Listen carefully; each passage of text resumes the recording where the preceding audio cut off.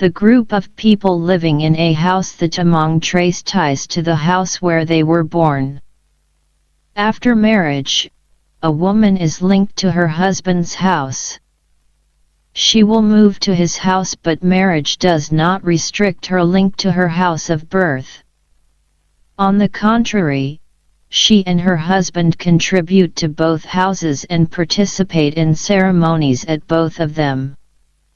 Thus, in order to trace a connection, it is not necessary to live in the house. Since residence is not a limiting factor for membership in a house, any one person may potentially claim to belong to different houses, and the membership of one house intersects with that of another. Membership of several houses is possible because links are activated at certain times, for example in the context of rituals, or in the rebuilding of a house, to which members ought to contribute. Given that people can trace ties to more than one house, it follows that they also usually have a choice of places for dying. The finality of this choice, however, makes it more problematic than one's allegiance to houses in life. The tamang explain the idea of house or home, dim, as being equivalent to elder and younger brothers by the same hearth, Kodapgila a Shual. The aim is to unify brothers by one hearth, a solution to the concern of continuity of the patrilineal group. Upon marriage, their wives will join them, and together with their children they share the intimacy and the social activities of daily life. Besides what is considered as brothers by the same hearth and their families, the brothers' parents, if they are still alive, and the brothers' unmarried sisters also reside with the brothers and their families.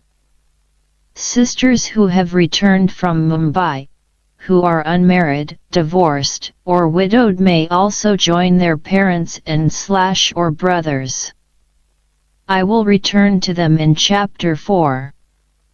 The hearth is a central image of the group of people living in a house, and with its connotations of cooking, eating, nurturing, and reproducing, has inspired me to use the term hearth group to refer to the residential group whose members cooperate in activities of production, consumption, and child rearing. As we can see from what has been mentioned above, there is a gendered difference between sons and daughters, as men are emphasized as the main and defining part of the hearth group. Sons are considered permanent members, whereas daughters, as members of the hearth group, that is, residential members participating in everyday activities, are members on a more temporary basis. Wolf 1972. Every son is a permanent member of the house. The hard and enduring bone link is expressed by tamang, connected by birth to house and land, and his sons in their turn are connected to the same house and land as their father. In times of trouble they can always rely on support from this unit.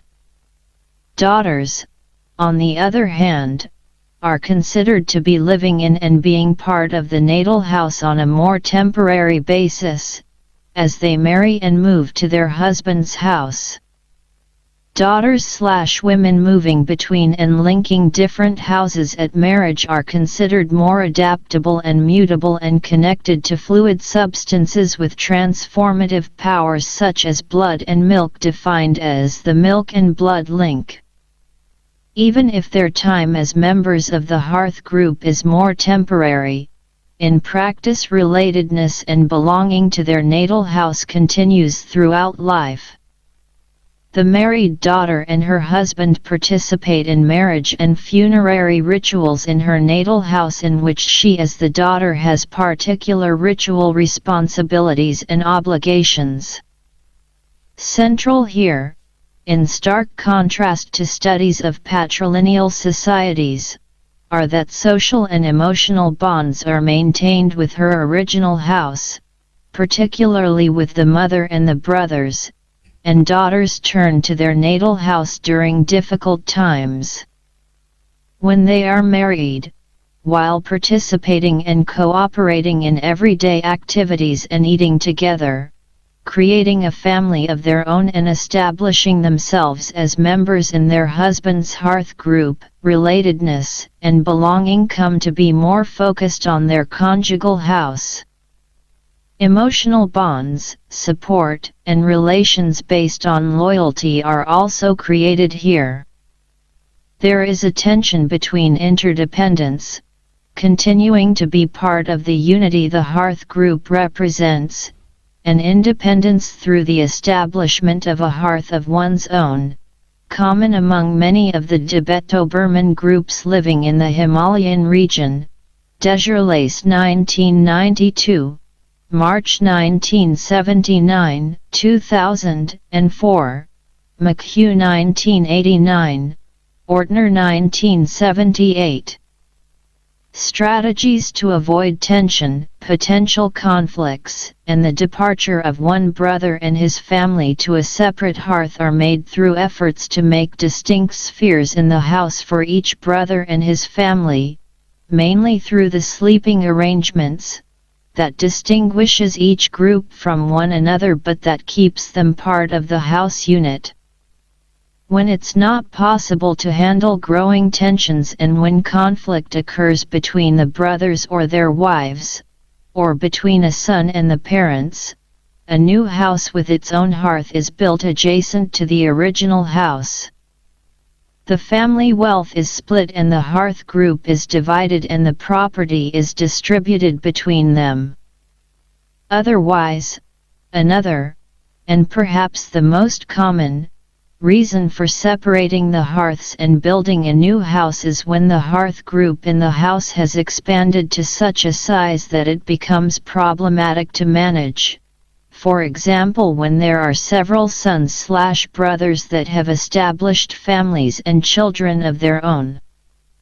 Although marriage, as part of the developmental cycle of the hearth group, involves the addition of a new member and could be an occasion to build a new house, this was neither the major nor the common reason. At the time of sons' marriages, it is usually also marriage time for the daughters. It means that new members are added, while other family members move out. It is when the marriage is stabilis wed with one or, more often, several children and is considered to be fully established that a new house is built and a new hearth is created. In this way, the house, the building process and the establishment of a new hearth are very much associated with reproduction and children. The new house and the separate hearth are, even in cases of conflict, ideally located adjacent to the other house. Tamang houses form, in this way, long rows of houses connected to the same house body and are considered units descending from the first one. So, brothers by the same hearth often consist, in practice, of hearth groups living in houses adjacent to each other, cooking and eating at separate hearths but connected through the original house and hearth. However, even if they live in different and separate hearth groups, the brothers and their wives cooperate in most of the daily activities and participate as a unit in different cooperative groups in the larger group in the toll, often consisting of paternal uncles, brothers, cousins, and their wives and children. Furthermore, there must be a representative from each house and separate hearth at marriages and at giwas, funerary rituals, which means that each hearth group has to contribute money, alcoholic beverages, bread such as roti and other food items on these occasions. The house as a building and shared space. The house in Ichigyang is an extremely solid and sturdy, stone construction that endures on the place of its construction generation after generation. It is not moved from the original place of construction and is strongly associated with the site for its location. However, one major reason why the house is not moved is that the placenta of every member born in the house, both women and men, is buried just outside, in one corner of the house, on the southern or southwestern side, which is the direction of the ancestors and the direction of death. This creates a strong connection between all members born in the house and their natal house. The placenta is considered their RO, their close friend. When daughters marry and move away from their natal house or when sons leave Ichigyang for different reasons, it is said that their RO will remind them of their attachment to the house and keep them coming back. Houses anchor relationships and relations are remembered in this way. While there are gaps in genealogical memory, more precise kin ties can be traced through houses. Thus, houses and people share a common interconnected biography. The construction of the house is an ongoing process connected with the developmental cycle of the members of the house. The main event that spurs the construction of a new house is, as mentioned earlier, the birth of children. Consequently, reproduction and children are to a large extent associated with the house. The principal period of the year for starting on the construction of a new house is December. This is the month when harvesting has been done and there is no work left out in the fields, releasing the labor force for other tasks. This process continues throughout February and March until it is time to prepare the soil for planting maize. There are several aspects that have to be taken into consideration before the actual building process begins. This involves the concrete physical spatial site for the house as a worldly space with its cardinal directions and the deities enclosing and protecting this spatial unit, but it also includes the different forces connected to the site, the presence of ghosts hovering around the area and serpent deities, beneath it.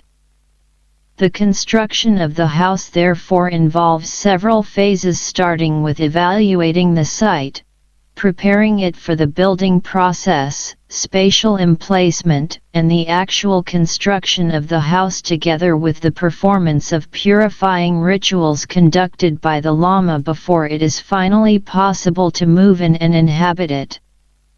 Evaluating the site, the Lama establishes the spatial auspiciousness of the land and the house on this particular site and spot.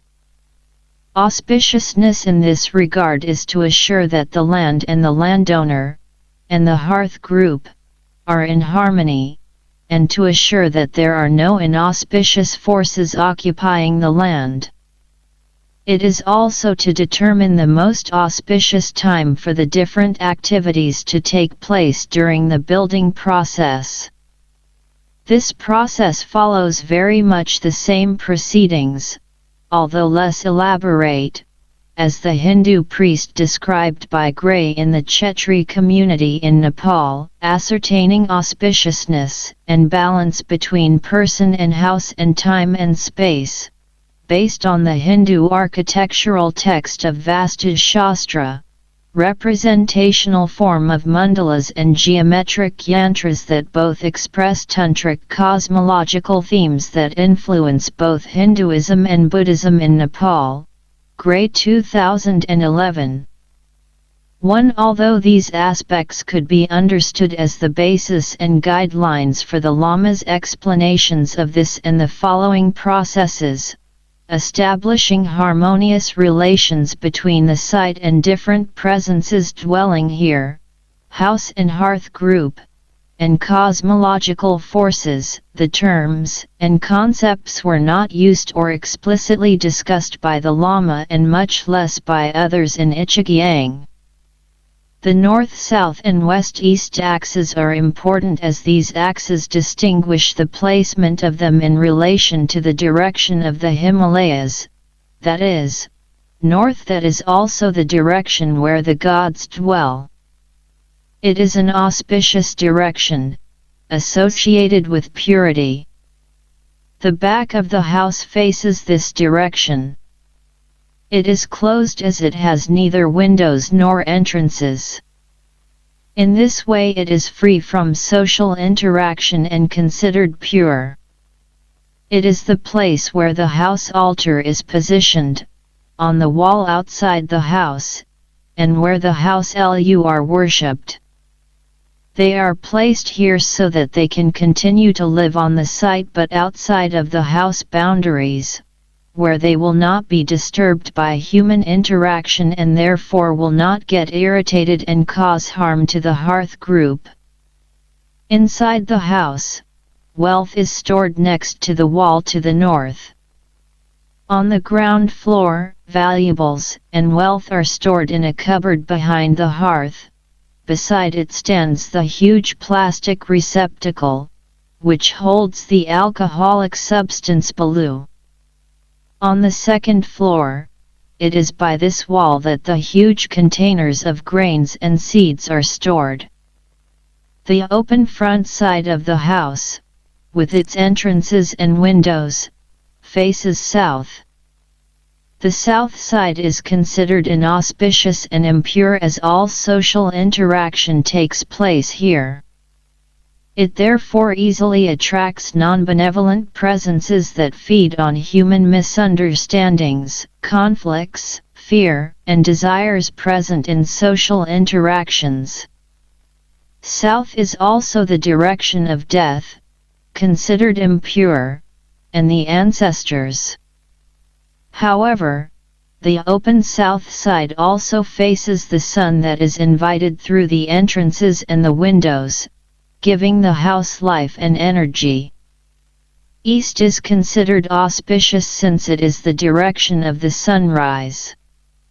Southeast is protected by the fire god Agni and associated with fire and heat and, by extension, the sun, the hearth, eating, and strong, hot, human emotions such as sex and passion. Therefore, the hearth and the kitchen area are placed here. The Lama places small pieces of silver, gold, and metal beneath the hearth and puts coins under the central pillar and in each corner of the house to secure a continuous flow of nourishment and wealth and to protect the hearth group from harmful presences. During the actual building process, there is a system of exchange of labor. People involved in this exchange of labor usually include relatives from the hamlet, toll, but could also involve people from other tolls or relatives living in other villages. A daughter married in another toll or village and her husband could, for example, join and help her parents and/or her brothers during such occasions. A woman's parents or her brothers could also in their turn help their married daughter/sister with her and her husband's house building process. The host, the owner of the house, is responsible for generously serving the laborers food and drink during this process. Anytime someone in this labor exchange group is in need of labor for their house building, the others will be called. Timber and stone are collected over a long period and this material forms the main part of the basic structure of the building. Men make the skeleton, the timber girder construction that makes up the framework of the two-story houses that are the norm in Ichigyang.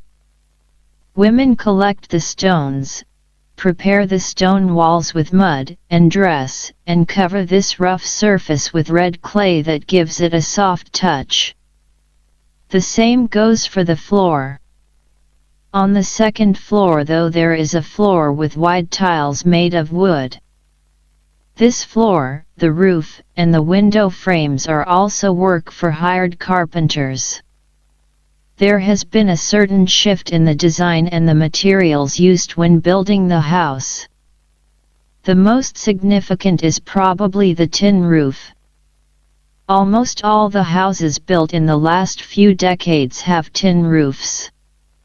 Previously, the roof was either a thick thatched roof or consisted of a thin layer of shingles. There are still some houses left with these kinds of roofs, mainly the more traditional, smaller, simpler, and poorer households. The tin roof, often without any substantial ground, has for a long time been reproduced in media and in anti-trafficking organizations' reports as the one major symbolic marker of houses in the districts surrounding Kathmandu involved in sex trafficking. A house with a tin roof was equated with a house where the parents had sold their daughter, as it was put. Looking around, checking the roofs in these districts, almost every house has a tin roof, but this is related more to changes in style and fashion when it comes to how to build houses rather than evidence of the number of houses involved in sex trafficking. Another shift, in accordance with urban style and the wealth of the house, is the use of cement instead of mud and clay dressing on the walls of the house. This is rare though, as it would be expensive and problematic to bring and carry heavy bags of cement up to the village. These houses are also painted with colors usually found on houses in urban areas, light yellow and green or bright blue colors, in contrast to the natural red clay color on traditional houses. These new houses, although still very few, also have glass windows and grills that have become more or less standard on these kinds of houses. Further elaborations on women's earnings from sex work and the important contribution of Bombay wealth to the exterior and interior differences and designs between houses will be made in Chapter 4. Otherwise the houses never have glass windows, only an opening letting some light in during the day and letting some of the smoke out from the open fire while cooking. At night, they are closed with rough wooden window panes. In contrast to the smaller traditional houses consisting of one small room on the ground floor and one small room upstairs, the newer rural-style houses are built larger with two big rooms on the ground floor and two equal rooms upstairs, revealing an increase in the flow of money to Ichigyang. They also have a balcony covering the second floor that is lacking on the older, traditional houses.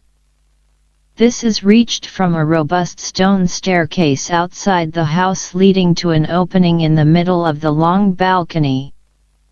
It has a banister that in wealthy houses is sometimes made of beautifully carved wood. On the southern or southeastern, open, and public side of the house, the porch and the courtyard are placed. The narrow lanes through the village pass the houses on this side, and here there is a constant movement of people. Women pass on their way to fetch water or to do laundry at the water tap early in the morning and return carrying huge and heavy brass jars filled with water attached with a band to the forehead. Groups of people pass on their way to or from daily work in the fields or animal pastures. During the dry season, specifically during the winter months, when there is no work to be done out in the fields, people spend most of their time out on the porch or in the courtyard smoking a cigarette, doing their daily tasks, such as separating the maize corns from the cob, spreading out chili to dry in the sun, or sitting in the sun making bamboo baskets. Guests or neighbors passing by for a chat are offered to sit down on the ground in the courtyard on a gundri, a bamboo mat, and are served balu by the female head of the house. The house body is likened with the human body and the human body with the house body. Both are considered affected by and symbolically associated with different cosmological forces. The house only has one door, placed in the middle of the front side of the house. Upon entering the house, you immediately step into the major room on the ground floor, the combined kitchen, living room, and sleeping room. All activities in the house take place in this open space. Placed in the middle, Asman, of the room is a robust pillar, Tam. Just as the sky is explained to be the center of the universe and Himmel the center of the world, the pillar is explained to be the center in the house, Axis Mundi.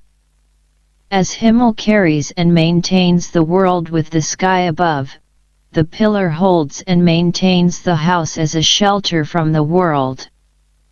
Like Himmel, the pillar also connects the earthly and spiritual realms. The center, Asman, is as the bone passing from the base of the spinal column through the body up to the crown of the purest part of the body, the head, Kra, and holds the human body. It is as the sky, the center of the universe, Himmel and the pillar in the house. It ends up at the highest point in the head, the skull, just as Himmel ends up in and touches the sky. The hardest part, bone, in the body is as the hardest part of earth, stone. Bone is considered the male aspect and is equated with the patriline. So, the Himmel, and the central pillar in the house are as the bone in the body and male. The protective ceiling inside the house, darling, covers and protects the earth, just like the sky, protecting the most central and defining place of the house, the hearth. The hearth, the heart of the house, is associated with women who, with their performative everyday activities of feeding, nurturing, and nourishing of the members of the house, reproduce the hearth group. The ceiling, with its crossbars, is also like the bones and the ribs in the body, protecting the heart, which nourishes the human body with its blood and heat. Stone, bone, and the pillar are, as mentioned, considered male aspects. They have their female equivalents. Surrounding and floating around Himmel are the female and fertile aspects of the earth, soil and water. Like soil, the human flesh covering the bone in the body is soft. The walls in the house dressed with clay are the flesh of the house. The water pouring out of the land is like the blood flowing in the body. The blood and the heat the body gets from this energy are, like the fire by the hearth, associated with women. The female forces associated with the female watery aspects and fertility are also embodied in the water spirits, Lu, and with the great water spirit and snake god, Sapta Lu Shambho. It is said that she is life, the beginning and end of everything. Due to the placement of the hearth to the southeast, almost in the middle of the short side wall in the room on the bottom floor, the longitudinal walls divide the room into two parts along the north-south axis, a closed part to the north and an open part to the south. The open, southern wall faces the village. It is the front side, the open side and the face of the house. It watches village life passing by through the windows, which are also placed on this side. It was said that the windows and the door in the house are like the eyes and the mouth of a human being and like the moon and the sun in the sky. The door, the house's mouth, feeds the house with warmth and heat through the sun that passes and enters the house on this side. It gives the house vitality and life. It is also through the door that the house breathes and the breath, the winds of cosmos, enter. It is also through the door that women who marry into the house enter and reproduce vitality and new life by feeding, nurturing, and giving birth to children who become new members of the house and society. Through these openings, life-giving forces enter the house, but the constant interactions taking place here also makes the threshold and the space around it an ambiguous sphere. It is a liminal place betwixt and between and therefore in need of different ritual activities, particularly in vulnerable situations such as birth and death. Van Gennep, 2004 1909, Turner 1969. People not part of the intimate group of the house and described in Ichigyang as people not known, that is, people whose thoughts, intentions, and desires are not known, come and go through the door. Initially, not known people also include unmarried women who come from another house and as such are not yet fully known to the others in the conjugal house. This makes this particular place vulnerable and an area that can easily become impure and unclean. Because of this site easily attracts evil forces, ghosts, and demons that are drawn to and feed on the impurity of the unclear feelings in these kinds of places. It makes the front side and the sphere around this wall inside the house ambiguous places. Therefore, huge efforts are made by the host, the female head of the house, to make strangers and visitors like the inhabitants in the house by inviting them, integrating them into the hearth group by generously offering and sharing food and alcohol. As strangers or non-members of the house though, they sit down on the porch or by the outer wall inside the house.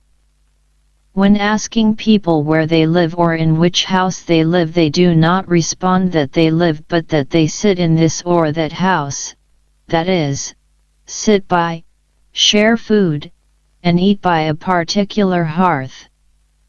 They do not only sit in the particular house and by the hearth they belong to and are related to, but also sit in accordance with their particular position in regard to generation, age, and gender and, as will become clear later on, are reflected symbolically and spatially in the house. Seating positions change throughout the life course but are also challenged and negotiated in different everyday situations. Although not strictly adhered to in everyday life, these seating positions are clearly discernible when preparing, cooking, and sharing food by the hearth. It is, for example, along the outer southern wall inside the house that the younger unmarried women initially mostly sit on straw mats on the floor while eating. As they are young and relatively recently married into the house, they are regarded as and do not feel like, as they expressed it, fully known and integrated members of the house. They are in the beginning of their social career in the conjugal house and working their way in to become fully established members with influence in the hearth group. By participating in the everyday activities of the house, fetching water, sweeping the floor, preparing and sharing food with the hearth group, cleaning the dishes, and looking after the children, they slowly become integrated into the hearth group. This process of making relatedness and becoming part of the hearth group continues with the birth of the first child, when they are perceived as and perceive themselves as more integrated members. These feelings are also expressed in the seating positions. They now move around in a more relaxed manner in the house and do not necessarily sit in the row along the outer wall as before. At first, they try to adjust as much as possible to the hearth group, showing the elders respect by being a bit reserved and withdrawn. Later they slowly get more expressive and outspoken, express their own views, take initiatives of their own, and joke in the same institutionalized, quite rough, and loud manner as the others. Although there are relations demanding respect toward elders, for example, and in certain defined gendered relations from the position of both women and men, young women are generally not restricted in any way in the house. Nothing in their behavior or movement, in their way of dressing or expressing themselves, changes when a man enters the house.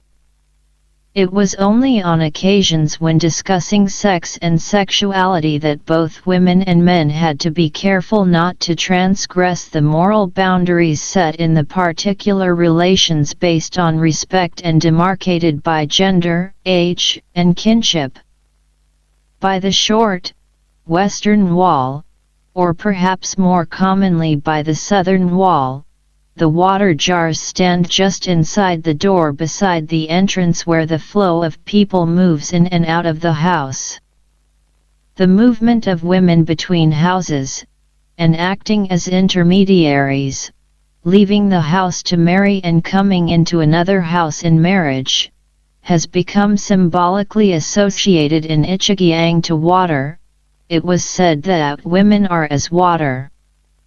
Even if unmarried women become integrated and slowly becomes the same as the hearth group in their conjugal house, they do, throughout life, maintain contact with their natal house and go between the two. This is an aspect that will be explored later. In contrast to the lively but also vulnerable and ambiguous front side facing south or southeast, the north or northwest rear side without doors and windows is cut off from all social activities. The space behind the house is not used for other purposes such as storing materials or tools either. The long row of adjacent houses facing south and southeast sharing a common courtyard are placed in front of another in a long row of houses facing almost the same direction. The land between them creates a certain spatial distance, but the terraced fields are also squeezed in between the different rows of houses. Their placement on slightly different altitudes helps to delineate the back, northern side of the house, cut off from the social activities taking place in the neighboring houses. Empty and pure, it is the direction closed from worldly disturbances and, with the altar placed here, open to and facing the spiritual realm. It is in the most intimate, pure part of the house along the inner wall that the eldest woman, or rather the woman who runs the hearth, sits and has her position closest to the hearth. During their social career in the conjugal house, unmarried women maneuver their way toward this position. By running the hearth, she runs the house and, as far as I understood, is also responsible for the housekeeping economy in general, being the person with most influence in this regard in the hearth group. She is the center of all activities going on in the house and occupies the area inside the house fully. Everything going on in the house is under her supervision and control, and nothing happens in or around the hearth without her approval. While preparing and cooking food, she is the hub from which all activities emanate. The others around her serve her. She is the one who has the responsibility for feeding the hearth with firewood, controlling the intensity of the fire in different phases of the cooking process. Her husband usually sits beside her, sometimes assisting her to some degree with utensils needed when preparing and cooking. Beside him the sons sit in order of seniority.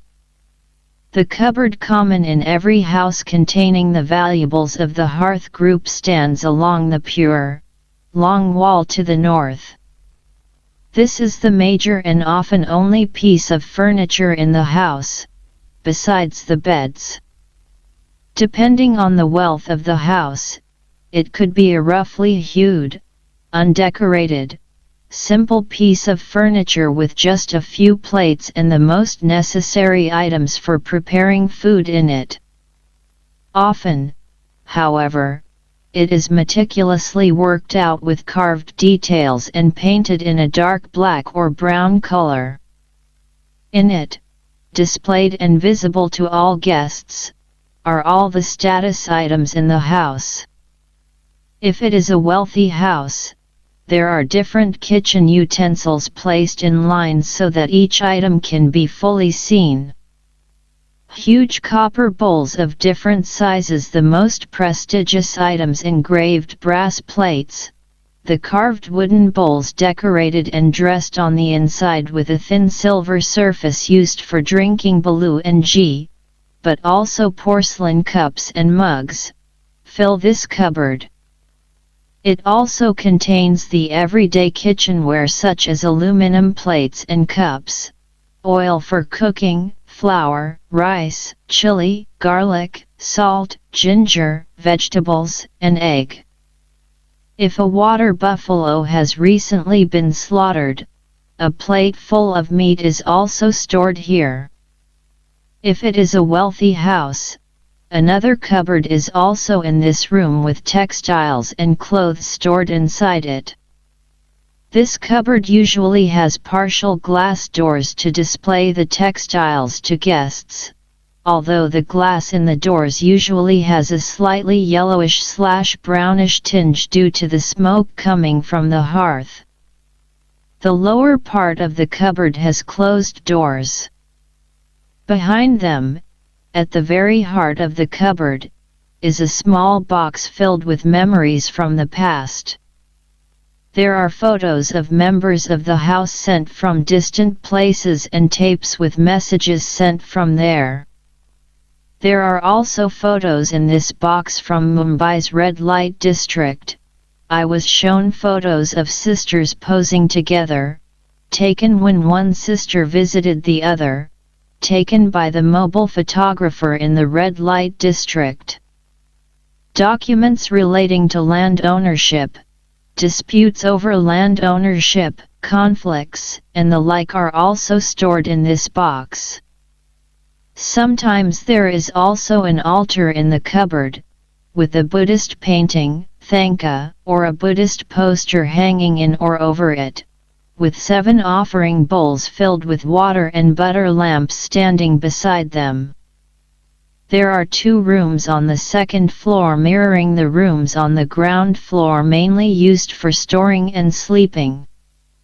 2 or 3 huge young holders of bamboo by the north wall store different corns, corn seeds, and dried grains and occupy most of the space. There are also sacks of flour and potatoes standing on the floor around them. In each room, preferably by the southern wall or where there is space left over, 1 or 2 beds are squeezed in. The walls and the roof are used for hanging the tools used for work out in the field. The hearth, symbolic meanings, and CO activities that emanate from there. In her study of Langkawi, Karsten has noted the absolute centrality of the hearth and the heat of the hearth for different activities in the house and the creation of relatedness. Karsten 1997. Even if not elaborated on in regard to the house as an analytical category with a focus on relatedness and gender, the absolute centrality of the hearth for social and ritual activities has also been noted in earlier studies of Tamang communities. Holmberg 1989, Fricke 1993, March 2004, Totsker 2007. Despite its simple and almost indiscernible location by the southeast, short, side wall, the hearth, Kodap, is the absolute center of all activities taking place in the house in Ichigyang. These activities, the hearth itself and its hot, reproductive potential are associated to women. Being part of the earthen floor but sometimes slightly raised, only a square frame marks the hearth in the spacious room on the ground floor. In the hearth, there are 3 large oval stones leaning toward 3 of the corners in the Kodap. They were connected to a particular place and hearth. It was said that these stones were needed to be able to control the 3 hearths or fire gods dwelling in the hearth. If not controlled, they could create a disaster, and become a destructive force that could destroy everything. Thus, the morning starts with burning chukpa, incense, for the hearth gods. This is done either by the female or the male head of the house.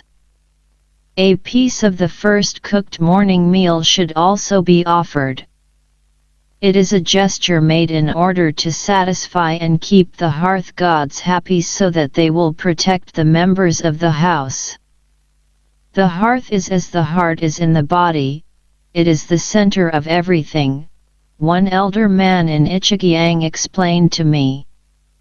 And just as the heart is described as being the seat in the body from where feelings and the vital, hot, life-giving force of the substance blood comes from, the heat from the hearth is considered to have hot reproductive potentials.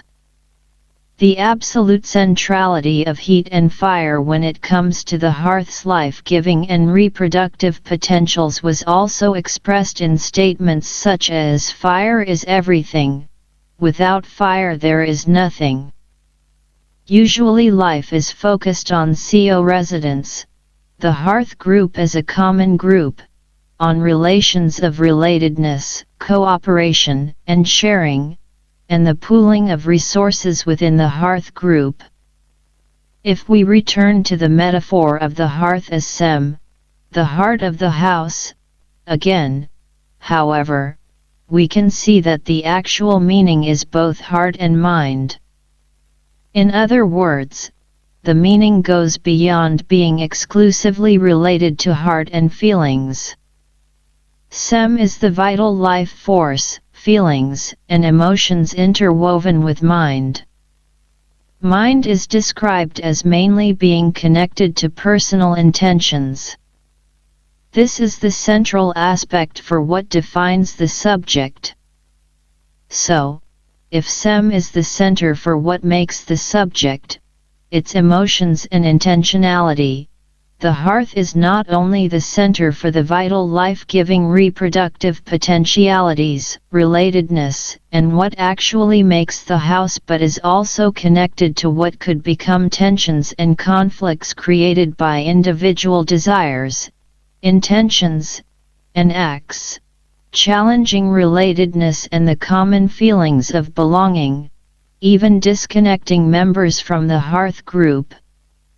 Even if tension, between husband and wife, parents and sons, or daughters-in-law, between brothers or others in the house, that actually can potentially lead to the division of hearth and house is downplayed as much as possible in daily life, tensions are unavoidable and conflicts do occur.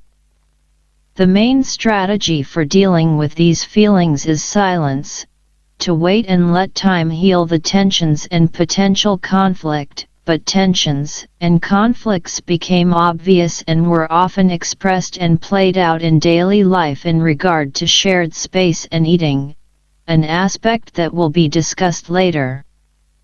Everything emanates from the hearth, from significant events during the life course such as marriage, birth, and death to the everyday activities of cooking and mixing foodstuffs and sharing food together.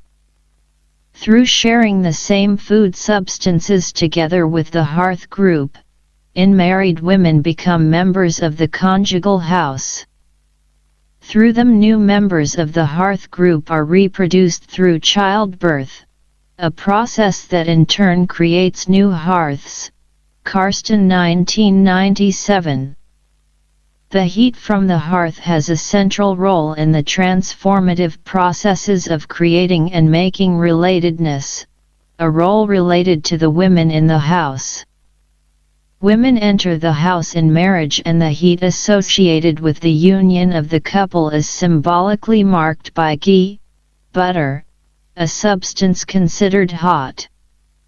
It is ritually smeared on the forehead and head at the height of the marriage ceremony as a blessing and confirmation of the marriage. As married women mix and transform raw foodstuffs from the outside, from her husband's land, to cooked food to be consumed inside, raw foodstuffs become edible food, a process that parallels the social career of women, who are wives and outsiders at first but slowly turn into insiders. In this transformative process, the heat of the hearth is central in making raw or persons different from each other into cooked and mixed people that are like each other, becoming part of and making the particular hearth group. The food women serve and distribute among the hearth group and to particular eaters links these eaters with these particular women.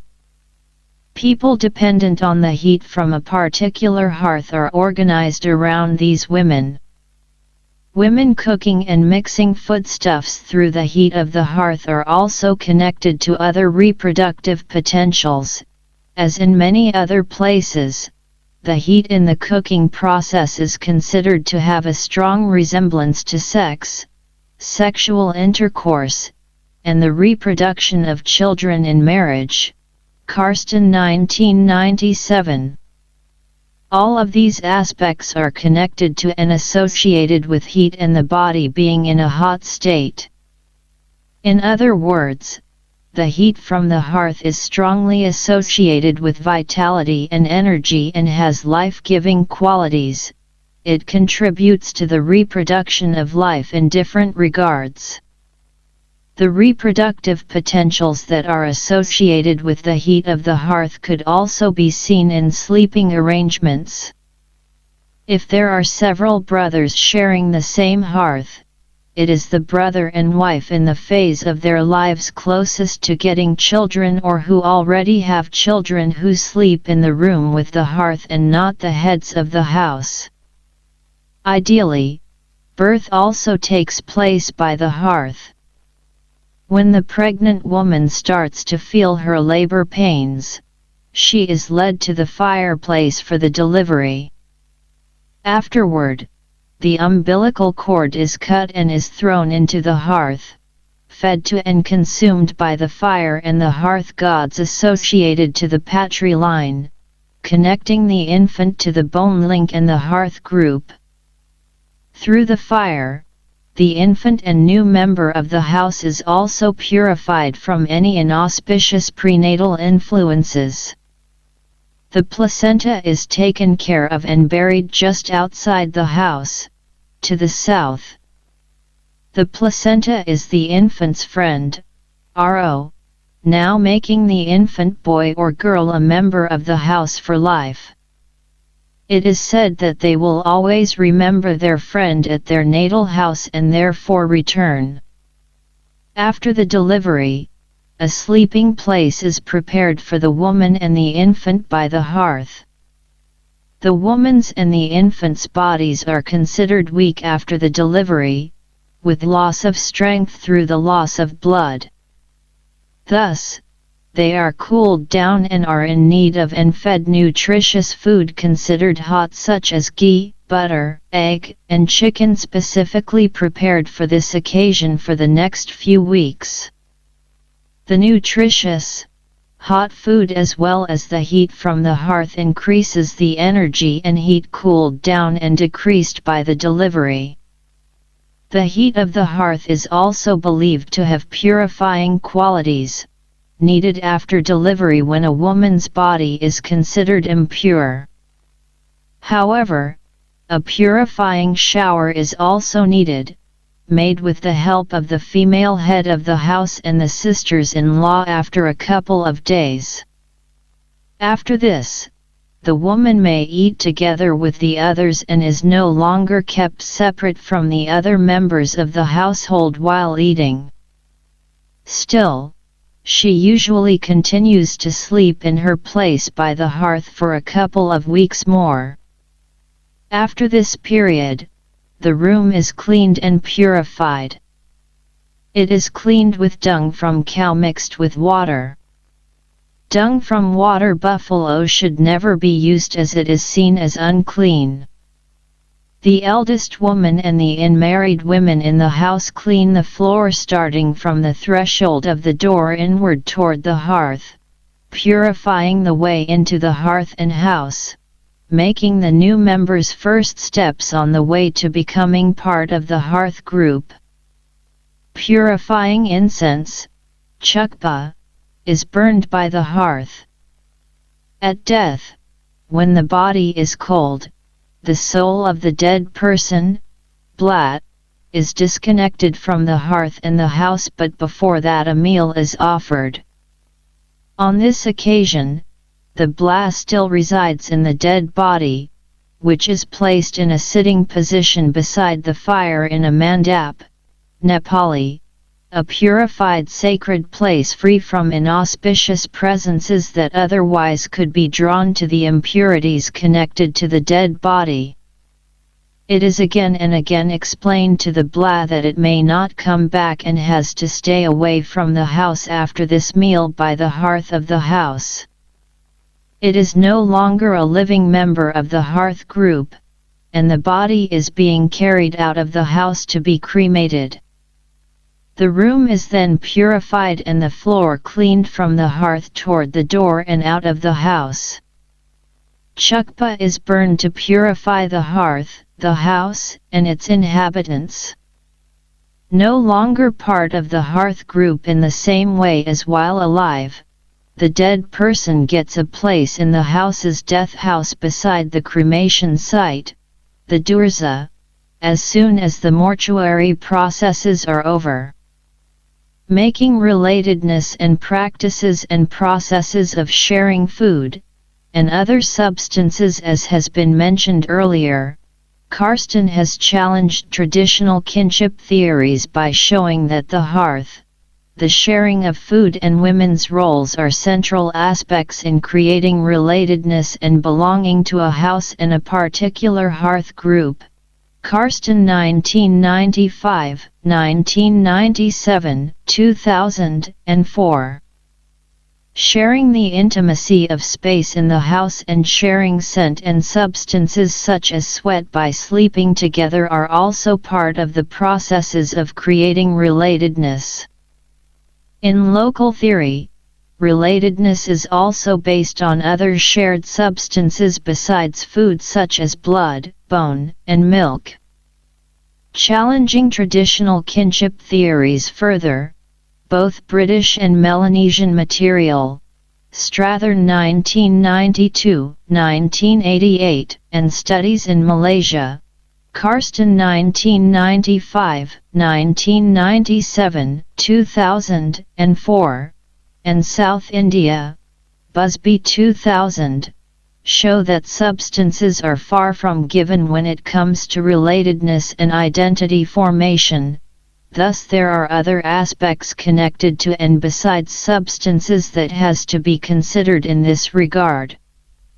Substances such as blood, semen, and milk, for example, as well as food are transferred, transformed, transubstantiated, and develop in the body in an ongoing process throughout life.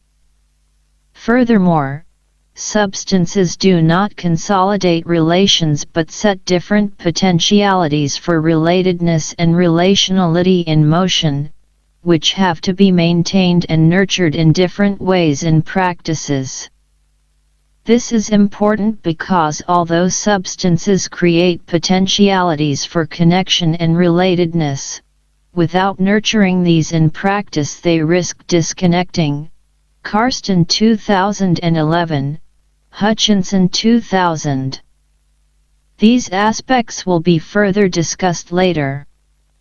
There are different contexts, multiple ways, and different forms and ideas through which substances can be naturalized. This variety underlines the many different definitions of substance, making substance contextual and not universal. Blood as a substance, for example, is particularly rich with meanings, but these have, in many ways, been taken for granted and left unexamined. There are questions that should be addressed, such as what implications the multiple meanings of substances have when it comes to the symbolic and metaphorical power of, for example, blood as a substance. What kinds of relations do the flows and transfers of substance set in motion? And what can they do for different forms of relatedness? Moreover, what could these possibilities for flows and the transferability tell us about relationality? Karsten 2011, 2013. Material properties, qualities, and the contexts or kinds of associations that create symbolic and emotional resonance of bodily and other substances are tools for elaborations of relatedness, showing that there are connections between the symbolically perceived material qualities of substances and the relations that they set in motion. The properties of substances and the forms relations take are connected by how they are conceived, either as continuities, transfers, transformations, transubstantiations, or other. The properties of bodily substances and relations between persons can, for example, be seen in ideas about permanence or mutability. Bone, as a harder substance, invokes references to a more permanent character and continuity of lineages, while fleshier and softer parts of the body are considered more mutable and less enduring and therefore attached to relations that cease at death. Bloch and Perry 1982. There are also different material and sensorial qualities of substances related to different spheres and to relationality.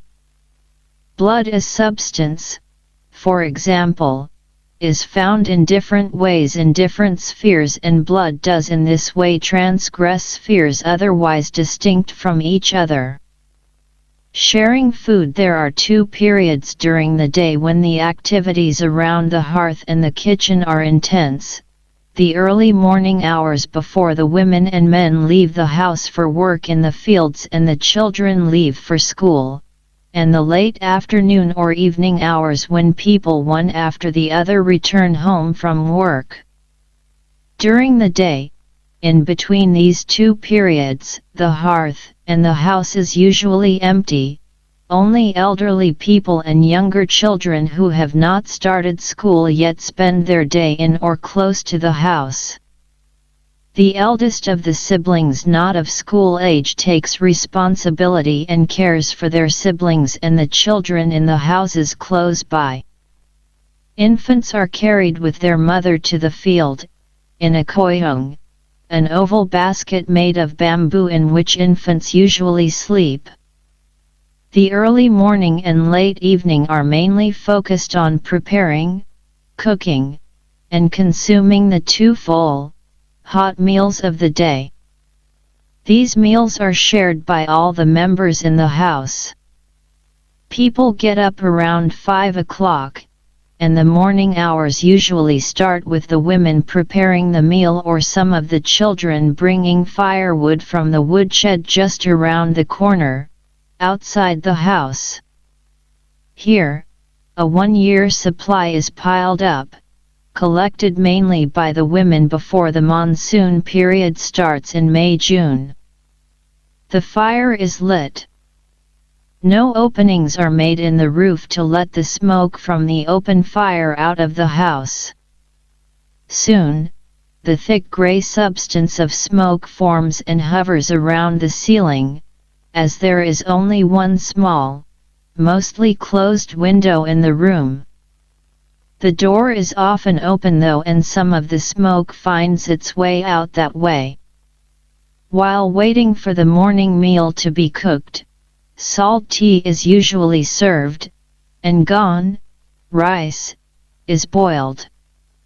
While the rice boils, the female head of the house prepares the vegetables, rinses them and cuts them into pieces. When the rice is taken off the fire, the vegetables are fried in oil and spices, mainly chili and salt, and water and vegetables are added. What is left over from this meal, mainly rice, is brought out to the fields and is eaten cold while taking a break from work during the day. The other children wander around, running in and out, looking for and crying after their mother, who has most probably left the house to fetch water from the tap. Their sister, brother, father, grandmother, or grandfather is there, trying to comfort the crying child. If they are not present, other children in the house or from neighboring houses in the same toll are there and try to play with and cheer him or her up. The daughters and daughters-in-law walk the lanes to the nearest water tap to fetch water in big brass jugs. The tap is usually just a few minutes walking distance away. While waiting at the water tap, they wash their faces, brush their teeth, and manage their hair. They chat, laugh, and discuss the day's coming work with the others that have lined up to collect water.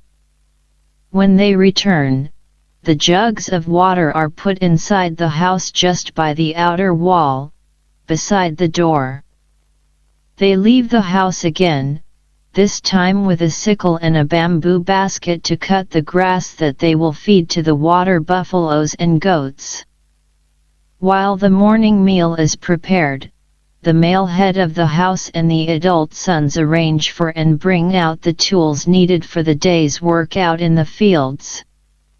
When the women return, the morning meal is eaten. In contrast to the surrounding Hindu communities, all the members of the hearth group, women, men, as well as children, eat at the same time. The female head of the house serves the others and starts with her husband and usually continues by serving the sons. However, there did not seem to be a strict serving order after the male head of the house had been served. She puts the food on the aluminum plates, rice and curry mixed, and serves everybody but eats with the others. In surrounding Hindu communities, women serve the family members their meal. Every dish is carefully put separately on the plate or in several adjoining smaller bowls. Nothing on the plate should be mixed. She then sits and waits, prepared to offer more rice, more dal, and curry. She waits until all the others have finished before she eats her meal. The eating or non-eating order gives an indication of what was quite obvious when commuting between and spending time in both communities, the stark contrast between the more egalitarian Tamang and the hierarchical gendered Hindu order. After the meal is finished, Each person puts their plate and bowl in a big plastic holder standing by the outer wall, partly filled with water and brought out of the house to the courtyard where it is washed by the unmarried women. A bought washing soap or, more commonly, ashes, are used when washing the dishes. In the early evening, people return from their day out in the field and gather around the hearth where the evening meal is being prepared, the same rice and curry meal as in the morning, again mainly prepared and cooked by the female head of the house, even if it was not uncommon that others started to prepare the evening meal if they returned earlier. This could be a daughter-in-law, or any of the sons in the house. It was not particularly common, but it happened. Evening is the time of the day people are looking much forward to, when women and men in the hearth group are able to sit by the hearth, drinking some baloo, chat and joke with each other after a long day's work. While the darkness is getting thicker outside, the almost complete darkness in the room is only partially kept away by the light from the fire by the hearth and a small kerosene lamp. Neighbors pass on their way home from the fields. They drop in for some baloo and a chat before they leave for the evening meal back home in their own house. Both meals consist of boiled rice, cooked in a specific rice pot, haying. Being able to eat rice for these two main meals is something many people in Ichigyang still do not take for granted. They still remember when they mainly had to rely on daido, a porridge-like meal made by millet flour added to boiling water with constant stirring until it gets its thick with a porridge-like consistency. In Ichigyang, daido is described as poor people's rice, while rice, on the other hand, is associated with status and wealth. Although it seemed like most of the houses actually seemed to be able to eat rice most of the time during the year and only occasionally eat daido today, daido is still the staple associated with Tamang identity. It is also something that surrounding villages dominated by Hindu castes considered, in a slightly derogatory way, to be a defining aspect of Tamang as an ethnic group. It was an expression of the different aspects of the ongoing process of othering of Tamang as an ethnic and marginalized group in Nepali society, where food and drinking are extremely important markers for identity. Rules and norms regarding purity and impurity and how to interact between different castes and ethnic groups. Although many liked and enjoyed eating daido today in the village and were proud of this particular dish as a Tamang specialty, it also reminded them of and brought back memories of old days, associated with poverty, lack of resources, and scarcity. A curry, ko, made of cooked potatoes and sometimes with vegetables such as beans, onions, pumpkin leaves, or spinach, which are grown in the kitchen garden just outside the house, is eaten with rice or daido. These vegetables are fried and boiled together in water. Spices such as salt and chili are added to the thin stew. Chili, garlic, ginger, and tomatoes are crushed and processed with some water added on a flat oval stone, a yamba, with a smaller soft round stone, roli, into a thick paste that also is included in the curry. Water buffalo is added to the meals on rare occasions. When slaughtered, pieces of the meat are sold and distributed among the houses in the toll. Some parts of it are cooked with the vegetable curry, some parts are stored on a plate in the cupboard and used for cooking on the following days, while the rest of the meat is hung up by a rope above the fire to dry. Nothing of the meat is wasted, even the hooves are cooked and the small quantities of meat on them eaten. It was this habit of eating meat that placed Tamang just above the untouchable castes in the hierarchically defined order based on Hindu vegetarian norms, among many others in Mula-ki-an, which is, as mentioned earlier in Chapter 1, no longer officially in use but still influential. Besides Dido, water buffalo is the other dish that is the major marker for Tamang identity and how others see Tamang identity. All Tamang eat and consider water buffalo pure meat, while Hindu groups consider it impure and do not eat this kind of meat. For them, only meat from goat and chicken is pure. In Ichigyang, water buffalo is prepared, and cooked on the hearth and eaten inside by all Tamang. Before and during every meal, in between the meals and after the meals, all the members in the house drink balu, the thick, mildly alcoholic and slightly sour drink made of millet. It is the female head of the house who takes care of the big plastic jug where the paste is kept in the inner part of the house. She is mainly the one who opens it, brings out some of the paste, puts it into another smaller plastic bowl, adds some water and whips it to a suitable consistency for drinking. She is the one that serves the balu, pouring it into each of the family members' bowls. She is also the one who has the responsibility for preparing balu and the much stronger transparent liquor, G. Both drinks are extremely important on all occasions of social interaction, both in everyday life but also on ritual occasions during the life course such as at weddings and funerary rituals. Balu and G could be said to be social substances. They flow easily between persons, between houses, and their fluid properties are what set a smooth flow in relations in motion and between different houses.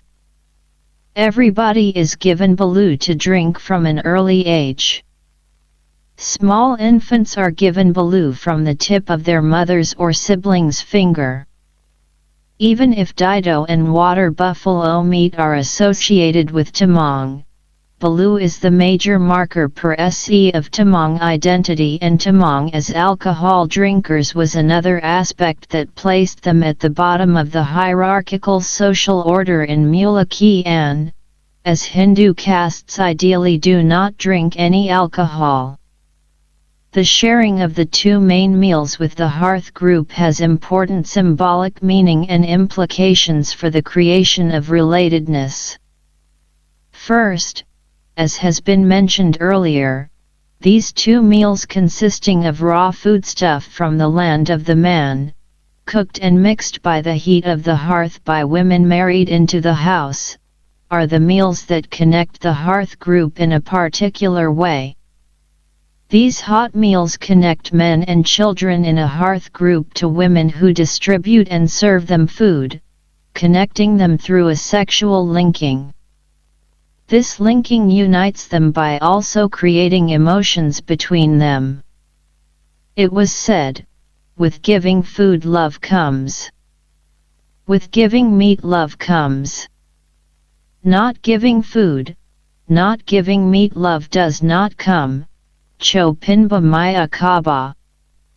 Cho Pinba Maya Kaba. Cho Apanjam. Cho Apanjam Maya Akaba.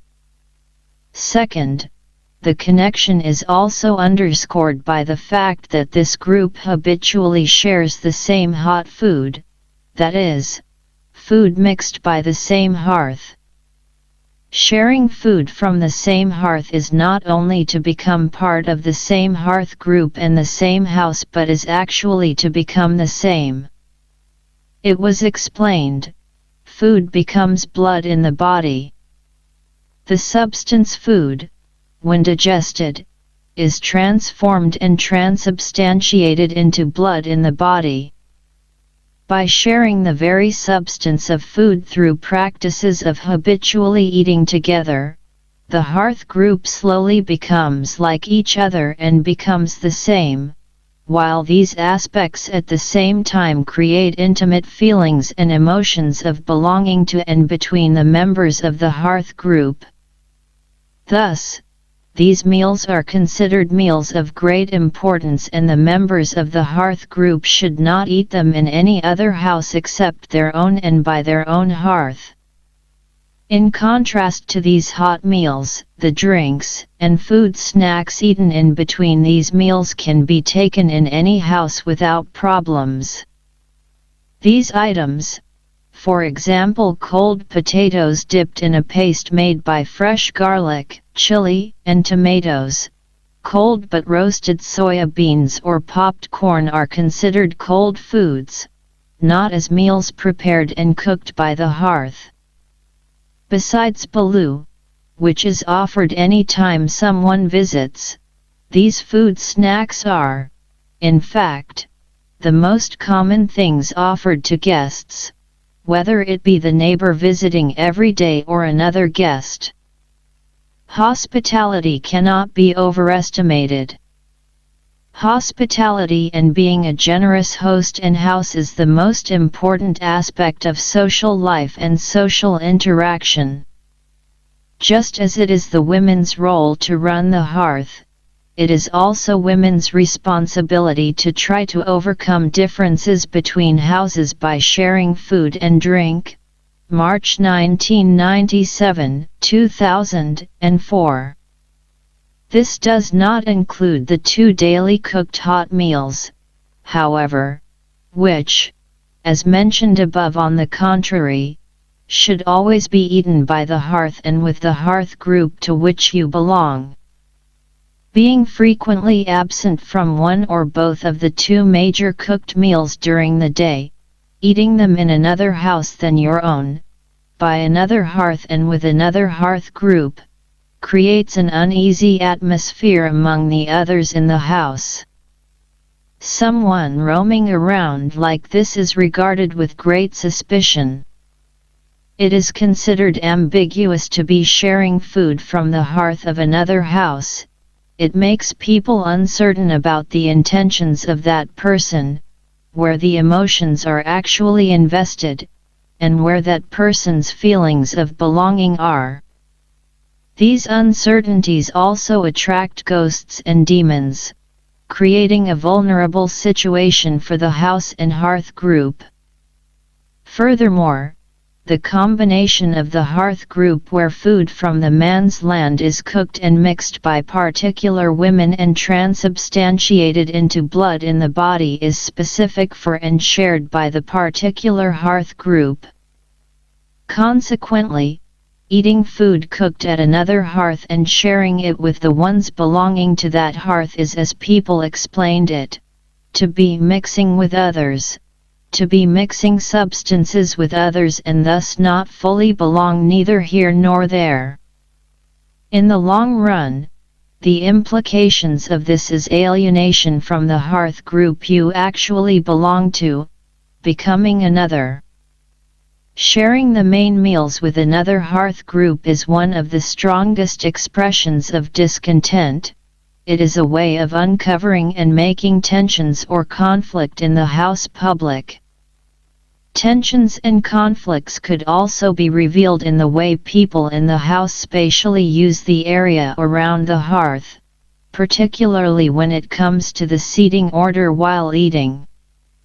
Going beyond, challenging and negotiating the sometimes messy but still obvious and distinct seating order are ways to show tensions in the house. In times of conflict with her husband, the female head of one of my neighbor's house, where I came to spend a lot of time, challenged the hearth group and what was expected of her in her position as the one running the hearth.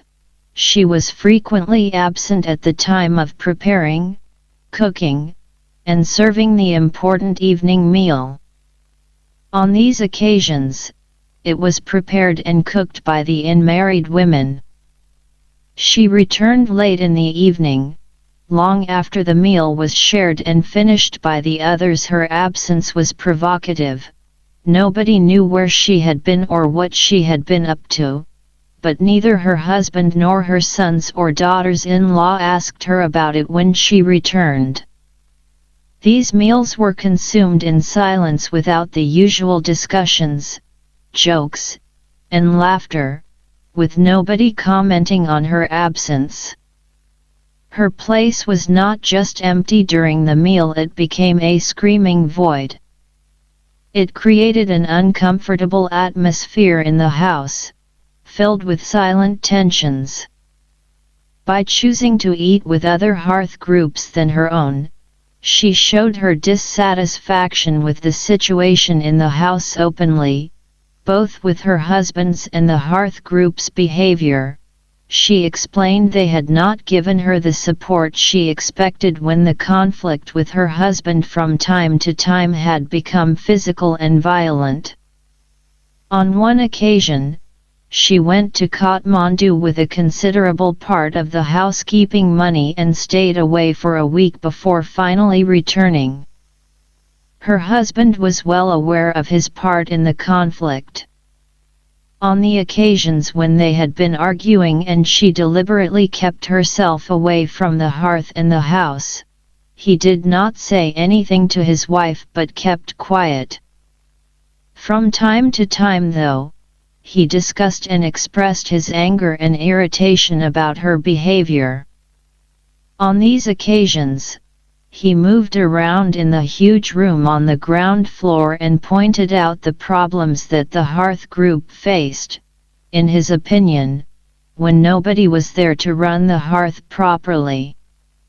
He expressed his feelings by pointing at and picking up the kitchenware spread all over the room with harsh movements, putting each utensil one by one back in its proper place.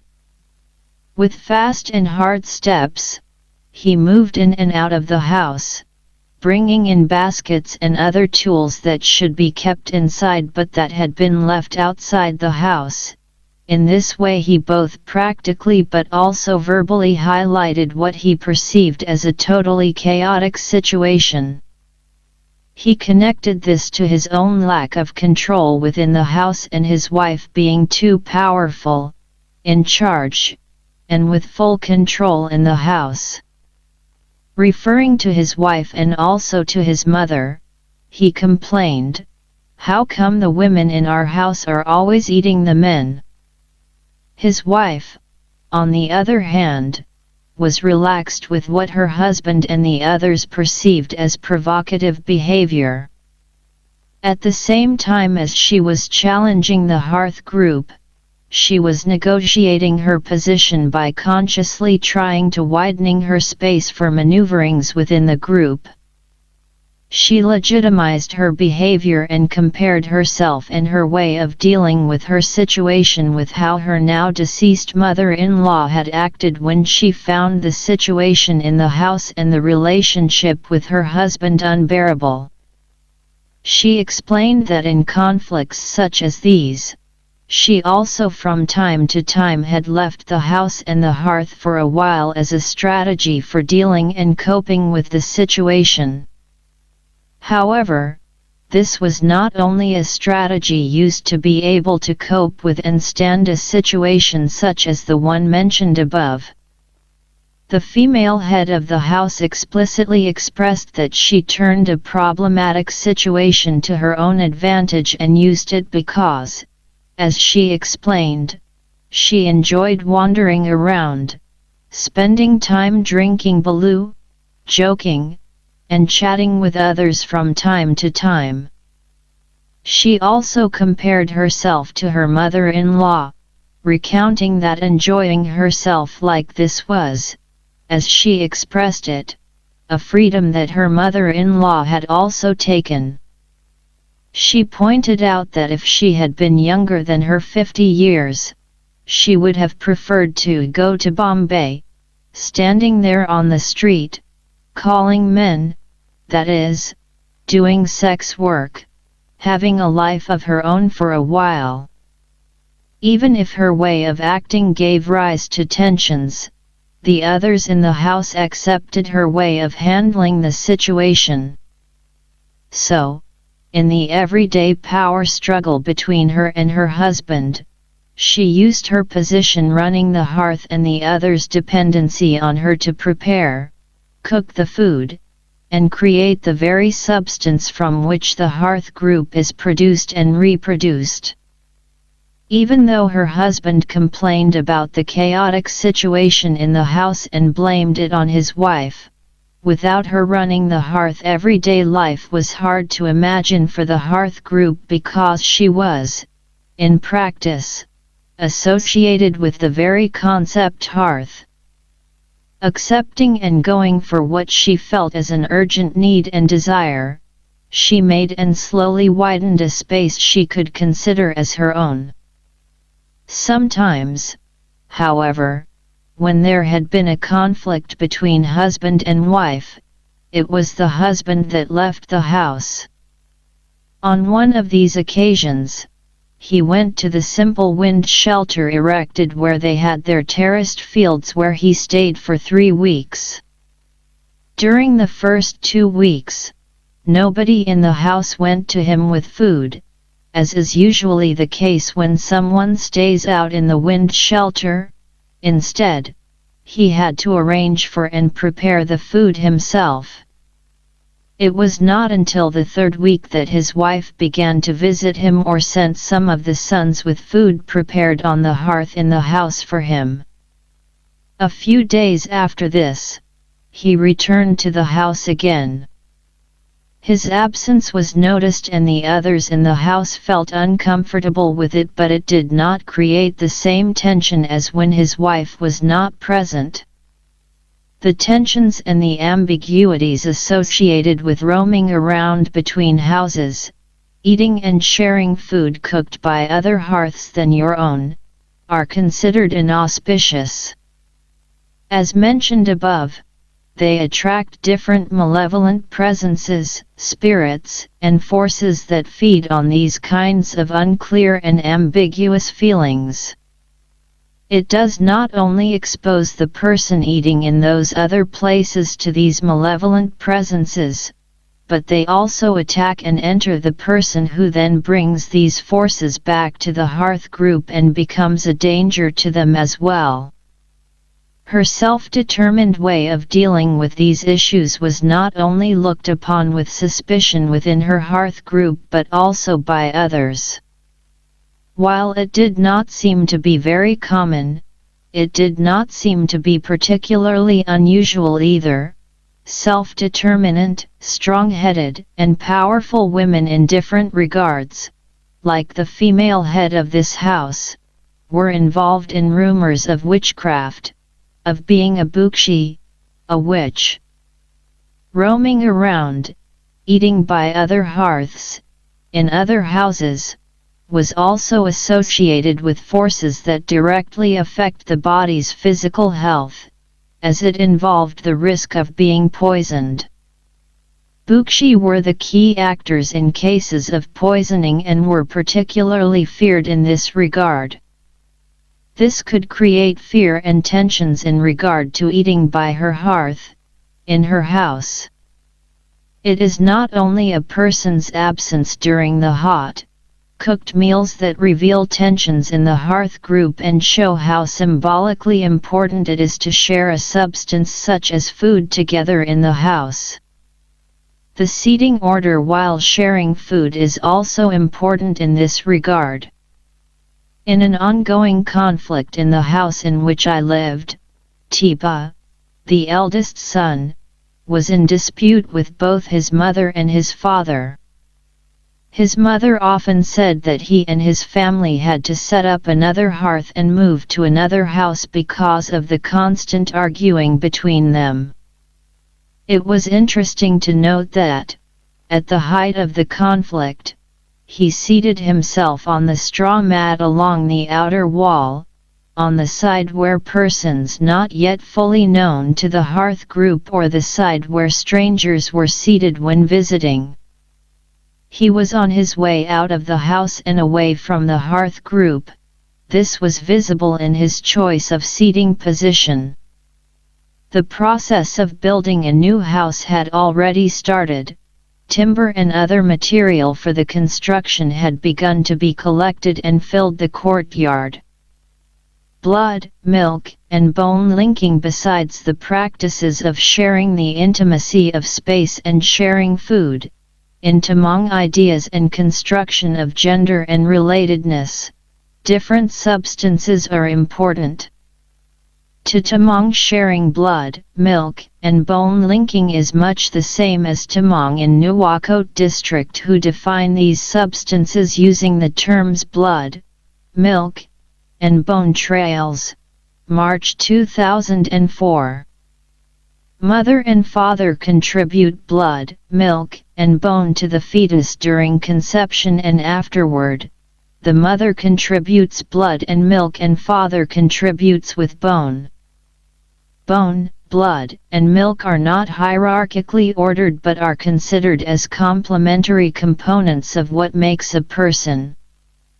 They express and have implications for the formation of gender, and they have significance for the gendered subject, gendered relations, social relations, and emotions throughout life. In the Tamang conception, they are substances, part of the process of becoming a person. While bone is considered immutable and permanent, blood and milk are considered mutable, as they are transformative and transubstantiate. In people's conceptions, they also have different symbolic properties and qualities that initiate and set the potentials for different forms of relatedness in motion. In other words, these substances and the relations they initiate cannot be considered fixed and given, but are both part of a process of becoming and need to be maintained in practices in everyday life. After physical death, the bodiless shadow soul, the blat, that has been passing the different states and processes in the land between death and the next rebirth in life, bardo, enters its new mother's womb. It again gets physical form. To this physical form, the mother contributes within to the growth of the fetus in the womb with the fluid substance blood. So, it is said that, already in the womb, the mother starts to feed the fetus as it is actually created, fed, and nurtured out of her blood. She continues to contribute to the nourishment and the growth of the fetus after delivery through the period of breastfeeding. The milk consumed by the baby through the mother's breastfeeding will, after entering the body, transform into blood. As we have seen earlier, blood is considered hot, life-giving, and nourishing. So, a child's mother transfers the major vital and life-giving substance of blood both through her womb and through milk that is transformed into blood in the body. The blood and milk links are also associated with their watery, liquid, and fluid properties and qualities. Because of their fluidity, they are thought to be mutable and to easily flow between different spheres. Being mutable substances, blood and milk are also associated with the creation of particular parts of the body.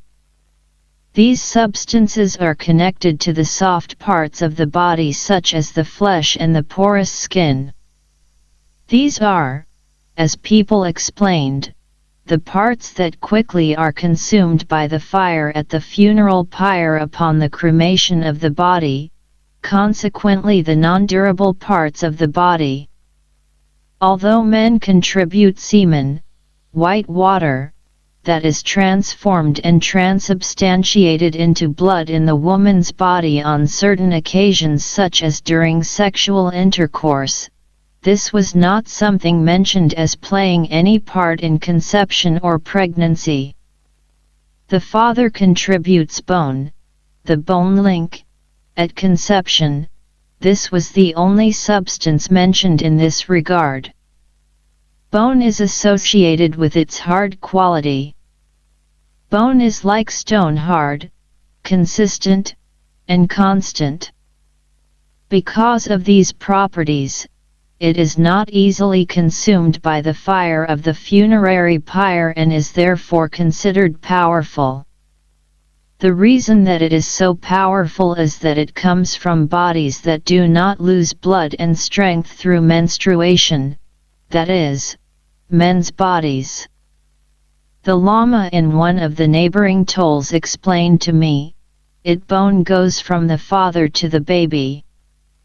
It is so powerful because men do not have a menstrual period as the women have. A woman's period makes her lose her power. Men hold their strength never losing heat or vitality through blood pouring out of the body. However, according to this Lama, there are ways for women to renew and keep their power. There is a different sexual linking in women that will make their strength remain in their body. The strength she loses while having her period she will get back by sleeping having sexual intercourse with a man. While men's bodies are considered hard, bound, and immutable, women's bodies are considered porous and permeable as they have openings such as the urethral opening and openings from where their menstrual blood pours out. This makes their bodies fluctuate, in terms of quantity of blood, heat, and vitality. Their bodies, from time to time, are colder and weaker. The Lama mentioned, as these openings are also considered to be open in the opposite direction and substances such as the white water, semen, could also flow into the female body. Women continuously renew and recreate the energy and power they lose through menstruation by having sex with a man. Besides food, in the female body semen transubstantiates and transforms into the vital substance of blood.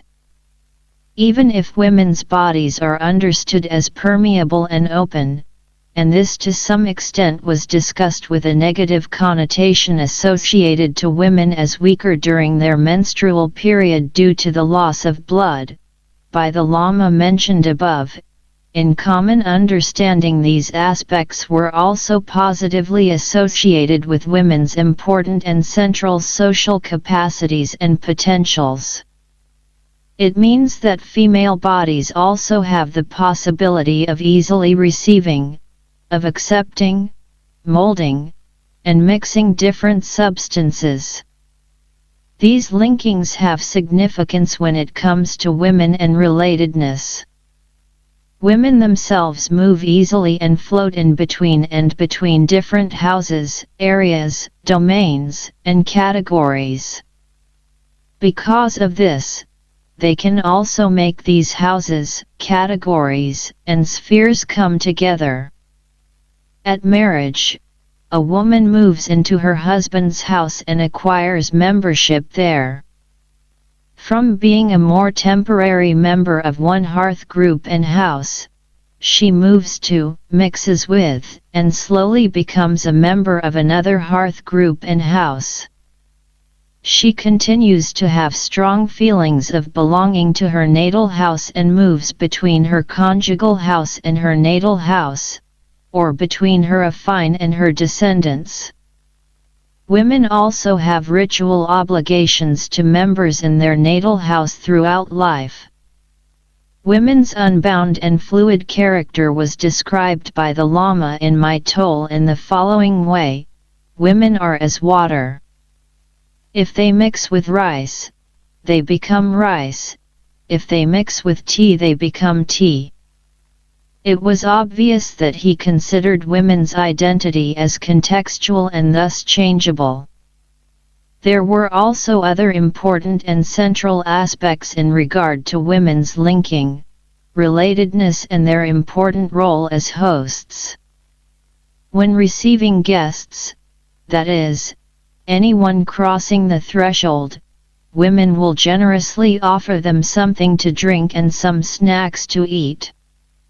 Through such everyday forms of hospitality, a female host creates bonds between hosts and guests and tries to include the latter in the intimacy of the domestic sphere.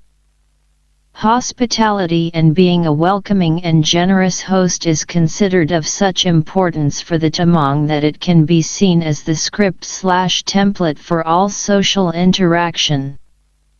Besides running the hearth, preparing, mixing, and cooking food, reproducing the house and the hearth with new members, and being able to smoothly maneuver in this sphere, this is one of the most important aspects for unmarried women in order to do a social career and make them become fully integrated members in the hearth group in the conjugal house.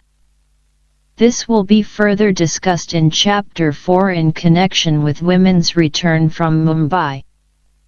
The stable properties of bone are connected to the house linked to inheritance of valued assets such as house and land. Thus, men are bound to place, house, and a permanent membership to the hearth group. These hard, immutable properties of the substance bone have implications for how other linking or aspects of relatedness are understood. Consequently, men are not considered to have these fluid, intermediate potential and skills. Mothers and children, there are different ways of understanding relatedness. Putting an emphasis on the patriline and patrilocality is to see the daughter's departure upon marriage to move to their husband's house as a more or less definitive break from the natal house. They can no longer rely on or demand support from the members of their natal house, as their more formal membership is now in the conjugal house. In the conjugal house, they feel like strangers without allies. This approach emphasizes marriage as a definitive separation from the natal house that puts women in quite a vulnerable position if tensions develop with the husband or the parents-in-law. Wolf 1972, has refined this approach in her studies of patrilineal society in Taiwan. She pointed out that, in practice, the significance of women's roles and relations varies a lot in patrilineal societies. What Wolf noticed was that women established their position and created security within their husband's house and patrilineage by bearing children, children that women tied to themselves by strong, emotional bonds. This uterine unit, that is, the unit consisting of a mother and her children, was essential in creating a group from which she could get security and support in order to strategically maneuver socio-politically within the husband's patriline. Through emotional ties, the mother created a unit within the larger unit based on intimacy, affection, loyalty, and care instead of the bonds in patrilineal descent based on respect and filial obligations. Wolf 1972. In practice, in Ichigyang, daughters and their husbands continue to have close relationships with and ritual obligations to their natal house while at the same time creating membership and intimate bonds with the Merm group, that is a group consisting of a mother and her children in the conjugal house, in much the same way as the uterine family unit Wolf describes in Taiwan. There are some differences though, mainly related to the experienced degree of intensity in the emotional bonds between a mother and her daughter and son based on ideas of substance shared to different degrees between them, which have implications for support and security. What struck me in Ichigyang, and what has also been described regarding the Tamang community in Nuwakot district, was not only the strong bonds between mother and children but, more particularly, the intensity with which women stress feelings of affections, emotion, love, and responsibility between mother and daughter and vice versa. March 1979, 2004. In the atmosphere wherein married women on an ongoing daily basis have to fight for influence in the family, it would have been understandable if a mother's attention were directed at her relationship with her sons instead of her daughters, as a way to maneuver socio-politically within the patrilineal family. The daughters marry and move away and have responsibilities toward the members of the conjugal house. As a woman grows older and the sons grow up, it is them she will have to rely on and most probably be dependent on, and with whom she will be living in old age. It is the sons, mainly the youngest son and his family, that will take care of her during her last years, providing her with shelter, clothes, and food. They will take care of her when she becomes weak and sick due to old age, and they will take the main responsibility for her funerary rituals at her death. Just as mentioned by Wolf, an emotional as well as strategic investment in the relations with the sons for securing the future position within the house would perhaps be the logical outcome and an expected strategy. For the Tamang, however, there are particular relations set in motion by substances shared and by the symbolic properties associated with the substances blood and milk. One of these is the relationship between a mother and her children, particularly that between mother and daughter. The basic premise for these relationships is that a mother and her children share the same substance as mentioned above, blood given to the fetus from the mother to child during pregnancy and milk given from their mother during the breastfeeding period, and later on also other foodstuffs cooked by their mother transformed and transubstantiated into blood in the child's body. Thus, the process of feeding and nourishing, creating bonds and making relatedness, making people the same, starts already in the womb of the mother and continues throughout life. The relationship between a mother and her children is considered particularly intimate because of the shared blood. When, in the beginning of fieldwork, I naively asked women how it could be possible for a daughter to return and settle down in her natal house after 8, 10, or sometimes 12 years working in Mumbai in a manner that made you believe she had just left the village a couple of weeks ago, they were genuinely surprised by the question. Time and time again, I heard the same phrase repeated in response: "A daughter is always a daughter," followed by "we have the same blood," in way of explaining why this relationship had such strong emotional attachments. Although both sons and daughters share these same substances and the emotional bonds between mother and son was also explained in terms of shared blood, it was a mother's relationship with her daughter that was mentioned as having a particularly intense emotional character. The reason for the difference in the relationships between mother and son and mother and daughter was that the mother shares these substances to different degrees with her son and her daughter.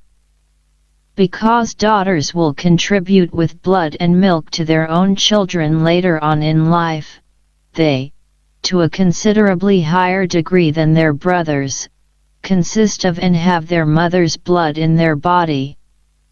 In this regard, they are more like their mothers, more than the brothers are like their mothers, and therefore there is a closer and more intimate emotional bond between mothers and daughters. The shared substances between mothers and daughters are symbolically loaded with associations of a deep emotional bond between them, which makes this relationship highly valued.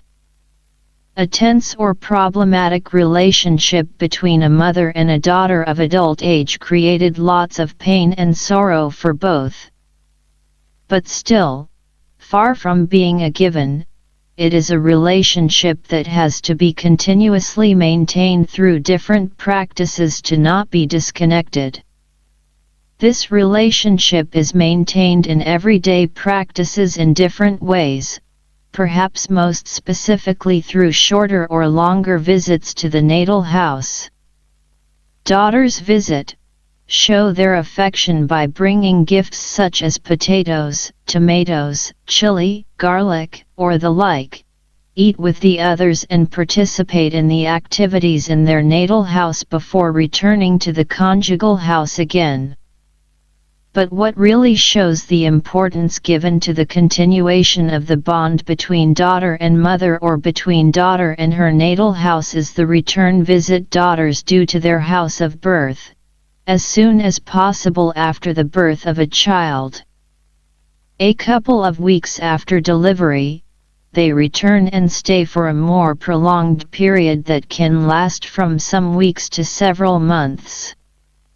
During this period, the mother takes care of the daughter and the infant, preparing food, cooking, and feeding them. Through these activities of caring, nurturing, feeding, and sharing substances of food, they are both maintaining, creating, and recreating the bonds between them in which the newly born infant is included as part of the mother's family. Important emotional bonds, belonging, and the continuity of the relationship with the natal house are in this way emphasized besides relatedness to the conjugal house. This bond is expressed in other ways too. Most daughters turn to the natal house in times of need, mostly regarding monetary problems in the conjugal house. It is their mothers they turn to, rely on, and count on for economic or other support. The father was hardly ever mentioned in this regard. It is also common that daughters turn to their natal house when facing other kinds of problems, most commonly perhaps when they feel they are being ill-treated in different ways in the conjugal house, or if a conflict with the husband or parents-in-law develops. The daughter returns to the natal house for a few days or a couple of weeks until steps to solve the conflict or the situation that has caused the problem have been taken, either through discussions with the parents-in-law or, if the problem is caused by a conflict with her husband, divorce. Women explicitly expressed that they, in old age, did not fully trust their sons to take care of them. This seemed to be a paradox. Their sons have an obligation to house and feed their mother.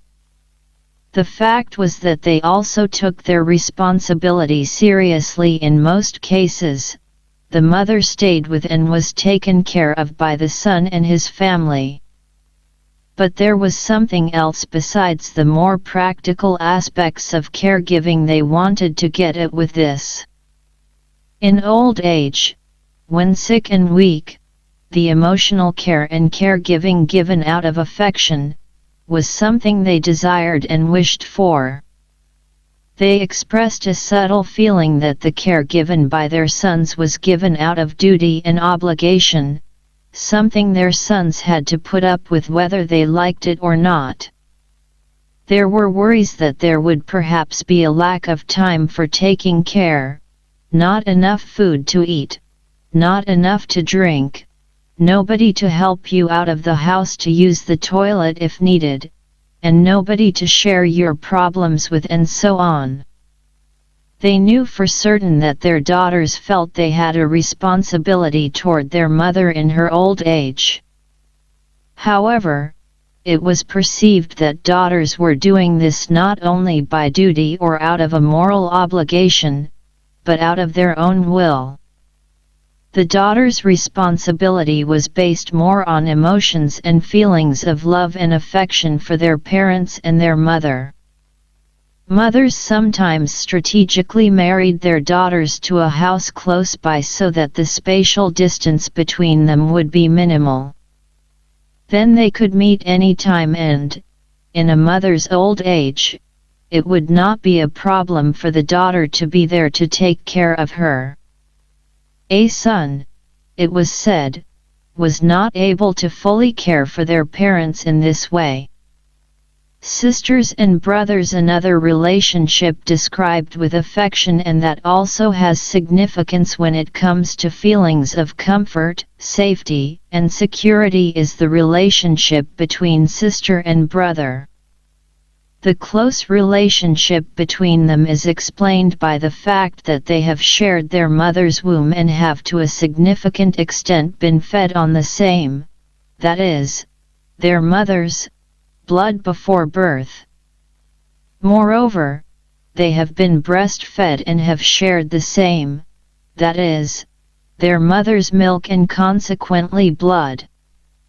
Infants with different mothers and fathers but who were breastfed by the same woman are regarded as siblings and could consequently not marry later on.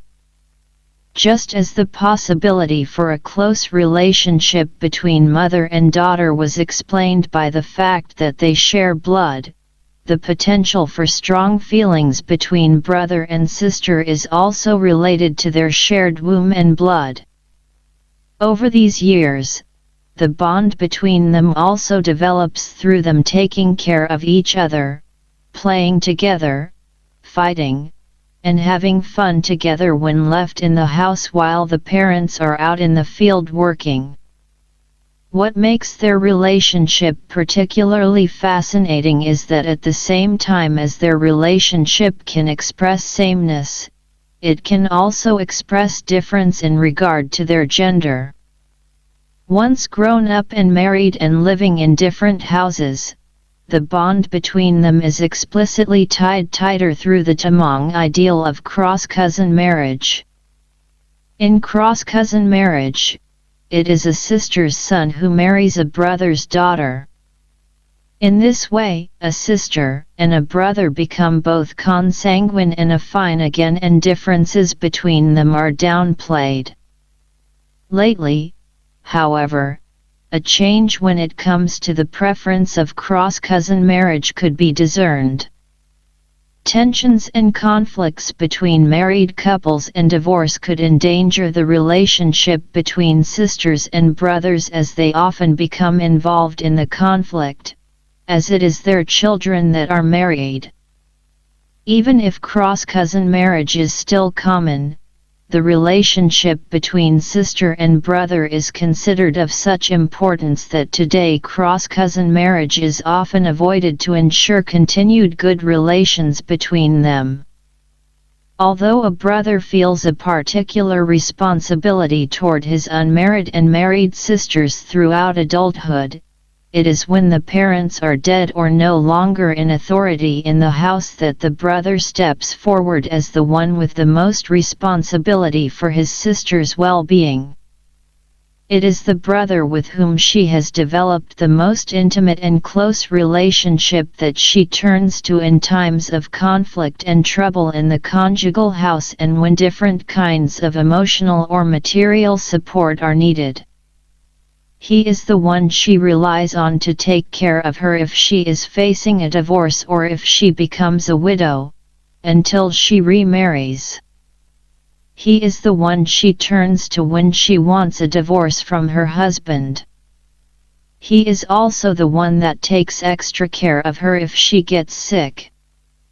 When the youngest unmarried woman in my house got pregnant and delivered her first child, she had problems breastfeeding the infant.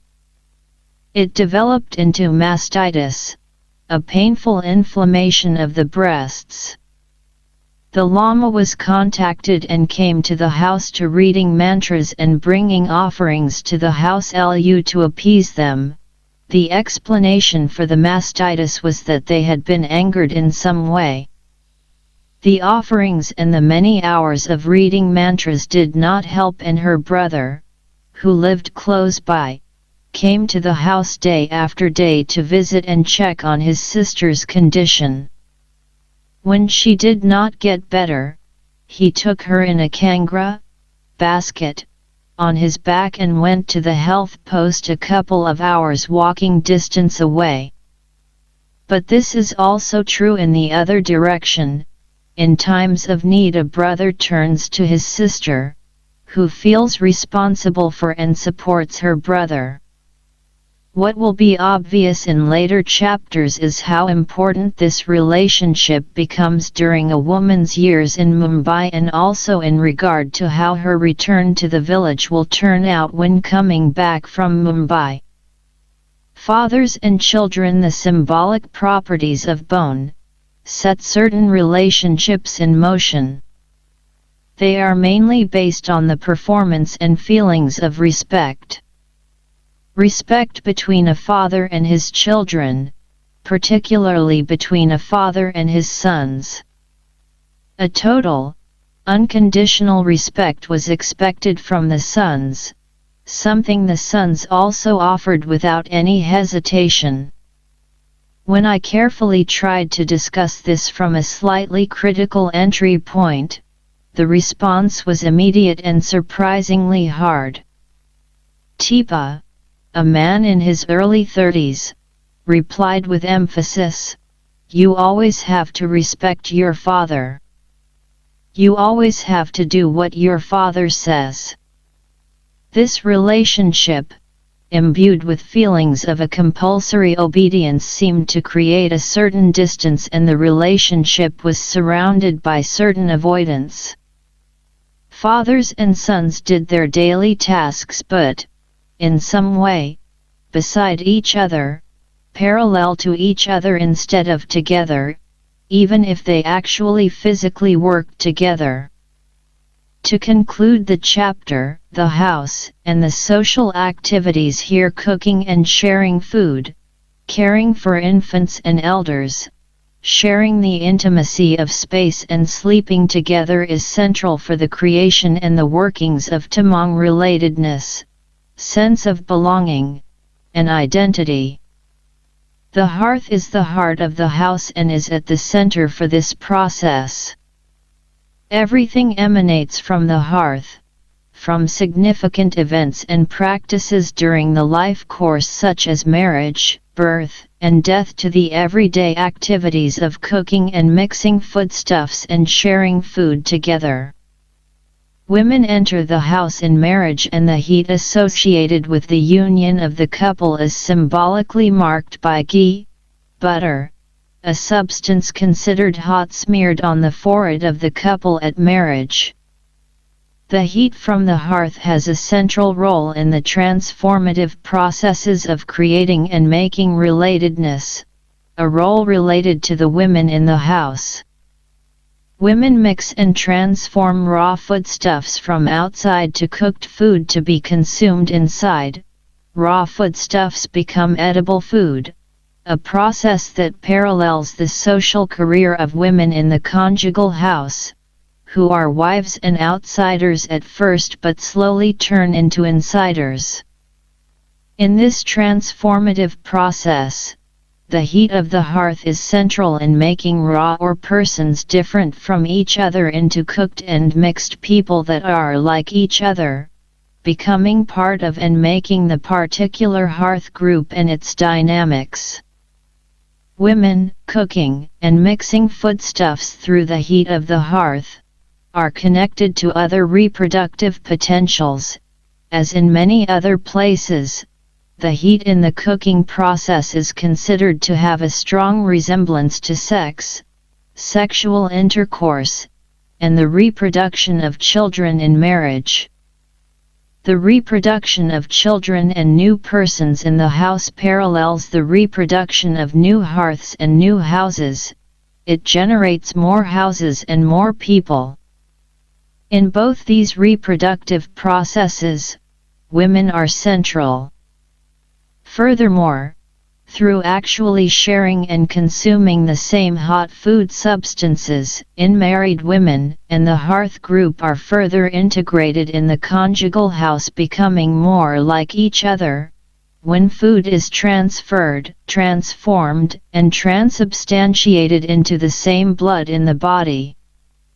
The intensity with which women stress feelings of affections, emotion, love, and responsibility between them and their parents, and particularly their mother in the natal house, shows that there are strong bonds between them also after a woman's marriage. The strong connection between daughters and their natal house is also expressed in the fact that at the delivery the children's, and also the daughters', placenta is buried just outside the house in order to make them return, whenever and wherever they are.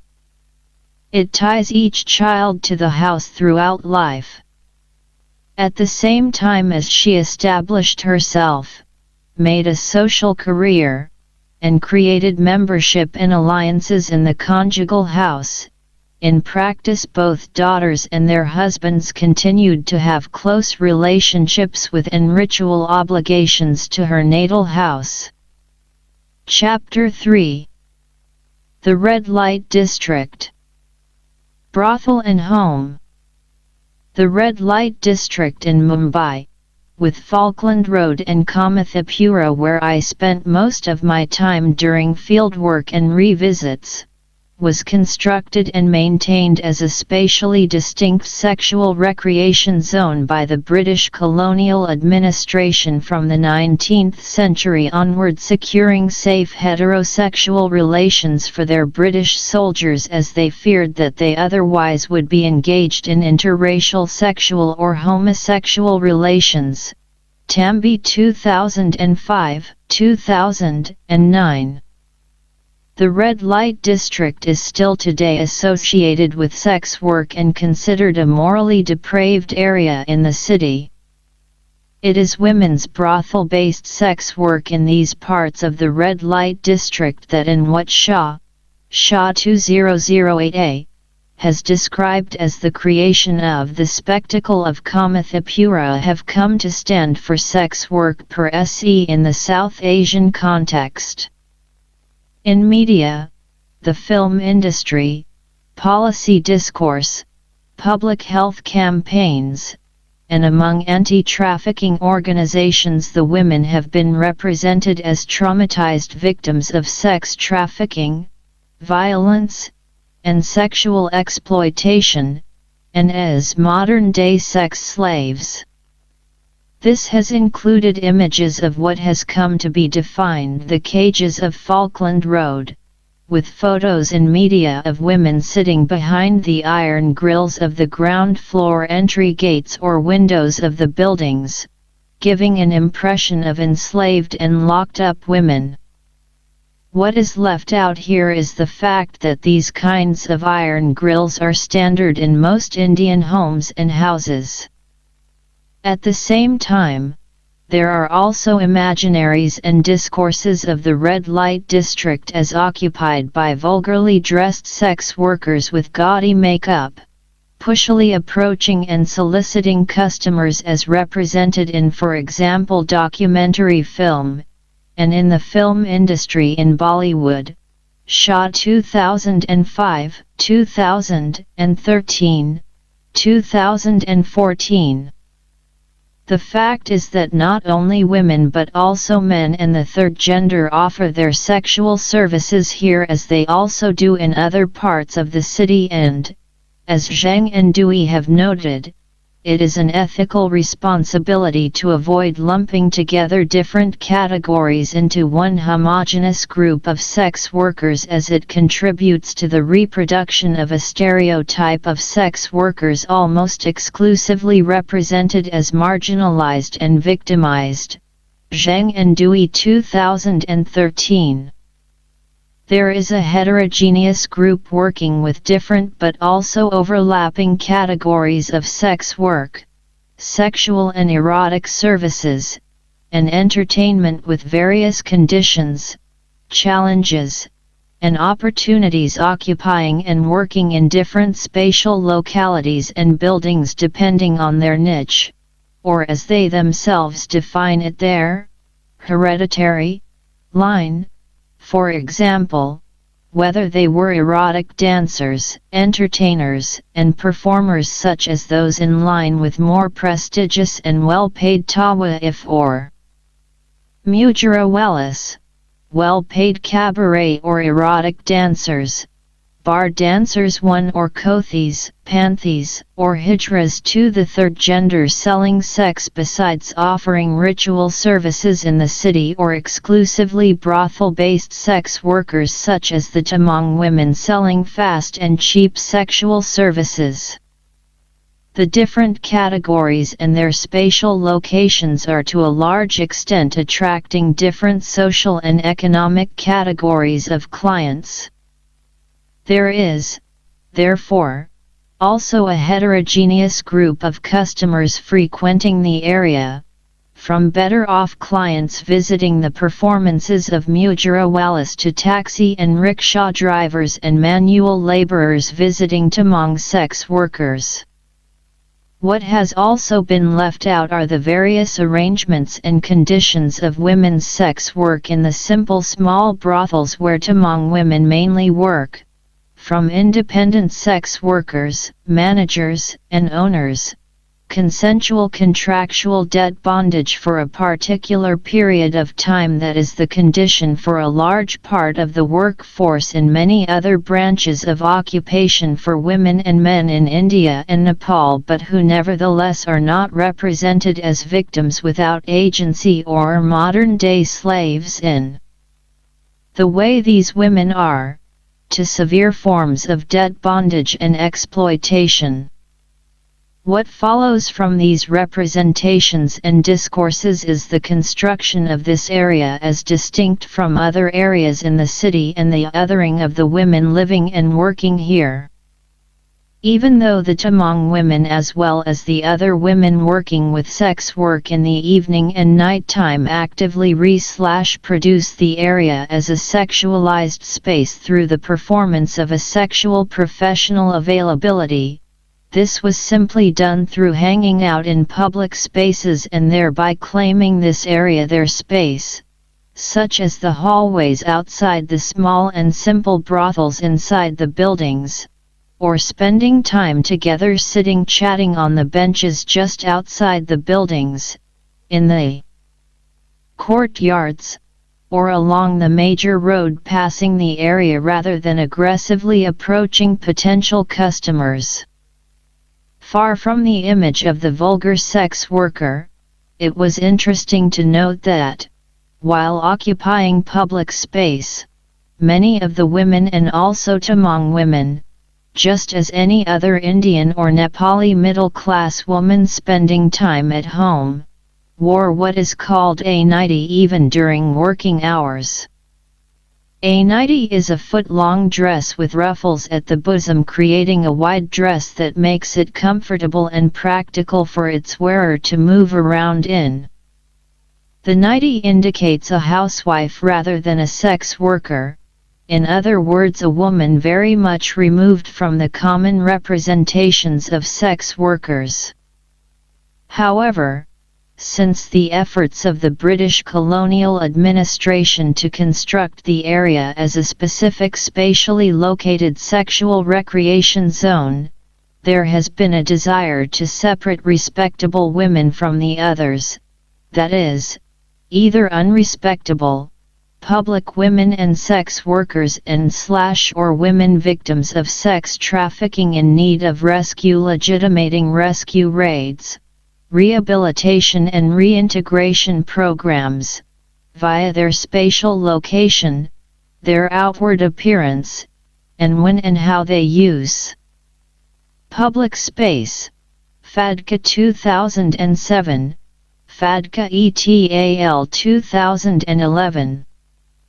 There are inert structures, activities, and actors in the red light district today that have many similarities with and are a direct continuation of the British colonial period.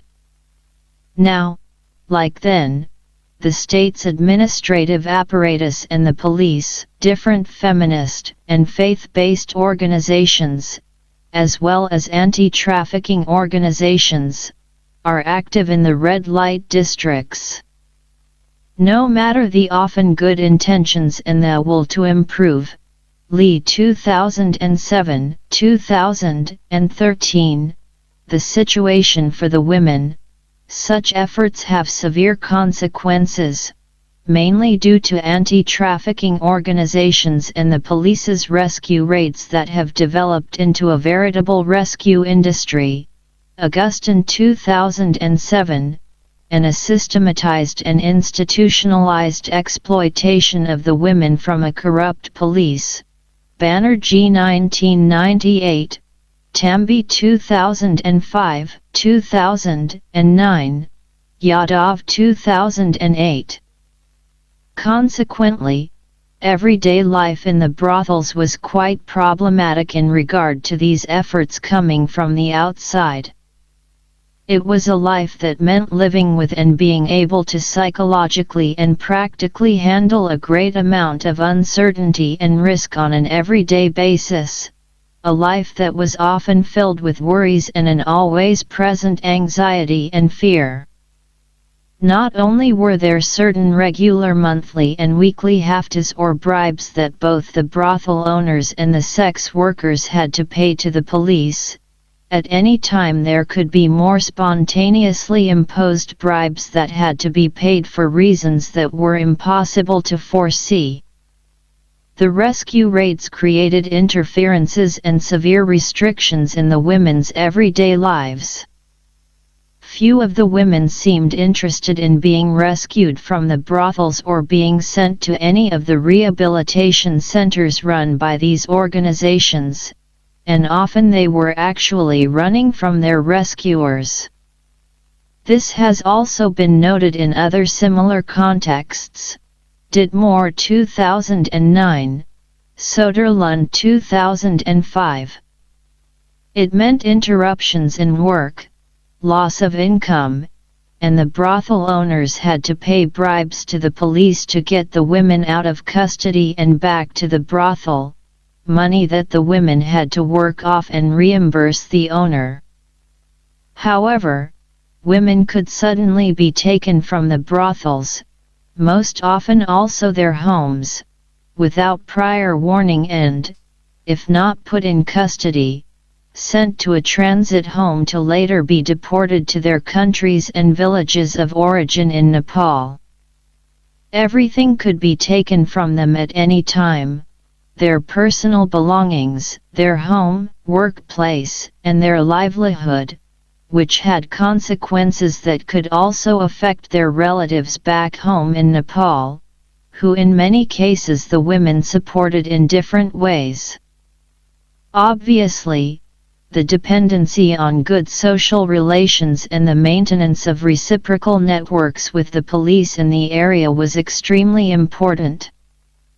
There was a stark contrast though between the images and discourses of the women, put in motion and legitimated by the activities mentioned above, and how the women were making and living their everyday life in the area, particularly considering that the brothels were not only their workplace but also their home.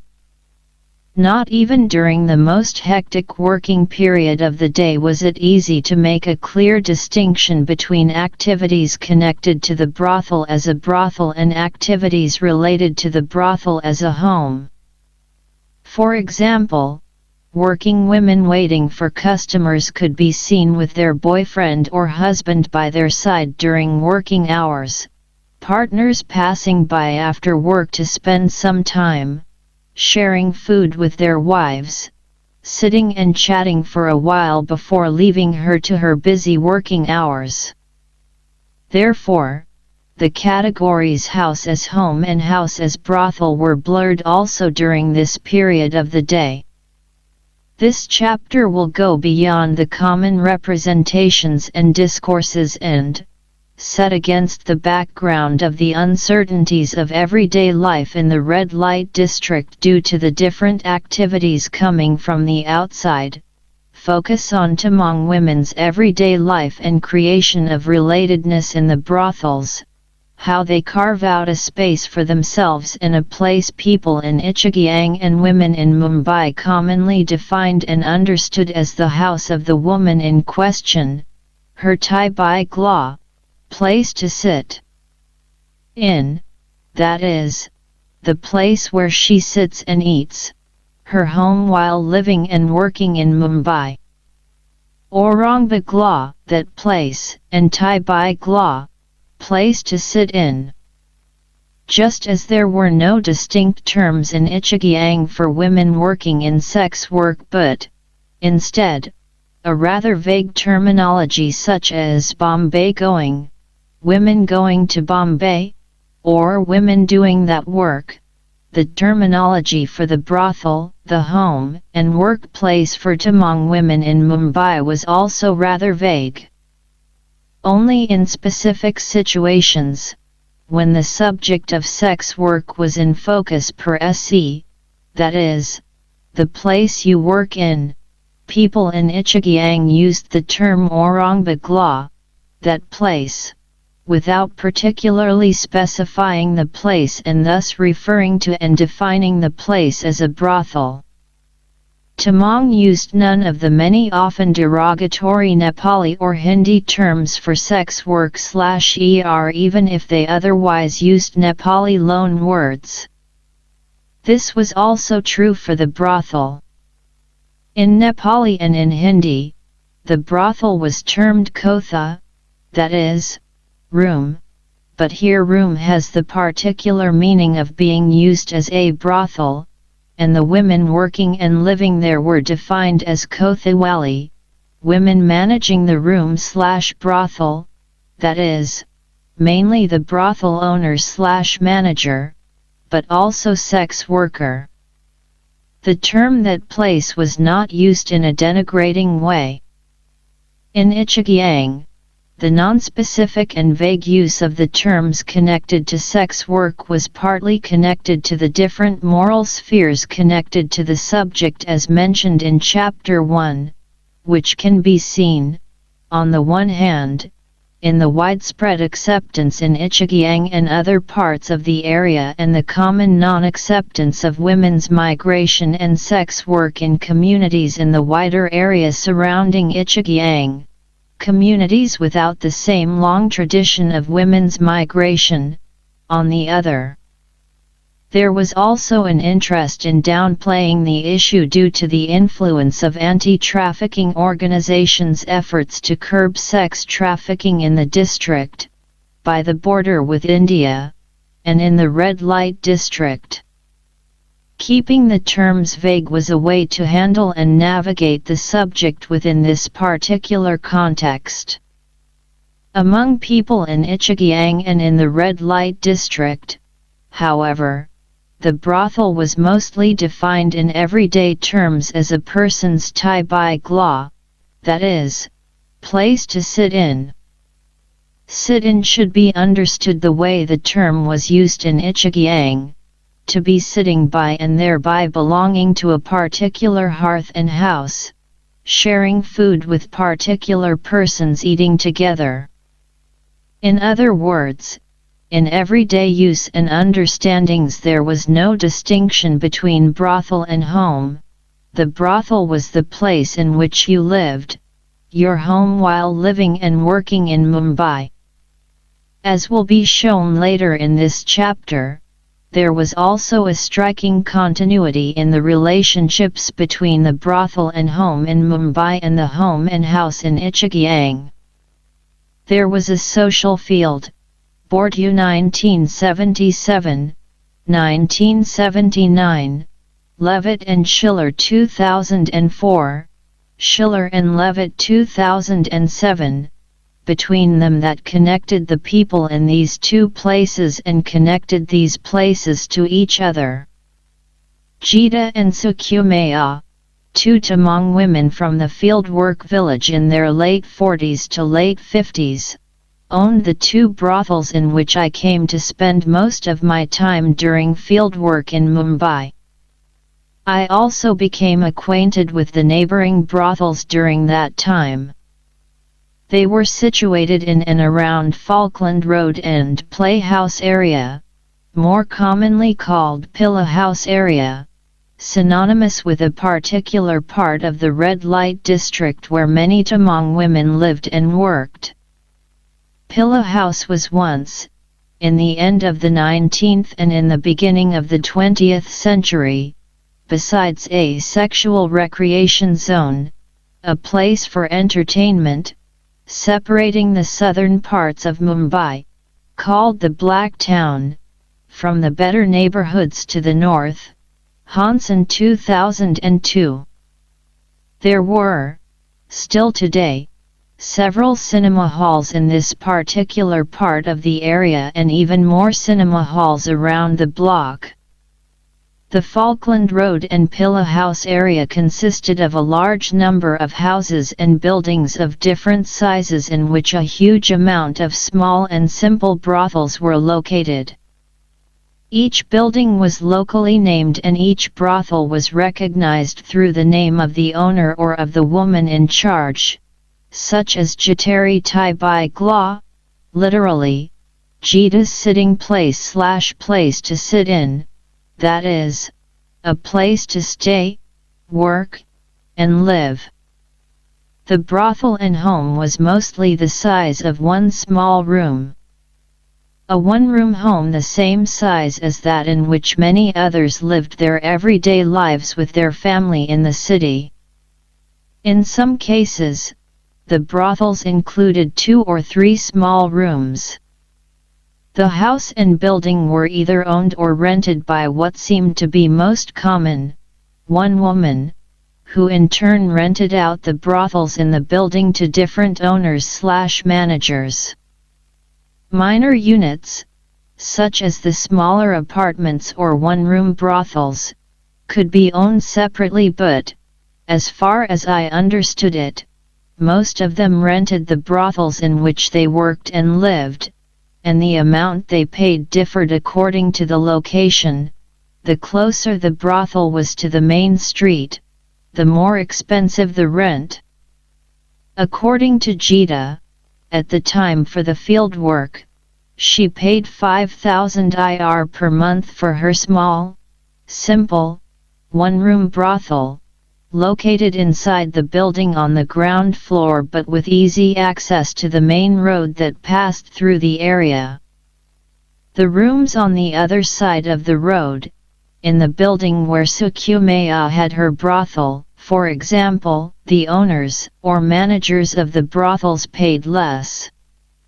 The brothels here were located on the first floor or higher, meaning that clients had to climb the stairs to reach them. The location was, therefore, less attractive and the rent, in the particular case I came to know, was 3,500 IR per month for a room almost the same size. Besides the rent for the room and electricity, there were other expenditures that had to be paid, such as the monthly fee for the furniture. In Sukumaya's case, the situation looked different. She claimed that she was responsible for taking care of the 4-story house where she had her brothel. In exchange, she did not have to pay rent for either her brothel or for the 2 rooms she had upstairs on the top floor. Even if Sukumaya did not want to admit it, others claimed that she was actually the owner of the whole building. Due to the way Sukumaya, as well as her servant and the servant's adult children used the space within the house, I drew the conclusion Sukumaya was most probably the owner after all. Sukumaya managed her brothel in the house herself and used the rooms upstairs. Her cook/cleaner and the cook/cleaner's son also used these rooms for their own personal businesses.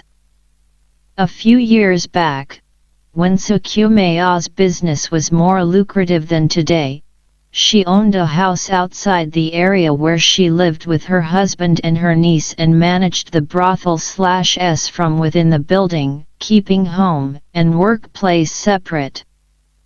At that time, the same Indian cook and cleaner, with her sons and their families, lived in the rooms upstairs. Later on, I came to know about several other Tamang and Nepali women who also owned smaller and larger buildings in the area.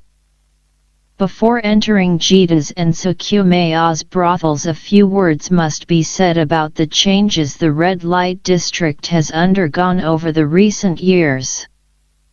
The red light district was at the time for the fieldwork period in 2006 a vibrant area for sexual commerce. But already then Sukumaya, Jita, and the sex workers complained about the problematic situation they faced, a situation that only got worse over the years to come. They and other Tamang brothel owners who had been living and working here for several decades claimed that Bombay was finished, Bombay Khatam. They had seen the signs of the transformation and the booming land and real estate market and the gentrification process in this central part of Mumbai. This process became obvious during my revisits in the area over the years after the fieldwork period. During the first revisits in 2007 and in 2008 only a couple of skyscrapers were visible around the area. However, during the revisit in 2015, the red light district had diminished considerably. High large-scale constructions, residence buildings with luxury apartments, shopping malls, and office buildings now surrounded the red light district. Passing through the vicinity, in the areas around Grant Road, Bel Asis Road, and Foras Road where my assistant and me earlier had found some of the bigger and wealthier Tamang brothels, and the Gomba or Tibetan Buddhist temple erected by the lamas from the village. There were now several enclosed construction sites with signposts erected on the land that made it clear that more shopping malls and upper middle class residences were going to be built. Inside the buildings on Falkland Road it was initially only the reshaping of some of the small honorum brothels into what was defined as family rooms that in some way witnessed about the transformation of the area, but later on other brothels had given way for and ended up as warehouse spaces and the location for industrial businesses and tailors' working spaces. The women now complained about a problematic economic situation with raised rents due to the development of the area, as well as a decrease in the foundation for the sexual commerce, the clients. Brothel owners we had met earlier with separate brothels had now incorporated their businesses and were living in the same two-room brothel with the sex workers from both in order to better cope with the situation. There are several reasons for the rapid transformation of the area. The economic changes, the liberalization and deregulation of the economy, and the booming economic growth in India since the 1990s have made it possible for the governments to deregulate and enable changing policies regarding the limits for the construction of buildings with less restrictions in regard to size, height, number of floors, and so on, and in regard to the location of the buildings. This has made it possible to develop and make profit on land and real estate in areas in the center of the city that previously had been left untouched, such as the red light district. Redevelopment schemes have been in place since 2007, and in 2009, an individual real estate developer turned up with development plans for the red light district that included residencies and shopping malls for an upper middle class, in other words a gentrification process that does not include the people in the red light district. This process has been legitimated through projects with the aim to develop areas such as the red light district, slum areas, and low-income housing areas. People here have been bailed out, encouraged, but also forced to leave. But there have often been problems of establishing who owns the land and the buildings, and a consequence has been that many people in the area have lost their land and housings. Resettlement schemes have been in place, but it has also been hard to establish who qualifies for such a resettlement. To these problems also comes the shortage of housings in Mumbai. Consequently, the development of these areas and the resettlement efforts have not worked out fully to the benefit of the people previously living here, but have rather left many of them homeless. Shah 2014. This, together with the more intense efforts from anti-trafficking organizations who together with the police are conducting raids in the brothels in order to rescue, rehabilitate, and reintegrate sex workers and women deemed as subject to sex trafficking as mentioned above, is another factor that has made life hard and unsecure for sex workers in the area and made some of the women prone to leave for sex work in other parts of the city, or for Tamang women to rather choose to migrate for work to other places instead. The diminishing of the red light district is, with a neo-abolitionist perspective, a successful and positive outcome of their and others' efforts, as they consider the brothels places of male violence and exploitation and equals sex work with sex trafficking. But sex workers move to other places and areas in the city where they continue to sell sexual services, such as the streets, a place under a bridge or the like, in rooms, apartments, or in hotels, where many times sex workers are more vulnerable and face a less secure situation than in the brothels in the red light district. The women, men, and others living in the red light district not only lose their homes in a city where housing is extremely scarce, but sex workers also lose the more formally as well as the informally organized and unorganized support and networks they have been able to rely on from locally based organizations established by women in the area, the other women in the same brothel, and the women in the neighboring brothels. For Tamang women, this has also meant losing a strong supportive network of Tamang living in the area. Many Tamang women in the fieldwork area in Nepal have from 2010 to 2011 due to these aspects chosen to migrate for domestic work, and what also seems like sex work to some extent, in the Arab states and the Gulf countries instead. Many times, this has meant a situation of isolation within the household they work, abuse and exploitation from the employer's side. But as Shah has pointed out, when it comes to the sex workers in Mumbai, one positive aspect could be the fact that the sex workers who have moved and now are working in other places in the city no longer have to face the apparatus of control and coercive protection that always has been present in the red light district, where they have to stand abuse and exploitation from the police, and the control from anti-trafficking organizations with continuous raids in the area. Shah 2014, Tambi 2005. 2009.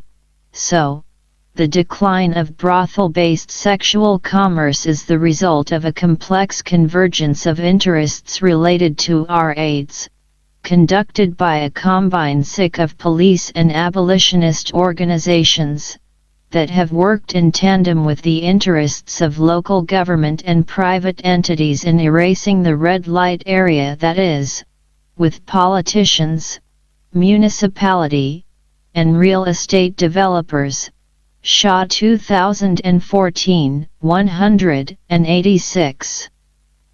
To get to Jita's brothel from one of the main roads passing through Kamathipura, you had to pass an entrance by the roadside, partly covered by the clothes, saris, and kurta saravals, hanging in a neat line from the roof of a tailor's workshop. Beside the tailor's counter there was usually a line of customers waiting for their turn that made the opening almost invisible. Passing the entrance, there was a dark short narrow passageway. Due to the common habit of chewing pond beetle leaves, among both men and women, one of the many stationary wagons in the area that sold pond stood at the end. The passageway opened up into a spacious courtyard with a wooden wagon in the center. This was the workplace for a man who every morning could be seen preparing and kneading dough for bread on the table of the wagon. The bread was later sold in the area. At noon, there were usually some women who were leaning comfortably in the doorways, recently awakened after a late night's work. Coming in from the bustle of the streets outside, the contrast was striking. Inside, the day had not yet fully started. On each side of the courtyard there was an old wooden staircase that followed the square form of the courtyard and climbed 3 stories. Following the access balcony on each floor were rows of rooms and, in between them, a few smaller apartments here and there consisting of 2 or 3 tiny rooms, all of them brothels, but, to most women working here, they were also home. Outside them there were newly washed towels, skirts, kurtas, and saris hanging on the balcony rail, creating a brightly colored patchwork against the concrete walls. If instead of climbing the staircase on the right on the ground floor, you followed the tiny dark lane beside it, continuing farther into the building, you would end up in a lane where 3 small one-roomed brothels were located. Jita's home and brothel was one of these, located at the far end of the lane. On the way to Jita's brothel, you passed the back entrance to a restaurant that had its main entrance by the main road outside. Around noon, the air was usually thick with smoke, but with a wonderful smell coming from the restaurant preparing different curries. The proximity to the restaurant allowed Jita to pick up leftovers there a couple of times a day for her dog, which lived with her in the brothel, and for the cat of the neighboring brothel. At the time of my visit, the cat had recently given birth to several kittens that were living in a paper box under one of the beds in the room, and so the leftovers were shared between the animals. The dog was important for Jita, who had lost her husband just 8 months earlier. It was always by her side, never leaving her, and she often made associations between how the dog cared about her and how a husband cares about his wife. The dog snarled constantly at non-regular customers. Although it was small and looked quite harmless, most of the customers had to stop by the dog. The dog waited for Jita's permission to let them enter the brothel or to send the customer along to the next and last brothel in the row. Jita laughed every time it happened and said, "Look at this dog, look how well he takes care of me, he is like a husband."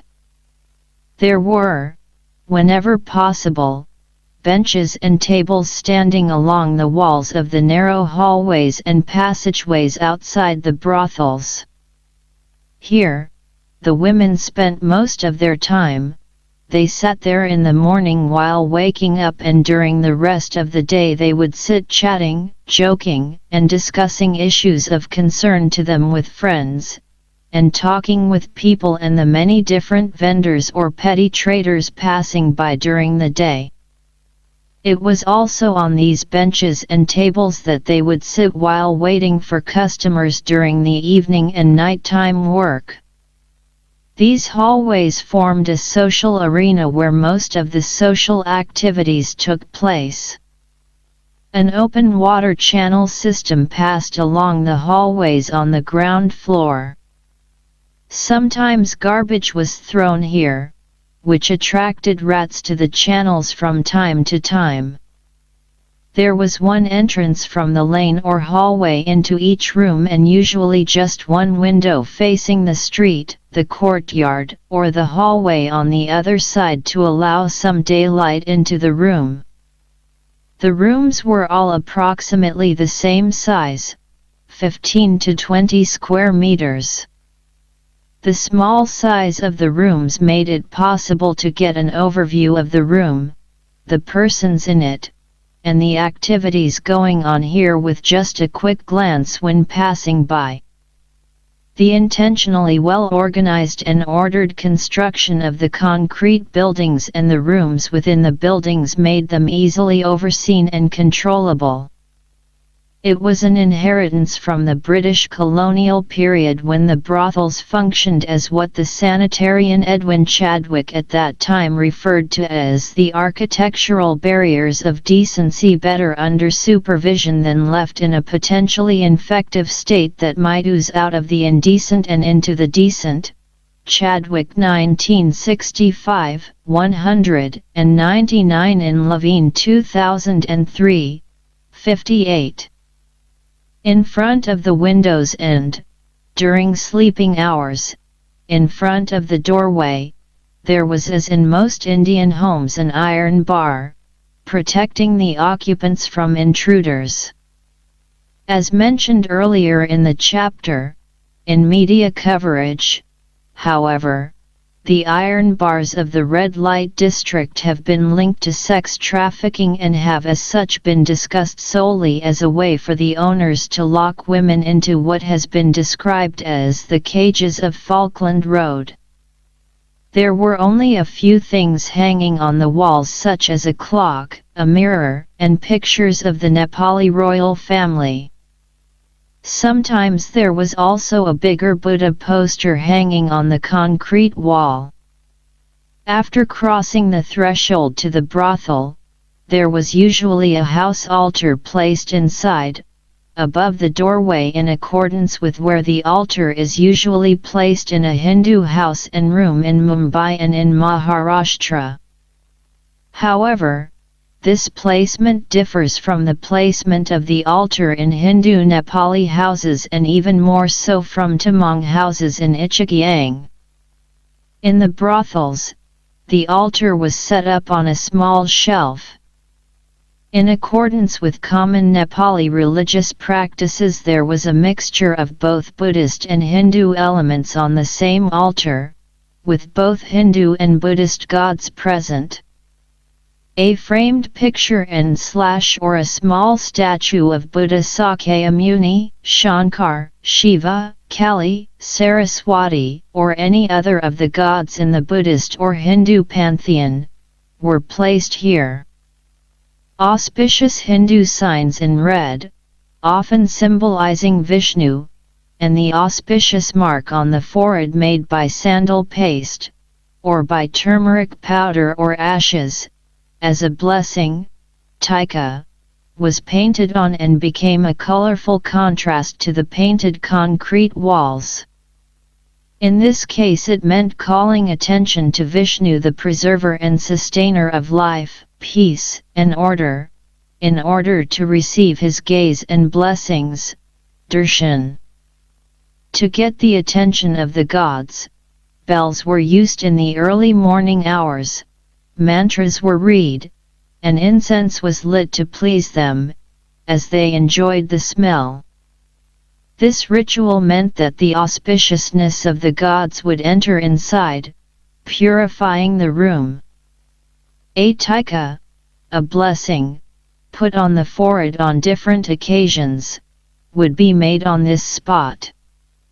In the evening, incense would be burned to purify the place and to ward off evil spirits and forces that could otherwise sneak in with the darkness of the night.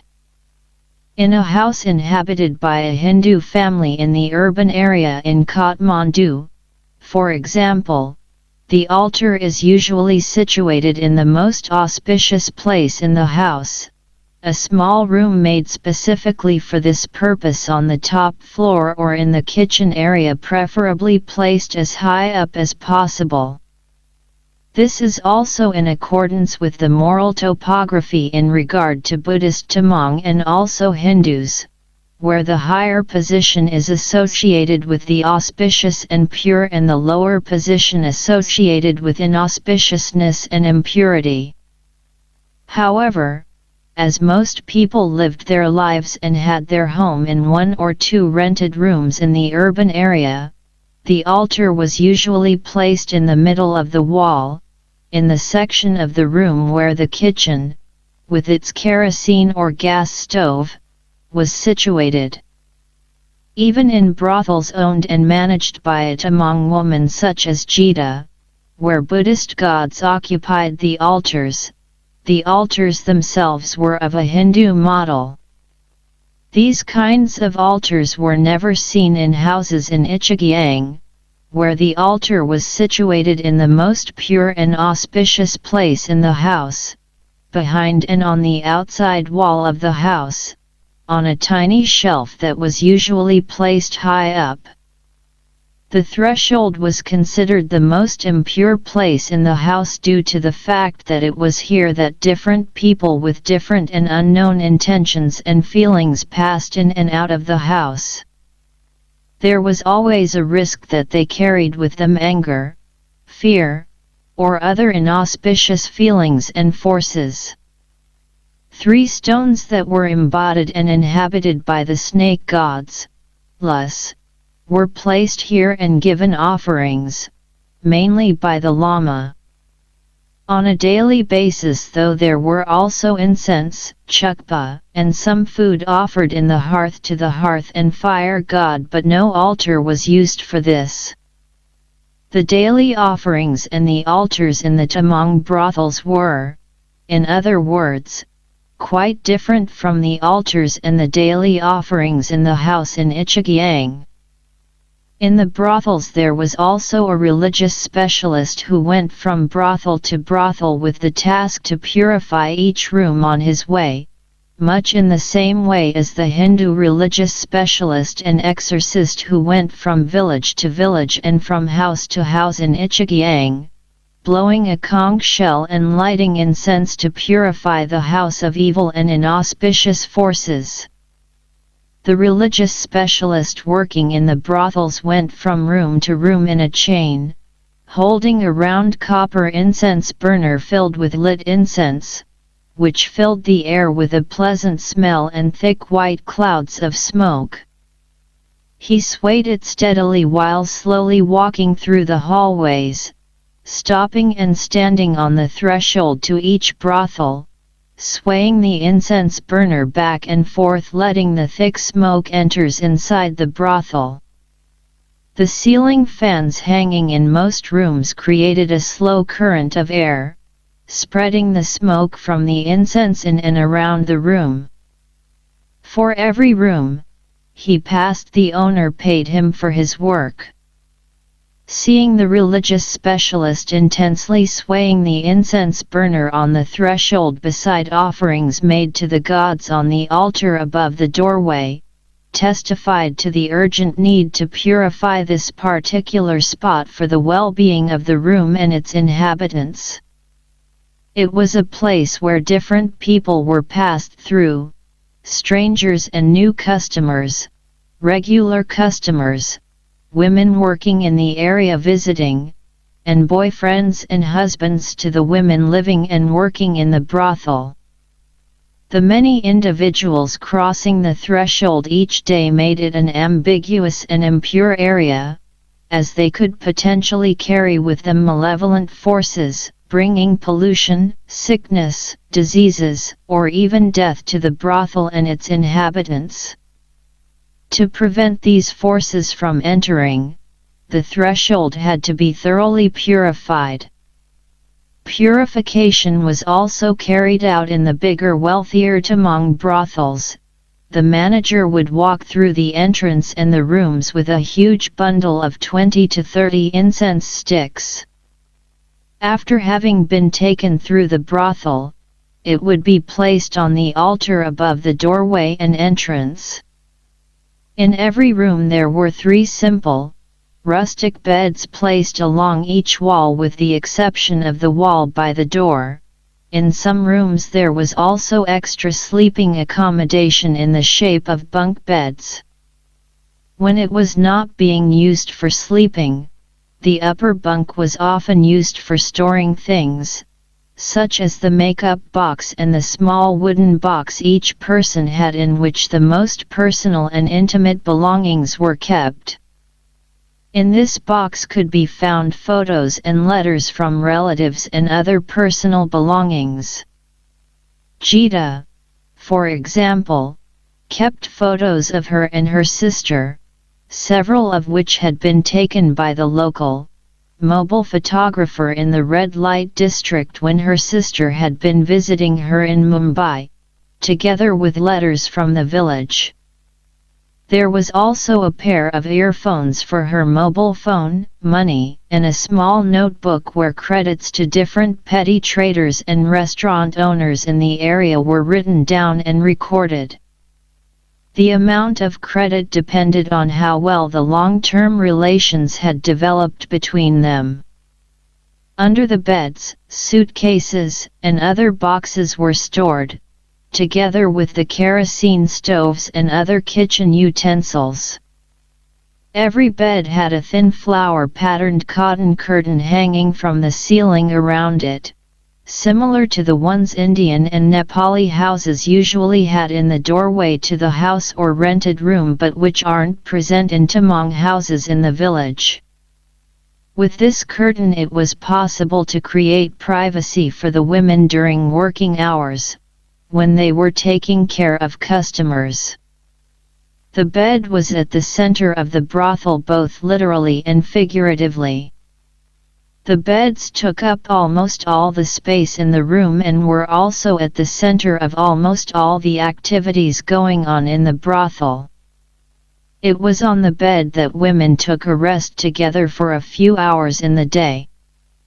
It was also on the bed that women received visitors and would sit chatting and spending time with friends. It was also here that time was spent watching TV and snacks, food, and drinks were occasionally consumed.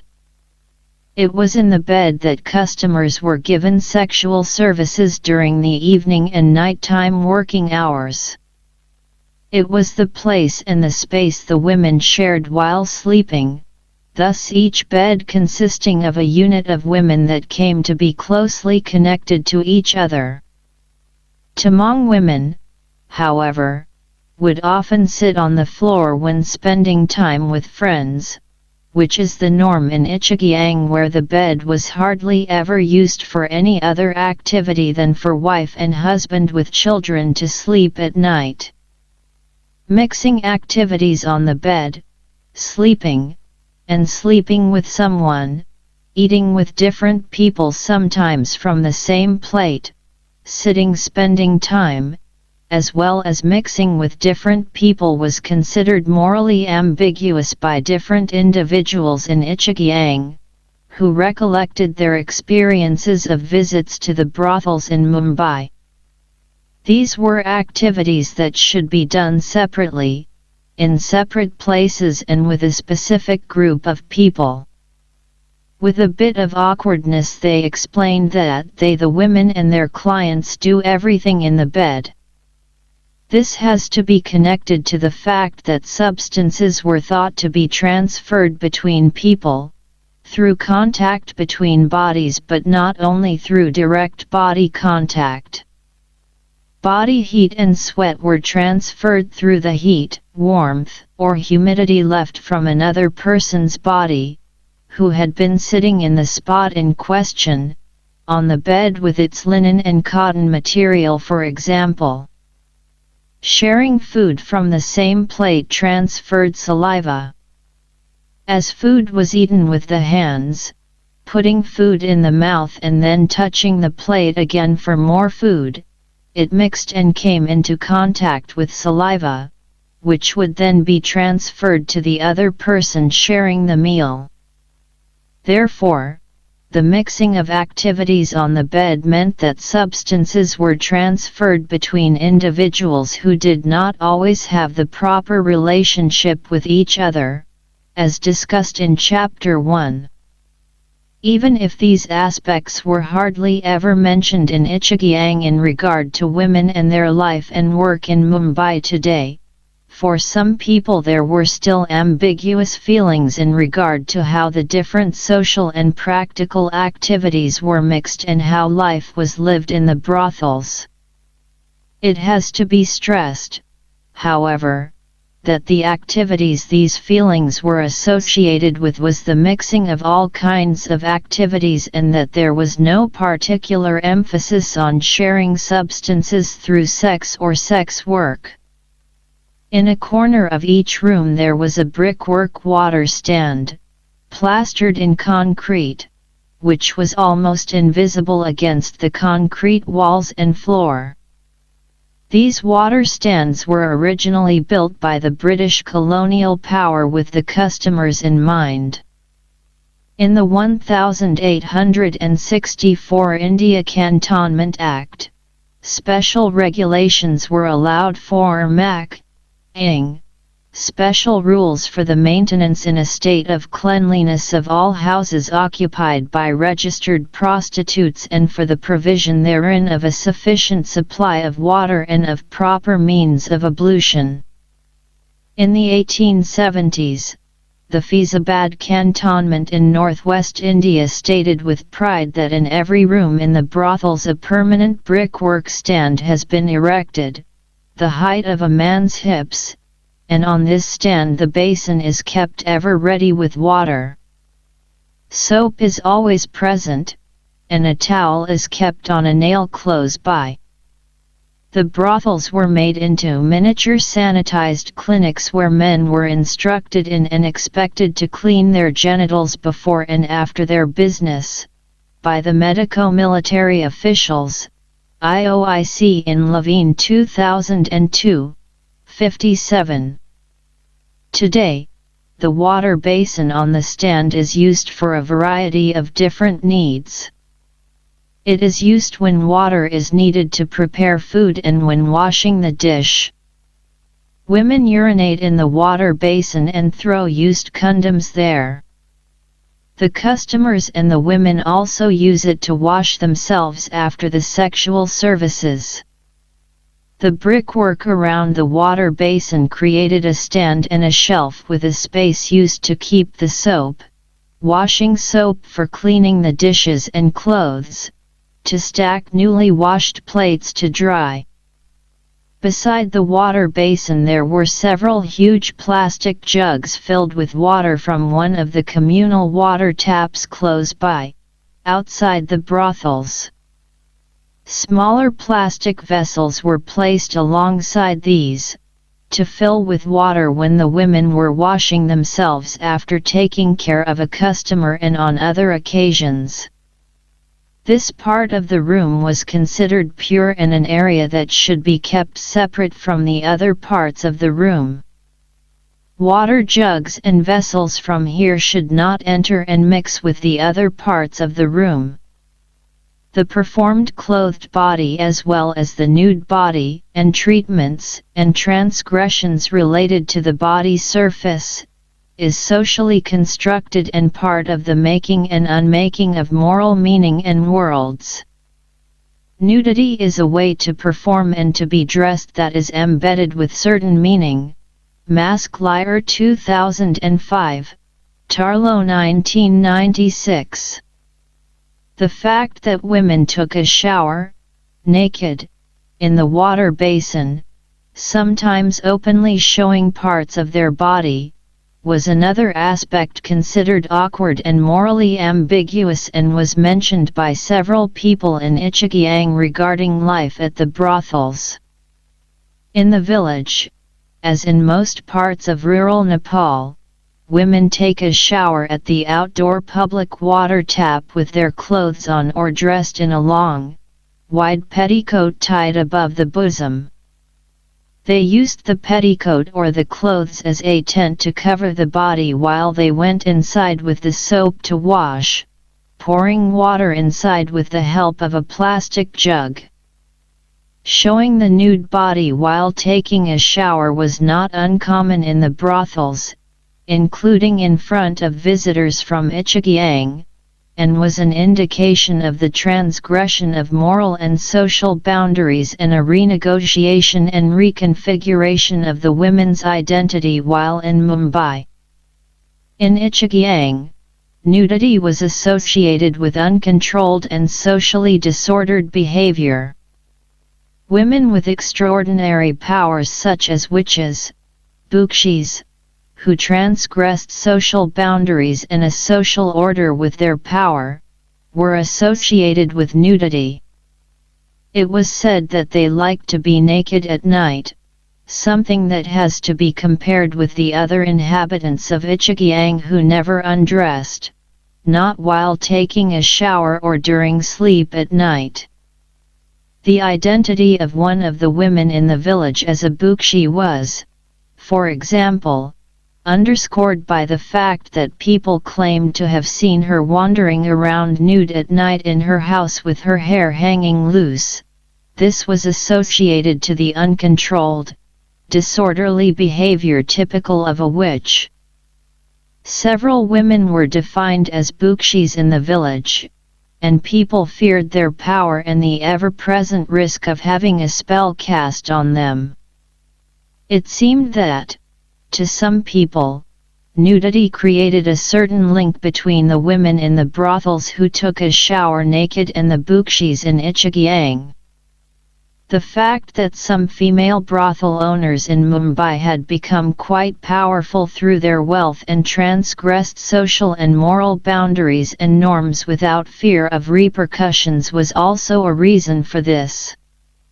When someone returned with an illness that should be easily cured but the person continued to suffer, it was occasionally mentioned that the person was probably the target of a spell from a bukshi in Mumbai. The brothel as a process intertwined with the life cycle of its residents. The establishment and development of the brothel was part of a process intertwined with the career and the life cycle of the people inhabiting the brothel. Karsten 1995.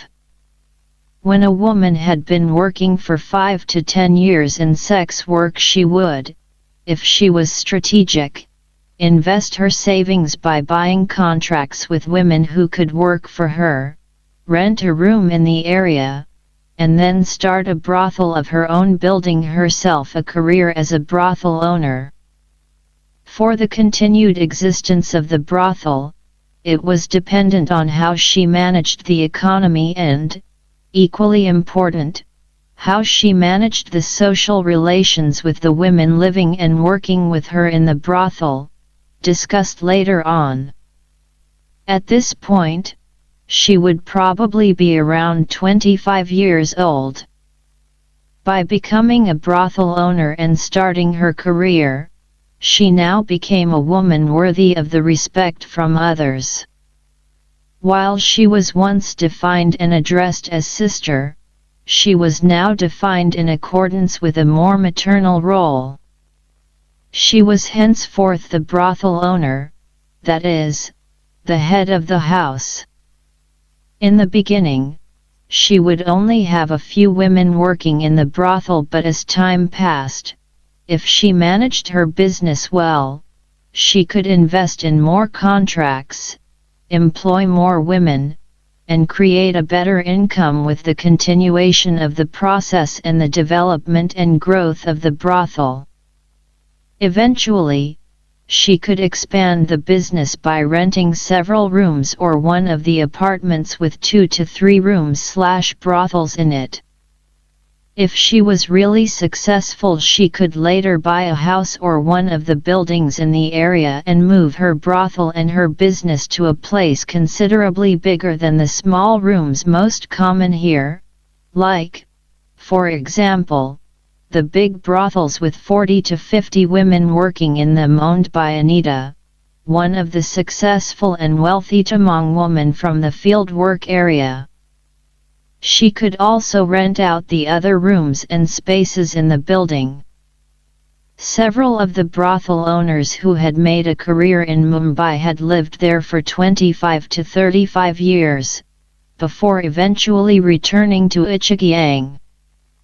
But there were also cases where the woman had been living in Mumbai for 40 years and still was living and earning a livelihood from the brothels in the city. It meant that the lifespan for a brothel run by one woman could often be as long as 20 to 30 years, and sometimes an even longer lifespan than that. The end of a brothel was most probably connected to the time in her life cycle when she returned to Ichigyang. On my return visits to Ichigyang after the fieldwork period, I met several of the elder brothel owners I had met in Mumbai who had since returned. They had settled down in their brothers' houses. As to almost all Tamang women in Mumbai, it became obvious that the return was important to them, part of their life cycle, and had been planned for a long time, something the intense network and maintained relations with relatives in Ichigyang testified to, as will be discussed later in this chapter and in Chapter 4. But others, such as one Tamang woman in her late 30s, expressed the problem with returning. I would like to return. I long back, but what to do? I have my family here, my husband and my children.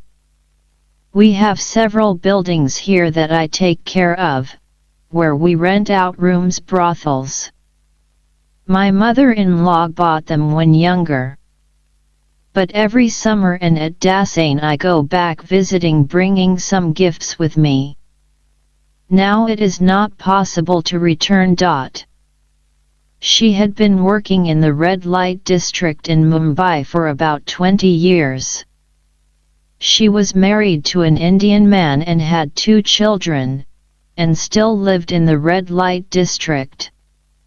For her and for other Tamang women, sex workers, managers, or brothel owners who had married Indian or Nepali men, a return to Ichigyang was not possible, at least not when married.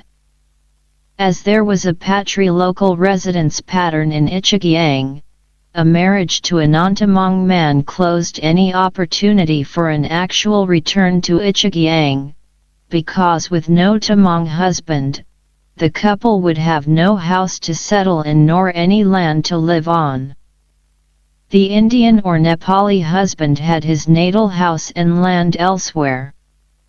For this reason, and because mixed marriage was hardly ever accepted by Tamang, Nepali, or Indians, this particular group of women had adjusted to the idea of a more permanent, settled life in Mumbai. When these women divorced their husbands, or in the case of their husband's death, there was once again the possibility for them to return, an opportunity that most of these women took. When the owner left the area and moved back to Nepal, or died, the brothel she had run ceased to exist. The women who had been living there would be scattered and would look for other brothels where they could work. The brothel, though, in a continuous cyclical process, was soon brought into existence again. A new owner would take it over, employing a new group of women. The brothel could also be turned into what people defined as a family room.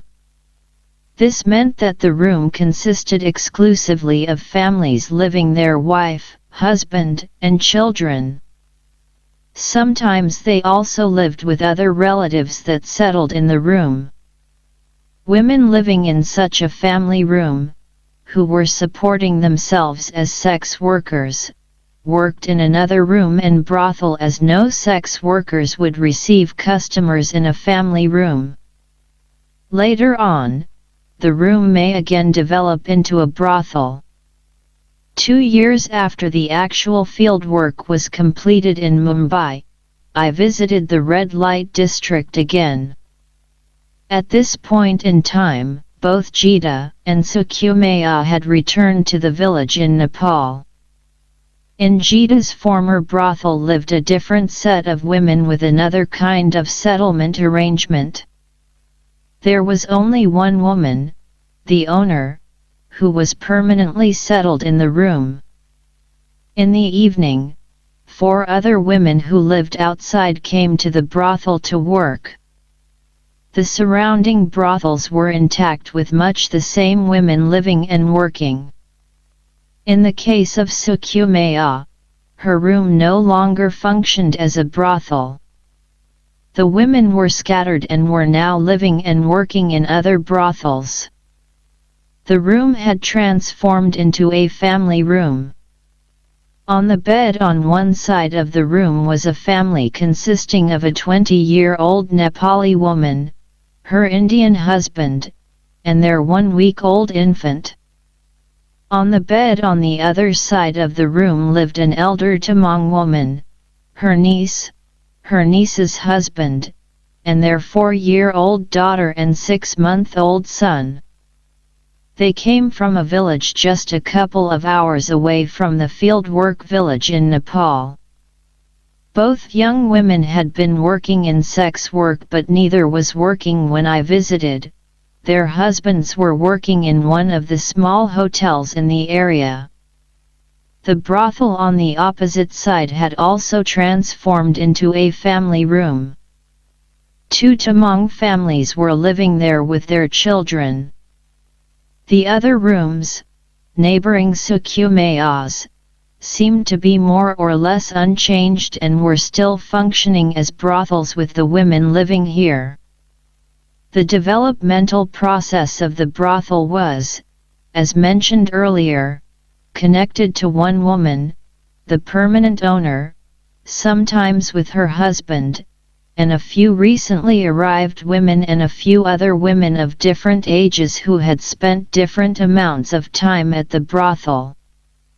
A contract period of 2 years was usually the minimum, which was the approximate time it took to pay back the debt the women often owed the brothel owner in return for the money the owner had paid to the broker, the man or woman who had assisted, and sometimes trafficked, the women to get to the brothel.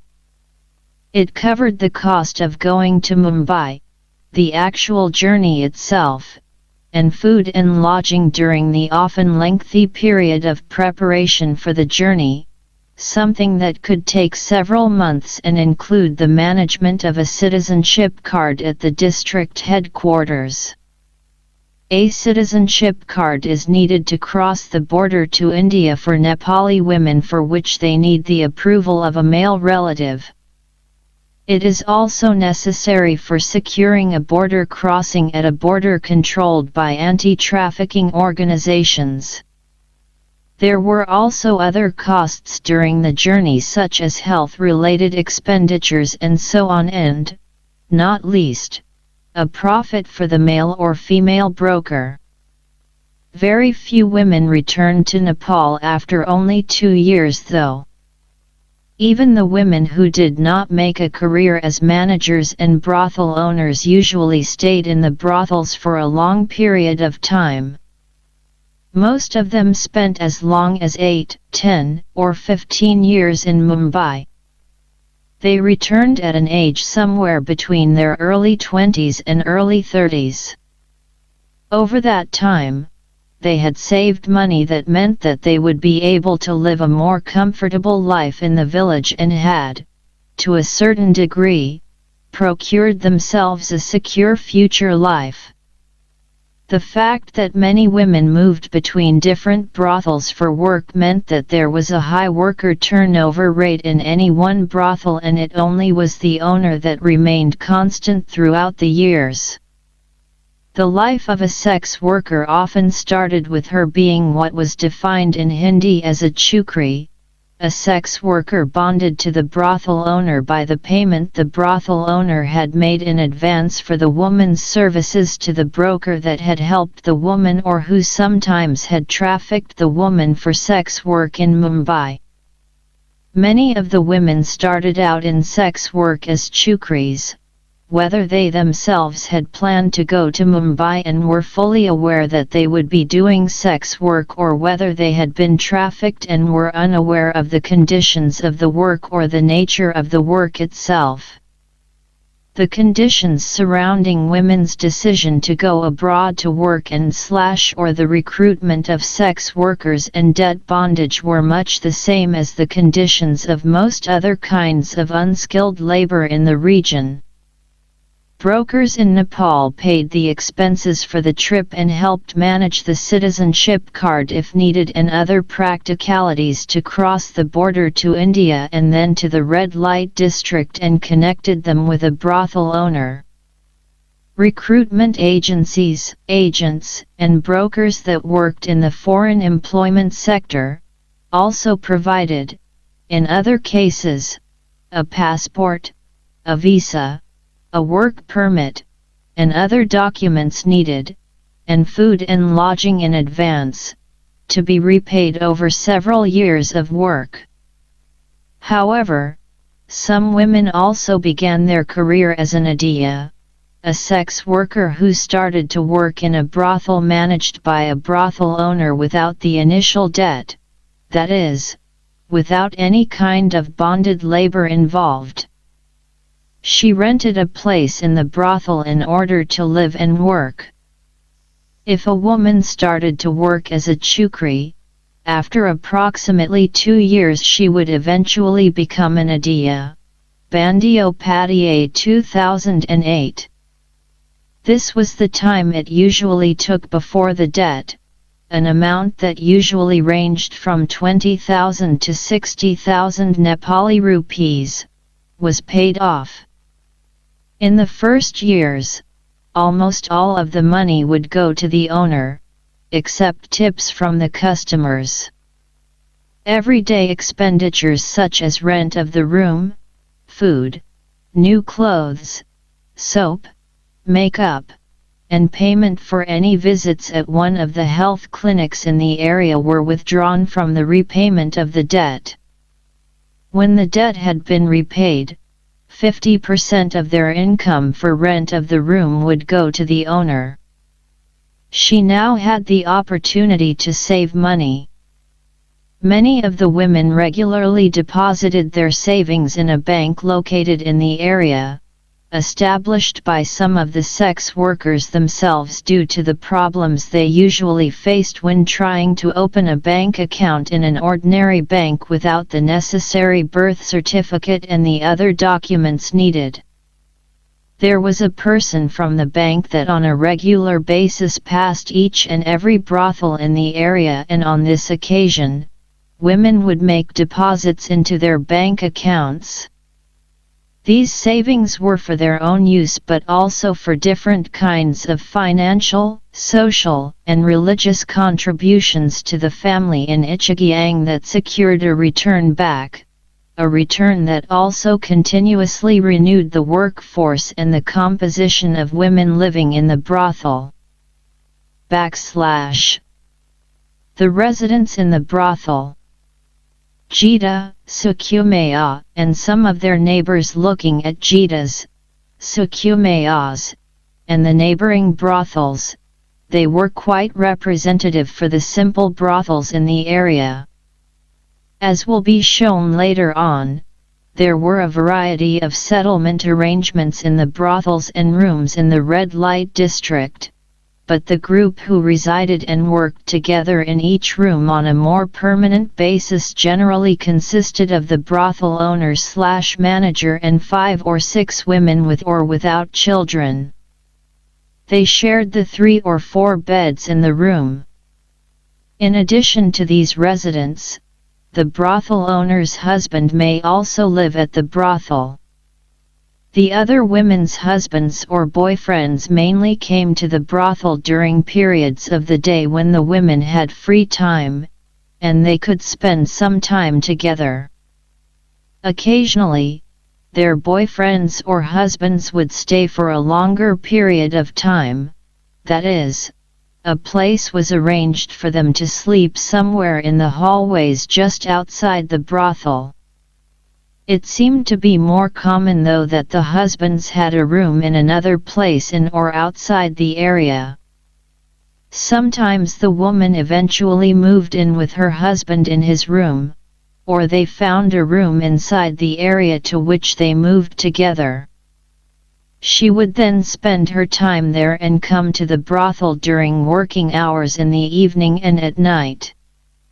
There were women who were not married or who were divorced with children. While infants, the children usually stayed with their mother permanently in the brothel, but when they grew older other arrangements were made. They would sleep and spend most of their time in another room close by, rented by the women in the brothel specifically for the children. Women, who were more loosely attached to the brothel, sometimes just staying and working for a certain period of time, may also be there. In this particular part of the area, there were mainly low-caste Hindu women from India and Nepal, women from ethnic groups such as the Tamang, and women from southern India. There was no distinction between the brothels regarding the different groups living in them. In each brothel, there was a mixture of nationalities, ethnicities, and castes. In order to get an understanding of the social composition of the brothels, I will briefly describe the persons living and working in Jita's and Sukumaya's brothels and also in some of the 13 neighboring brothels and homes. At the time of my first visit to Jita's brothel, there were only 3 individuals residing there, Jita herself and 2 permanently settled women. Before he passed away 8 months before our visit, Jita's Nepali, but not Tamang, husband also lived with her in the brothel. He had his small business in the passageway. He was a tailor and his sewing machine was still standing just outside the door. The 2 women were both Indian, in their late 20s or early 30s. One of them was a tall, thin woman with distinctive, almost sharp, facial lines. In contrast to her constant tense efforts to keep her hair under control, she moved around slowly with a restricted and dignified body language. Most of the time she was dressed in dark-colored, simple kurta saravals. She was not a talkative woman and did not mix with the women from the neighboring brothels. She was married to a man living outside the area who worked at a small hotel. Besides non-regular clients, she had several regular customers coming and going. The other woman living in the brothel was a tall, huge, weighty woman. She had a round childish face and a fair, white complexion. Jita usually arranged her shoulder-length brown hair into a ponytail for her. The woman herself never managed to get it straight or as straight as Jita wanted it to be. Sometimes Jita even helped her with makeup. Her dress differed from most of the other women. During working hours, she usually wore a thin, knitted cotton sweater in a light yellow or beige color and a dark knee-length skirt. In the daytime, she sometimes wore a loose-fitting, 2-piece sweatsuit. She was mute. Although she did not communicate by using a sign language, she seemed to make herself understood. She also understood the Tamang language, which she had learned during her years at the brothel living among Tamang women. She was not married. She only had a few customers. Tamang women also rented the two other neighboring brothels on Jita's Lane, one on each side of her brothel. These brothels had more women working in them, 4 and 5 women respectively. The brothel owners were living in each room with the women. They were a few years older than Jita, both in their 50s.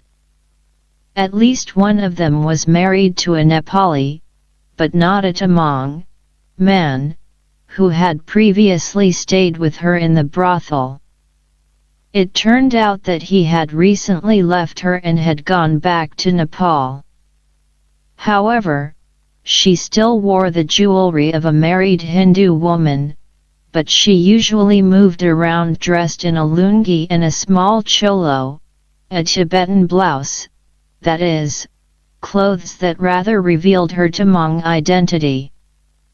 She was a quiet, mild-mannered, and friendly woman for whom integrity was important. This was reflected in the good relationships she had with the 4 women who lived and worked with her, 2 Indian and 2 Nepali women. They were always seen chatting quietly and intimately while doing the daily tasks together. They had several regular customers and never sat outside on the tables waiting for customers. In the brothel on the other side of Jita's, the brothel closest to the narrow entrance leading out of the building, lived 5 women plus the owner. The owner could mostly be seen from the open doorway, lying sleeping on one of the beds. She neither left the bed nor the brothel. She was a heavy woman, always dressed in a nightie. One of the women working for her was a thin, energetic, and talkative Tamang woman in her late 20s. She also usually dressed in a wide comfortable nightie. She was always moving around restlessly, keeping busy, never sitting idle. She could also always be heard talking or laughing with some friends or some of the customers. She was married to an Indian man, but the relationship was tense. When they spent time together in and around the brothel, she was mostly quiet.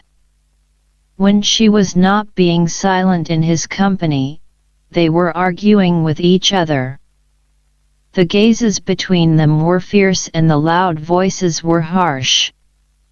Sometimes she tried to navigate the conflict by laughing, but it did not always succeed. On one occasion, the situation became serious. He was standing in front of her and seized her heavy-handedly by the throat in a stranglehold, his eyes fixed on hers. In a couple of seconds it was over, and he released her from the pressure of his firm grip. She was scared and shocked by his treatment, her eyes wide and her face pale as she tried to regain her self-control. It all happened so fast that none of the women sitting around her on the table chatting had time to notice what had occurred. Half an hour later, she went outside with a customer for dinner, dancing with him on the way out in the narrow hallway while laughing, and left her husband to himself sitting in silence on the table. There was also a quiet and shy Indian woman in her early 20s living in this room. She was also married to an Indian man living outside the area, but this couple seemed to have a very warm relationship. They could often be seen sitting close together on one of the tables outside the brothel. From time to time, when he came, he would take off his shirt and his wife would give him a slow, careful, and affectionate back massage. She was usually dressed in very simple but nice kurta saravals, and never wore any jewelry. There were 3 other women coming from different parts of India living and working there, also in their early 20s, but none of them married. One of them was a warm, friendly, and beautiful woman from Bangalore with black, curious eyes. She was often standing in the entrance to the lane, soliciting potential customers. In contrast to the others, she was leaning against the wall in a sexually provocative way, smiling and, with a soft voice, called the men passing by. She was always fashionably dressed in colorful kurta saravals. She had a box under her bed full of bangles, bracelets, and jewelry in a variety of colors to match her different kurtas, bought from the vendors when they passed with their goods. There was a second woman from Bangalore here who spent hour after hour sitting with a tired and weary body at the table outside the room, staring vacantly in front of her. It was obvious that she was not comfortable with her life at the brothel, and it seemed like she was taking sedatives. She had accepted her situation, but no more than that. The third woman always kept to herself and spent most of her time inside the brothel. Sukumaya's brothel was situated on the 2nd floor in a building on one of the main roads passing through the area. Sukumaya spent most of her time at the brothel, but she had 2 rooms upstairs where she actually lived. She lived there alone since she and her husband had separated 2 years ago. He had gone back home to Terai, in the south of Nepal. Sukumaya had 5 women, most of them Indian women, working and living with her. There was no space for a table outside the room, so they spent most of their time sitting close together on a table inside the brothel, with its short side close to the doorway where a constant flow of people, mostly customers, passed by. A chair was then pulled out in front of the table and placed in the tiny passageway outside the room where a short, thin, and quiet woman usually sat due to the problem she had with her legs. One of her legs was a bit shorter than the other, which made her walk with a slight limp. All of the women were young, in their mid-teens to early 20s, and none of them had boyfriends, were married, or had any children. There were 4 more brothels on this floor, and Tamang women owned in total 3 of the 5 brothels here, with approximately 5 to 6 women living and working in each of them. Just after entering the floor, on the left side of the staircase, there was a low concrete wall that separated the continuing hallway from a small area where 2 or 3 toilets were located. It was also an area used for throwing garbage, and a large pile of waste had developed over time. On this low wall, the women from the first brothel sat in a row, not at all bothered by the rats screaming and fighting in the garbage just behind them. The owner was a Tamang woman in her early 60s who sat on a low stool immediately outside the room, supervising the staircase and the customers coming and going. Sometimes, in spite of the lively atmosphere in the brothel, she would fall asleep on the stool, and we had to wake her up as we passed on our way down. The lively atmosphere was mostly due to a young Indian woman in her mid-teens who worked there.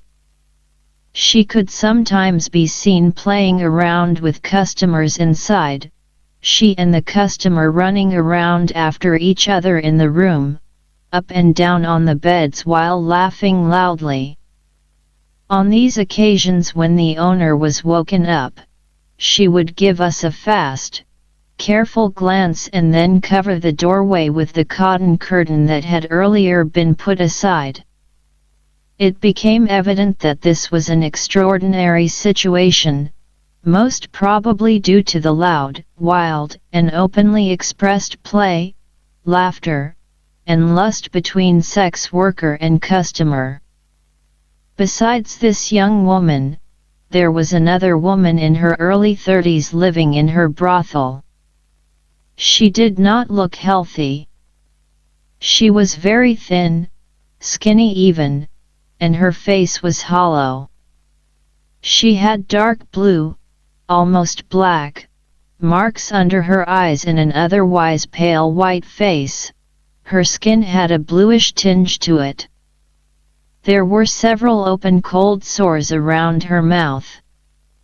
Her short hair was thin and wispy, a stark contrast to the other women who were keen on keeping their hair long, straight, and shiny, as this was the ultimate symbol of femininity. Even though her appearance obviously indicated health problems, she was approached by and received several customers. There was also a Tamang woman in her late 30s working here who constantly made quite harmless but sexual jokes that made both the customers passing by as well as many of the vendors speechless and embarrassed. All in all, 6 women worked there, all of them spending most of their time sitting and chatting on the low concrete wall outside the room. From time to time a customer joined them, talking and joking. In the second neighboring brothel on this floor, 2 women, out of the 5 or 6 women working there, were originally from China in southern India. They had a tendency toward exhibitionist behavior and could be seen and heard most of the time. They also made themselves distinctive through their way of dressing, in contrast to most other women who wore simple kurta saravals or nighties during working hours. One of them might, for example, dress elegantly in a long, red, fitted satin dress and the other, who was tall and heavy, might wear a very short skirt and tight linen top and high-heeled shoes. They often stood in the doorway, the TV hanging on the wall just inside the room tuned to a Hindi music channel. The music pulsated out into the hallway and the women danced and sang along. There was approximately the same number of women working in the other 3 brothels on this floor, that is, 4 to 6 women. Women loosely attached to the brothel. Occasionally the group living, sleeping, and working together in the room was extended. Women who, from time to time, circulated, trying to find a brothel to work in could occasionally extend the group while they negotiated the working conditions. During this period, which could last a couple of days or more, women spent the day sleeping on one of the tables outside the room in the hallway or wherever it was possible to manage the sleeping arrangements. If an agreement was made regarding the conditions, the woman became a more permanent member of the group, living, staying, and sleeping inside the room with the others. If not, she moved on, looking for other alternatives. Other reasons to attach a woman on more loose terms could be that she was in a vulnerable situation with no place to stay and was taken care of and given the opportunity to get shelter, work, and a few days of relief by the brothel owners. As mentioned earlier, at the time of my first visit to the brothel, only 2 women were living and working in the room in Gita's brothel on a permanent basis, but there were actually 2 other women who were more loosely attached to it at the time. One of them was a woman looking for work and a place to stay, a place to sit in, Thai Bai Gla.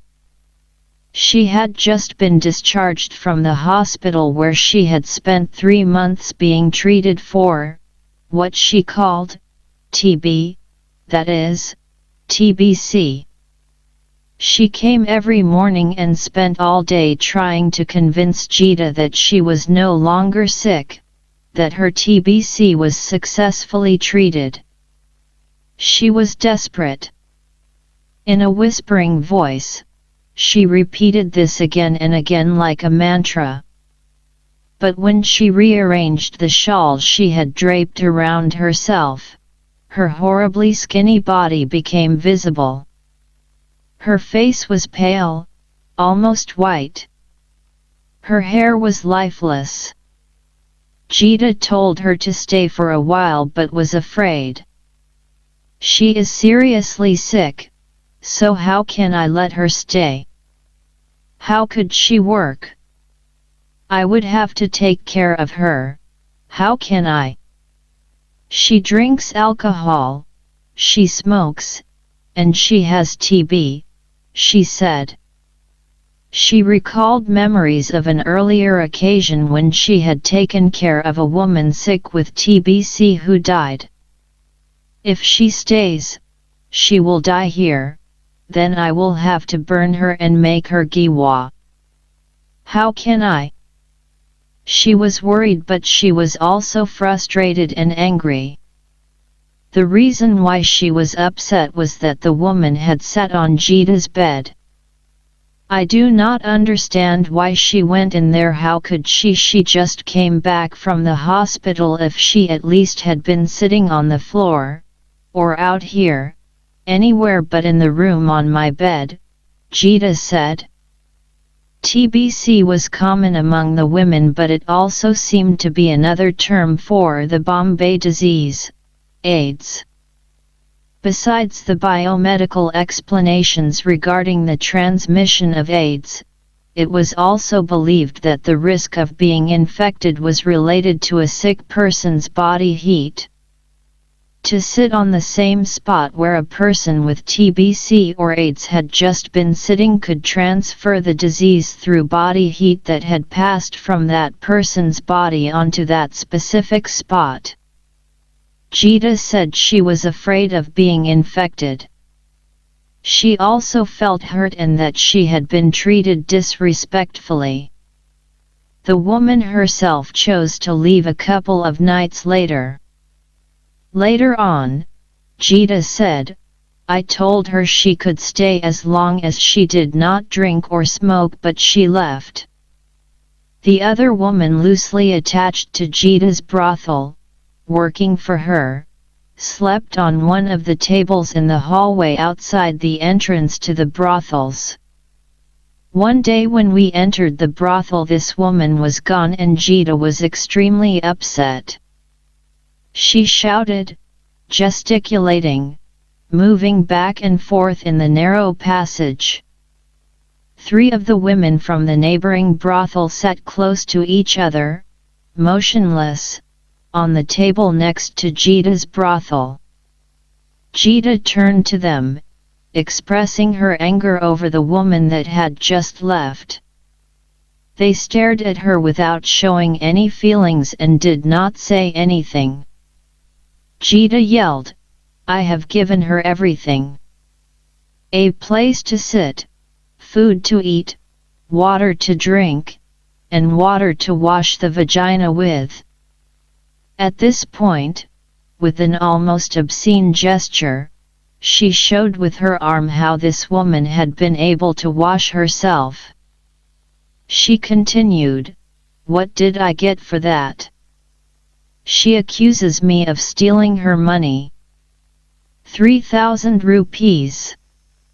If I had known that she had 3,000 rupees, I would never have helped her.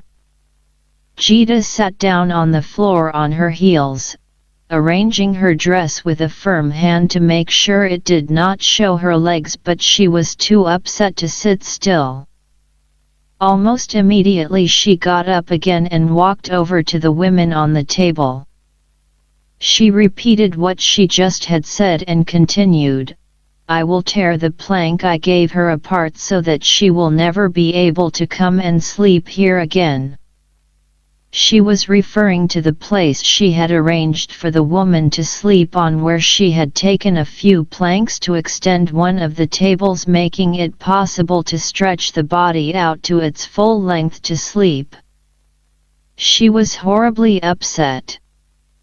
She told us that the brothel owner the woman had previously been working for had died. This woman, she said, did not know where to go and often slept out on the streets. On these occasions, the police caught her and asked her for money in exchange for letting her go. As this woman was, as Gita explained, mentally ill, she did not care. We had seen her sitting there on the table with her 8-year-old son. He had found a friend in a girl of the same age upstairs. They played around in the house but often came down to play with the newly born kittens. Now she was gone and had left Gita with an accusation of theft. Gita, who just a few minutes ago both verbally and physically intensively had argued with lots of energy, was suddenly sitting wearily on the bench. As if this was not enough, the married woman, who had been working for her for a long time, also left the brothel shortly after. She disappeared one day, leaving Gita to run around the area searching for her. She finally found her with her husband. They had a common room together in another part of the area. It was not unusual for her to go to her husband's room and sleep there for 1 or 2 nights, but she always returned to the brothel. This time, however, she had decided not to come back again. By the end of my stay in Mumbai, Gita only had one woman left living and working with her. She was desperate. What to do? Gita said, with a very tired and despondent tone in her voice. Even if I give them shelter, food and water to wash themselves down with, even if I lend them the money they ask for, they still leave me. They just take the money and leave. She was sad and tired, sitting slumped on the bench outside the brothel. The creation and making of relations, relatedness, and family in the brothel. Brothel owner and head of the house. Relations of relatedness developed through the performance of everyday activities and through spending time together, living and sleeping together. With the career, the position as the owner, and with her age, the brothel owner was at the center of the relationships and the activities in the brothel. She organized, managed, and supervised these activities. In this way she took on a maternal role in the brothel and was sometimes also addressed as mother, both by the women living here and, perhaps more strikingly, by some of the more regular clients as well.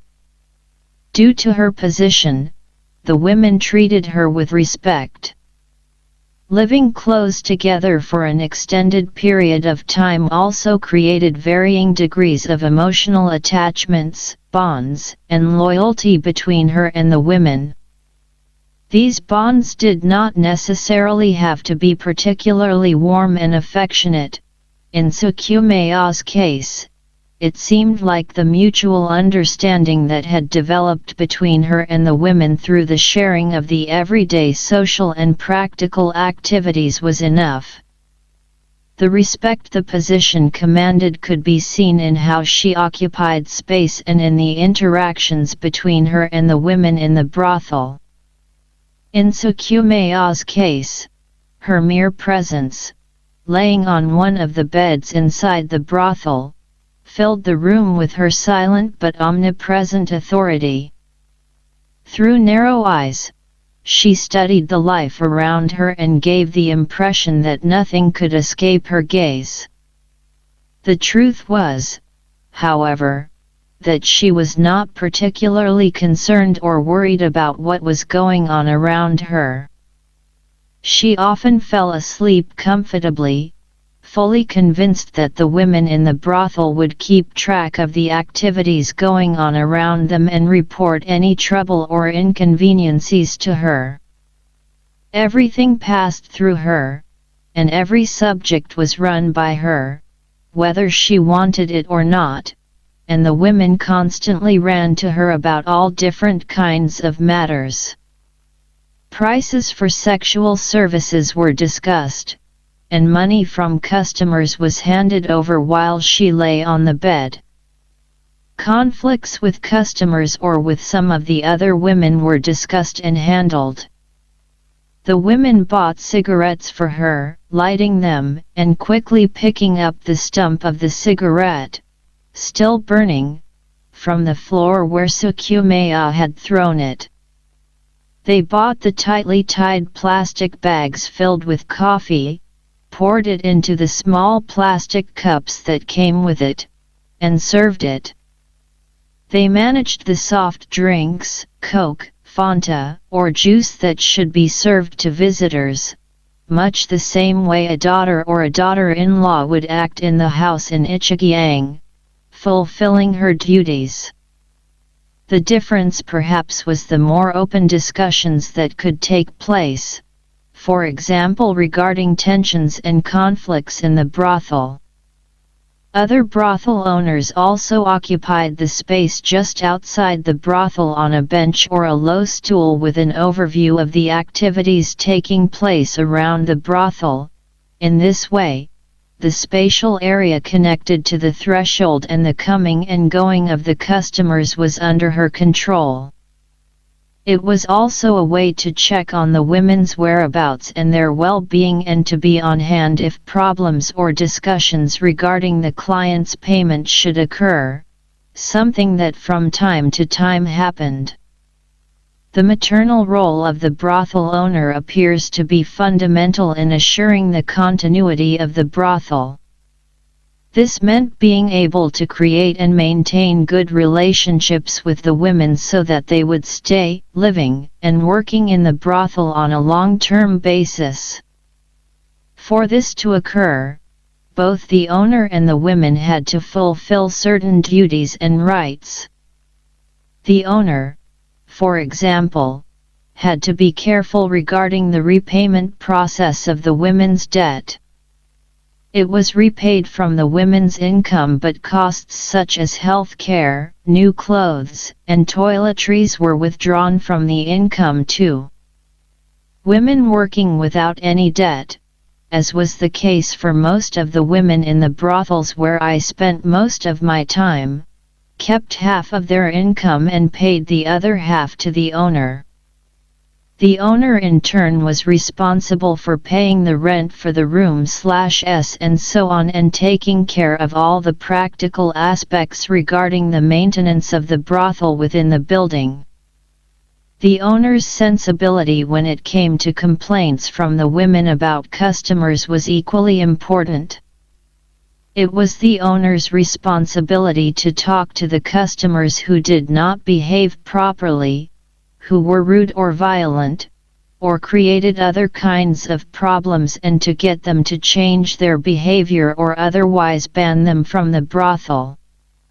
It included the responsibility to, in a rough manner, handle particularly problematic customers, mostly drunk ones. Jita, for example, had something that looked like a baseball bat hanging on the door that she said she used on such occasions. However, when customers came that she did not want to receive, shouting and shooing them out of the brothel usually sufficed. They left, embarrassed. It was also important that the owner handled the relationships between the women living with her in the brothel smoothly.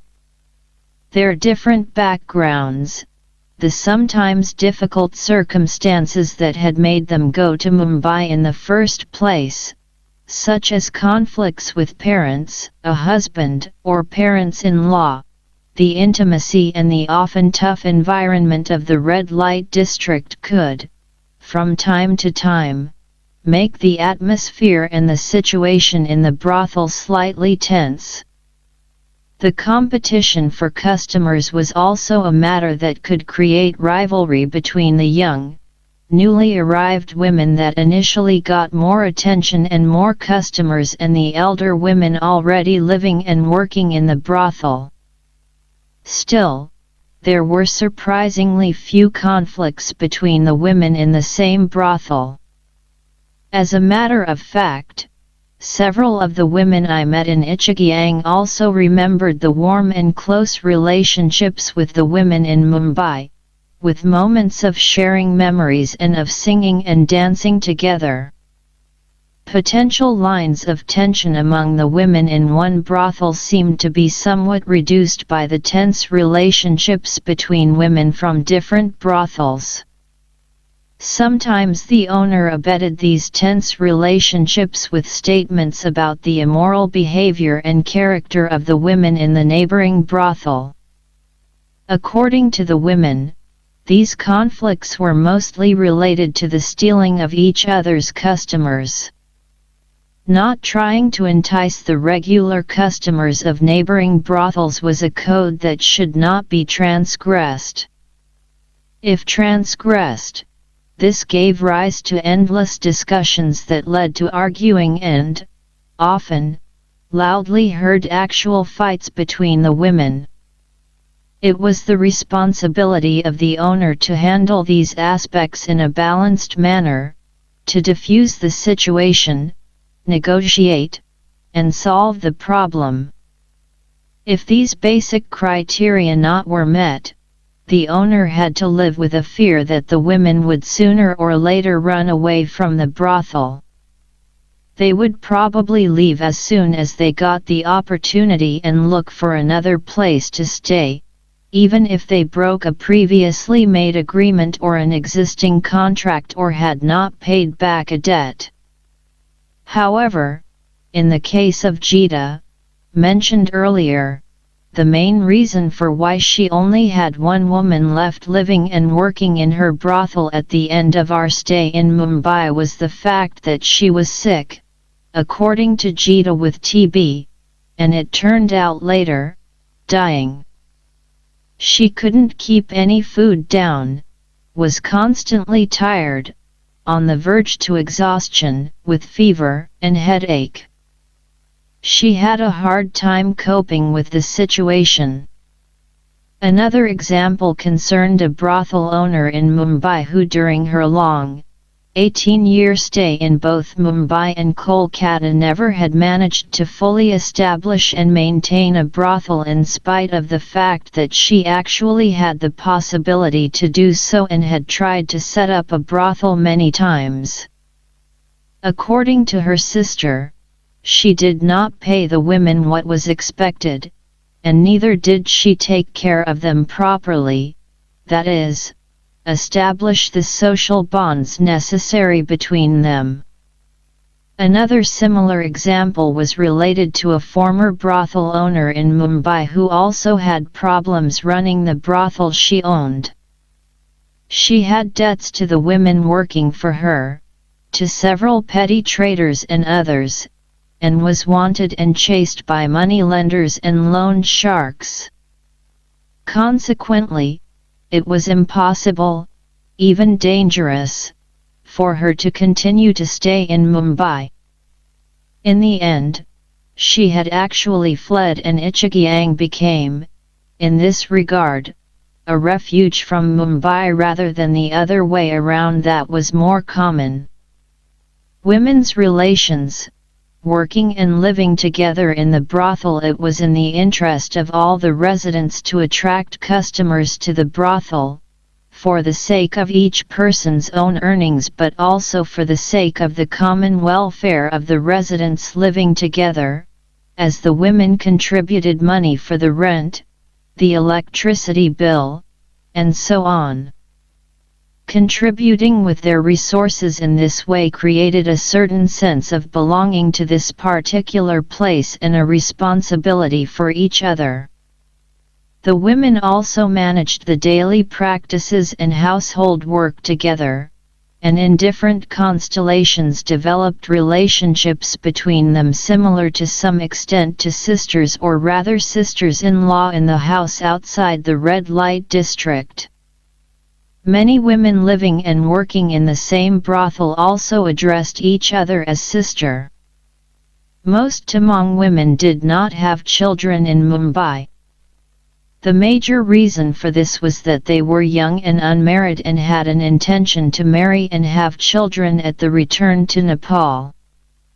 If they got pregnant by mistake during the years in sex work, it seemed to be common to have an abortion, which is legal in India under certain circumstances or otherwise carried out illegally. It was rather the Tamang women who married an Indian or Nepali non-Tamang man in Mumbai and who had settled here that had children. In these cases, they usually stayed in a family room in the area or in another room in the outskirts of the area. If any children lived in the brothel, which seemed to be rare, it was infants that stayed with and were cared for by their unmarried or divorced mother. When the children grew older there were, as has been mentioned earlier, other settlement arrangements that included a separate room in the same building rented specifically for the children. One of the Tamang brothel owners had an 18-year-old daughter who stayed in a separate room within the same building as her mother. In this room the children of two other women from the same brothel, a divorced Nepali Brahmin woman's 11-year-old daughter and an unmarried Tamang woman's 9-year-old son, also spent most of their time. The women in the brothel cooperated and managed the care of the children. It was usually the mother but otherwise someone else from the brothel that accompanied the smaller children to school and picked them up afterward. When the children got a bit older but still were in their school age, they took care of each other and escorted each other to school. After school, they returned to the brothel for a chat before they went up to the other room and got help with some of their homework from the owner's daughter. That women who lived and worked together experienced and felt that they, to a certain extent, were related and belonged to the same brothel was also obvious from the fact that women from the same brothel spent most of their time doing the different social activities and tasks together. They did not usually mix with women from neighboring brothels. It was apparent that the different brothels in this way formed distinct units. There were, however, occasions when women transgressed the distinct boundaries between the different brothels in the same passageway or on the same floor in one building and cooperated. These occasions were mainly work-related. Firstly, when all the beds in one brothel were occupied by women and their customers, but there were still customers interested in sexual services from other women in the same brothel, the neighboring brothel usually offered the use of their free beds in exchange for money. Secondly, when there were incidents related to particularly problematic customers, women fully supported each other and transgressed the boundaries of the otherwise rather distinct brothel units to help each other out. It could be on occasions as those mentioned earlier regarding drunk and problematic customers that refused to pay for the services, when women from the neighboring brothels would gather together encircling the customer, demanding payment, and solving the problem. However, women did form friendly relationships with other women transgressing the boundaries of the social groups in the brothels. This was particularly noticeable among Tamang women. Coming from the same area in Nepal and being Tamang often created bonds between them that easily developed into warmer friendship. Customers, friends, boyfriends, and husbands. Long-term relationships also developed between the owner and the customers that frequently visited the brothel and between the women and their customers. Regular customers who became more closely connected to a woman or the women in one particular brothel, as mentioned earlier, were keen to maintain good relationships with the brothel owner and sometimes addressed her as mother. This meant that, besides being a regular customer coming and going, paying for sexual services, and contributing financially to the brothel, they also just spent time in the brothel together with the women. They would take a nap together with the woman they usually visited and be sitting, eating, and chatting together. Usually these customers moved around relaxed and comfortably in their undershirt, and much in line with what White has described regarding the colonial context in Nairobi in the beginning of the 20th century, they used the space in the brothel like their home. White 1990. When these customers were present, they participated in the daily practices of the brothel. It could be that they ordered, paid for, and picked up tea from one of the shops close by. They did errands such as buying a missing part of the kerosene stove or going with the dirty and blackened parts of the stove to someone offering cleaning services of such articles.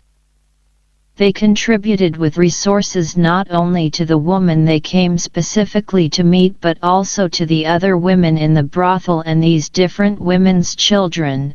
This meant that they went shopping and bought new school bags for the children, for example. Tamang women called customers on a more general level mhi, Tamang, people, or person, in other words, someone not in a particular relationship with you. They were never defined as paying customers buying sexual services though. But, the distinctions between strictly monetary relationships with strangers who paid for sexual services and the men attached to the brothel to different degrees and the women living here often became blurred. Mutual feelings of friendship developed between the women and their customers that created different long-term and sometimes lifelong relationships. One Tamang woman in her 40s no longer sold sexual services but one of her previous regular customers, now a friend, still came by almost every afternoon to chat and drink some tea or beer with her. In yet another example, another woman, a brothel owner, had her former client and now close friend, an Indian man she had known for 30 years, visiting her 3 to 4 times each year. On these occasions, he was living with the others in the brothel for a few days, participating in the everyday activities, eating and drinking together with the others. The sex worker and customer relationship could also develop into a deeper emotional relationship, however, resulting in love and marriage. This was often the case when Tamang women had married Indian or non-Tamang Nepali men in Mumbai, for example, Geeta, Sukumaya, and Anita, the woman who had been living in Mumbai for 40 years. It could be that their marriage had been recognized and blessed by a tika in the temple and in front of the gods. This type of non-formal marriage, but socially recognized and considered a mutually binding marriage, was also common in Ichigyang, but, here, people established themselves as a married couple by eloping together, after which the woman moved into her husband's house. Eating together, the residents in the brothel prepared, cooked, and ate food at the same place, that is, in the same brothel, but not necessarily food cooked by the same hearth or, in this case, portable kerosene stove, and not all together at the same time as was so important in Ichigyang. Still, the residents in the brothel, that is, the owner and the women and their children, regarded themselves as sharing food together and thereby also regarded themselves as a common unit, group, and house. Within this particular context there was actually a great flexibility within and between different brothels when it came to who prepared, cooked, and shared food. This was also evident from the many kerosene stoves stored under the beds. The groups eating together were constellations within the specific brothel in which they lived, independent of caste and/or ethnic belonging, so important outside the red light district due to rules and norms still in practice regarding caste, food, and purity/impurity. Even if some women prepared and cooked their food individually, most women had formed groups of 2 or 3 that prepared, cooked, and ate together. In some brothels, the owner and all the women were involved in the preparation of the food and the cooking and, consequently, they also all ate together. However, there were women who did not necessarily prepare the food themselves and instead ate out at one of the many restaurants or food stalls in and around the area, or they could order food and have it delivered. A man from the restaurant would come to the brothel carrying several big plastic bags with the food. Notebooks were brought out where credits were noted, checked, and discussed. The cases of women working at the brothels who spent their money eating out or ordering ready-made food and not saving money were discussed by people in Ichigyang. In some cases, the brothel owners felt they had a responsibility toward the woman, but perhaps more toward her relatives regarding how she spent the money she earned. This was particularly true if they came from the same area in Nepal, knew each other, were relatives, and often met when visiting the brothel in Mumbai. There were some expectations that at least part of the earnings should be saved for the woman herself and some of the earnings contributed to the house in Ichigyang. I heard relatives of women working in Mumbai explain how the brothel owners had excused themselves when a woman had returned to the village with hardly any money with her. There was a moral expectation from the people in Ichigyang, but also a self-imposed duty held by the brothel owners to make the women take responsibility for their economy, for example, through preparing their own food. When someone came to visit, tea, coffee or soft drinks were, as always, ordered from the food stalls or restaurants outside, and the same intense efforts as in Ichigyang to get the guest to drink or eat to feel included in the group in the brothel began at least when Tamang women or men came visiting. Women claimed that Balu, the mild fermented beer so important in the village, was also prepared and drunk by Tamang women in Mumbai. We were never offered Balu though, and never saw anyone else drinking Balu either. The varied cooking and eating arrangements were most probably a consequence of the fact that the space inside the room was so limited. The kerosene stove was taken out when needed and then put back under one of the beds again when not in use. Usually the passageway and the space outside Jita's and her neighbors' brothels was used for preparing and cooking the food.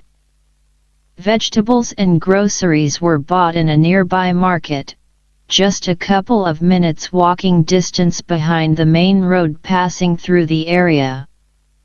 Relatives visiting Mumbai from Ichigyang often brought rice and other food items from the village, as it was considered good and healthy to be able to consume food that had been grown in the pure environment around the village. The groceries and vegetables that had been bought at the market were arranged in different plastic bowls and boxes and were put on shelves in the rooms, or, if there was space, they were kept just outside the room or kept in plastic bags hanging from hooks on the doors or the walls to keep them out of the reach of the rats. There were also vendors who made daily tours in the area, walking from brothel to brothel through the narrow lanes and staircases, selling vegetables and other articles. At the far end of the passageway in Jita's lane there was a corner where all the kitchen utensils were kept for all three brothels in this row. The aluminum plates, plastic bowls, and glasses were piled on top of each other on the floor alongside pots, frying pans, knives, and chopping boards. Baskets of different sizes were placed on top of each other on a big sack of rice. Small bottles stood by the wall, filled with oil, used to fry the curry. There was another big plastic jug standing here that was supposedly filled with baloo. It was here, on the floor, that the kerosene stove was placed when food was cooked. It was also here that the vegetables were cleaned, peeled, and cut up on a chopping board on the floor. The water used for cleaning the vegetables was thrown in the narrow water channel following the corridor outside the brothels. The garbage and the leftovers meanwhile were thrown to the side but immediately attracted rats and therefore had to be thrown in a dustbin outside the building. There were no specific seating arrangements when eating in the brothels. No specific precautions were taken if a woman had a customer. The women eating would sit on the bed next to the bed where a customer was given sexual services, the thin cotton curtain separating the different acts in the room. Visitors and the continuity of family relations. There was a strong continuity in the relationships between the women living in the brothels and their family and house in Ichigyang. This continuity was maintained to a large extent through relatives' visits to Mumbai. The visits from the village were actually so frequent that there was always someone visiting for different reasons. Sisters and brothers visited their sisters, mothers and fathers visited their daughters, men visited their first or second wives, and relatives visited an auntie. They could come for a shorter visit and then stay in the brothel for a couple of weeks, but it was more common that they stayed for an extended period that could last for several months. A visit that was initially intended to last for a shorter period of time could be extended over a longer period, usually due to a desire to escape a problematic situation or relationship in Ichigyang, both when it came to men and women. Consequently, these visits were considered self-evident, both from the point of view of the women living in the brothels but also by people in Ichigyang. Also before the mobile phone boom that took place as late as around 2010 in the fieldwork area in Nepal, information about relatives flowed smoothly and it seemed like people kept themselves up to date on the whereabouts of each other even if they did not always meet face to face. Messages were sent to relatives with someone going to Mumbai and the same person brought information back from Mumbai, sometimes with recorded messages on cassette tapes as late as 2006-2007. Earnings and savings from sex work was sent with relatives and taken with them back to Ichigyang. However, visits also went in the other direction. although not as frequently during the fieldwork period due to the Mobadi control of the fieldwork area in Nepal, but more frequently after the peace process, and women working and living in Mumbai returned on different occasions to visit their relatives in their natal or conjugal house, mostly during festival time or Giwa, that is, at mortuary rituals and feasting. There were different and varied reasons for the visits to Mumbai. Emotional bonds and attachments. Just seeing someone you were close to was one reason. Just before our first visit to Mumbai, Geeta's older sister had been there visiting Geeta for a month. It had been 5 years since she had last visited her sister. She could not in any way describe the deep satisfaction and the happiness she felt while recollecting their encounter, but she also underlined how satisfied she was with the time spent in Mumbai, and we were just sitting and eating, that is, they had a comfortable time, and, in her opinion, did not have to do any work for the food they were eating. Besides the emotional attachment, the continuity with the family and the relatives was also maintained through the financial contributions to the house and the family in Ichagiang coming from work in Mumbai. Men who were married to women living and working in Mumbai frequently visited their wives. Even if the maintenance of the contact between husband and wife was one reason for these visits, the woman, through sex work, contributed to the maintenance of the house in Ichagiang, and her husband from time to time went to Mumbai to pick up part of her earnings.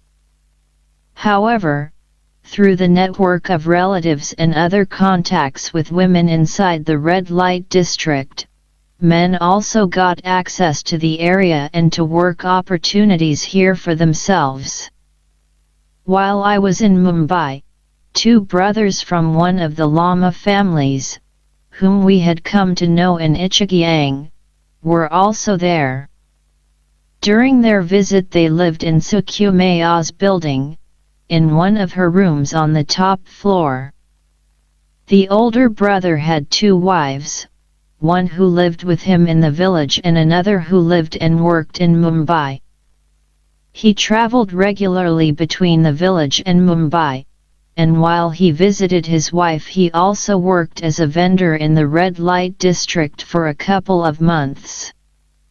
He moved around inside the hallways selling clothes, plastic sandals, and other consumer articles. When he returned to Ichagiang, he had money from his own work as well as from his wife's earnings. This time, he had brought his younger brother to work with him inside the area. Parents, a mother or father, or brothers that went to Mumbai to visit a daughter or a sister, also visited in order to bring back with them part of her earnings as a contribution to the household. Another reason for a visit, which also maintained the bond and the relationships with the family, was related to concerns about sick relatives and their health problems. The hospitals in Nepal were perceived to have unreliable and unqualified medical staff and services of low quality. Consequently, the treatment was also considered unreliable. Therefore, people in Ichagiang with health problems of different kinds were encouraged by relatives in Mumbai to go there to find a good hospital. A woman in Ichagiang who had problems with an ear infection was called to Mumbai by her husband for a health checkup. He had married a second wife, who lived and worked in one of the brothels in Kamathipura, where he was staying with her. During the first wife's visit, she stayed in the brothel with him and his second wife. They also paid for the checkup and all other costs for her. She expressed that she had felt very comfortable and was very well taken care of during the visit and that plenty of food was offered to her throughout her stay. People in search of work in India or passing through Mumbai for other reasons also stopped on their way and were taken care of and given food and lodging at a relative's home and brothel. The visit to Mumbai could also be a way of trying to free oneself from relationships with the family or others in Ichigyang that were experienced as uncomfortable or restrictive. This was not only the case for women who, as mentioned in previous chapters, sometimes fled to Mumbai due to a problematic marriage or a conflict with parents-in-law. This was also the case for men who, by keeping themselves busy in Mumbai, slowly extended a shorter visit into a more permanent stay and in this way kept themselves away from a conflict or a marriage they did not feel comfortable with and did not want to fully establish. An 18-year-old man from a toll in Ichigyang neighboring mine had initially gone to Mumbai with his father, who was constantly coming and going between Nepal and different places in India, buying and selling items such as clothes to assist him for a short period. This period had extended into a more permanent stay in Mumbai that had lasted 3 years. He moved around between different brothels in the area, finding a place to sleep depending on the availability of sleeping arrangements. He was staying in Jita's brothel at the time of our first visit and managed his livelihood through his work as a vendor, selling clothes.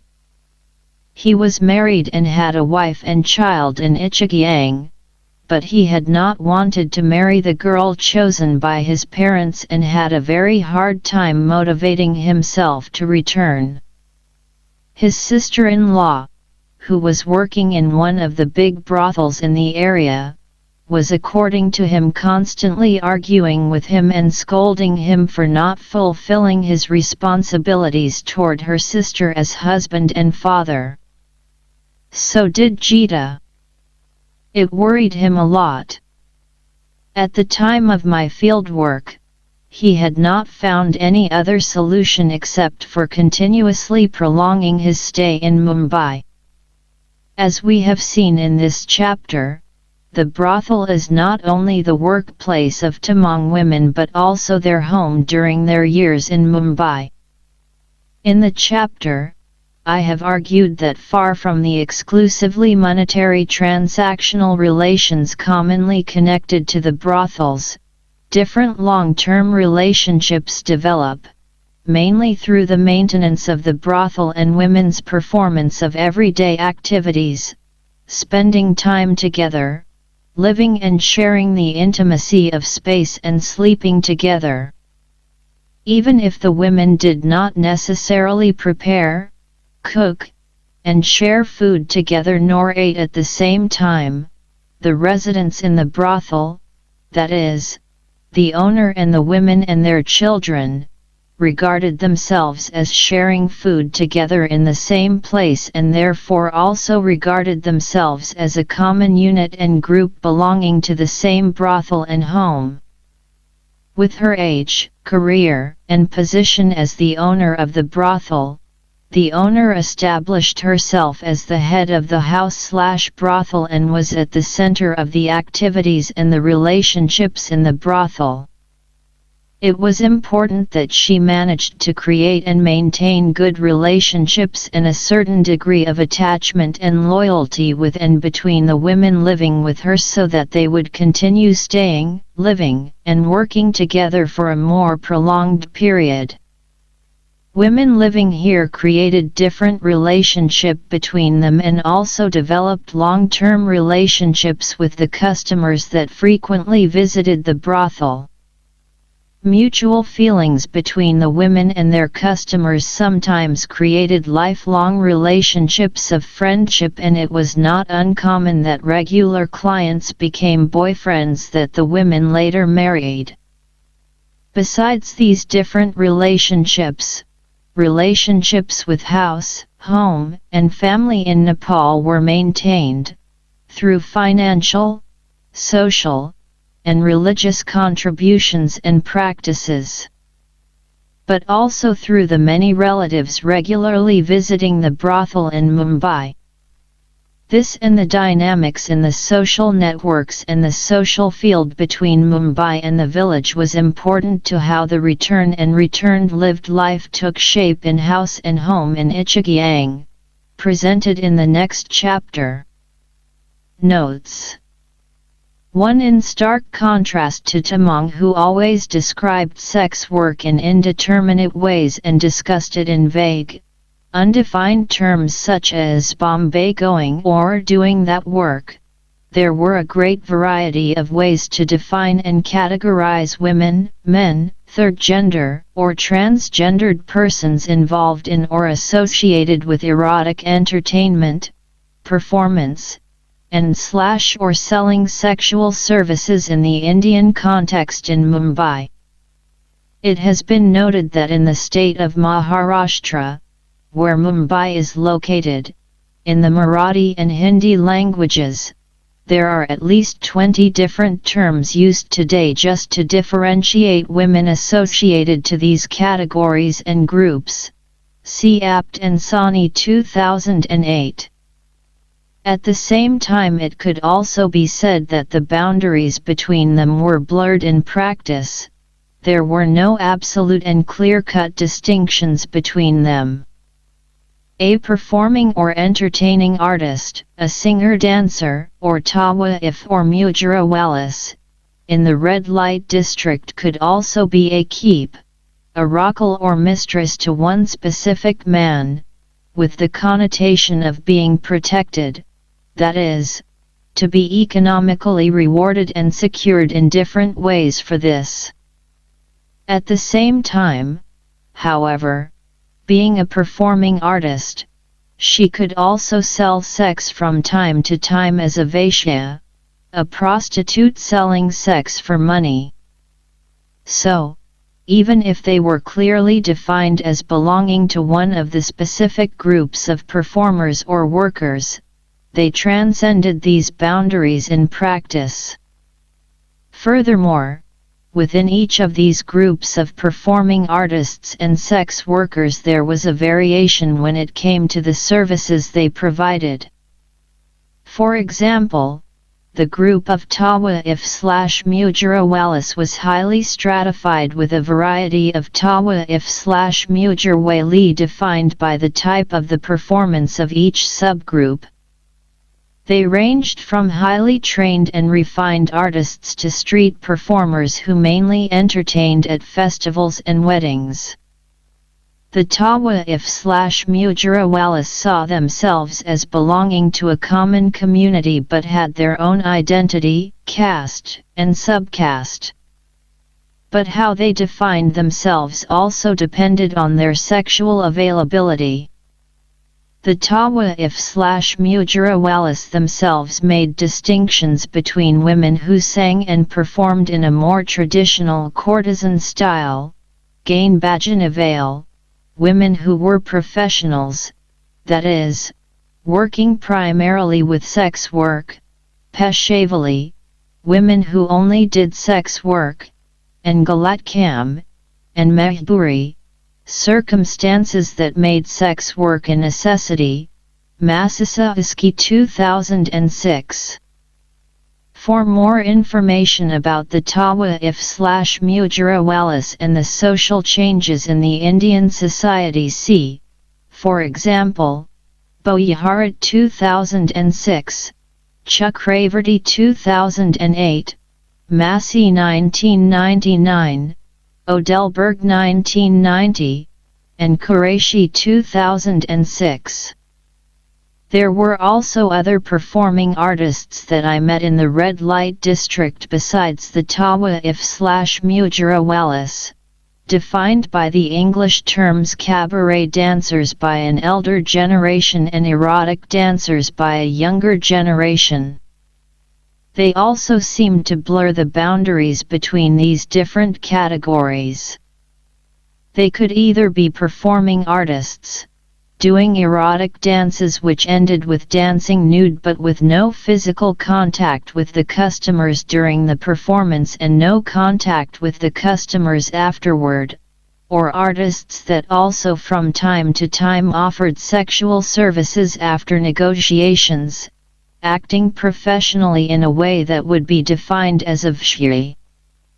The sex workers in this area were mainly women who sold sex to men, but kothis, and sometimes also hijras also worked in these kinds of small brothels and sold sex to men. They inhabited a particular part of the area consisting of 1 or 2 lanes, but they did not necessarily live in or have rooms in the area. Sometimes they frequented the main road. The kothis are effeminate men, transgenders, who are usually thought of as being penetrated in sexual relations, but, as has been noted by Kavi, this is a far too rigid definition brought in by a heteronormative paradigm. Kothis are penetrated but also penetrate their male partners, known as panthis, who are usually considered to be the one penetrating.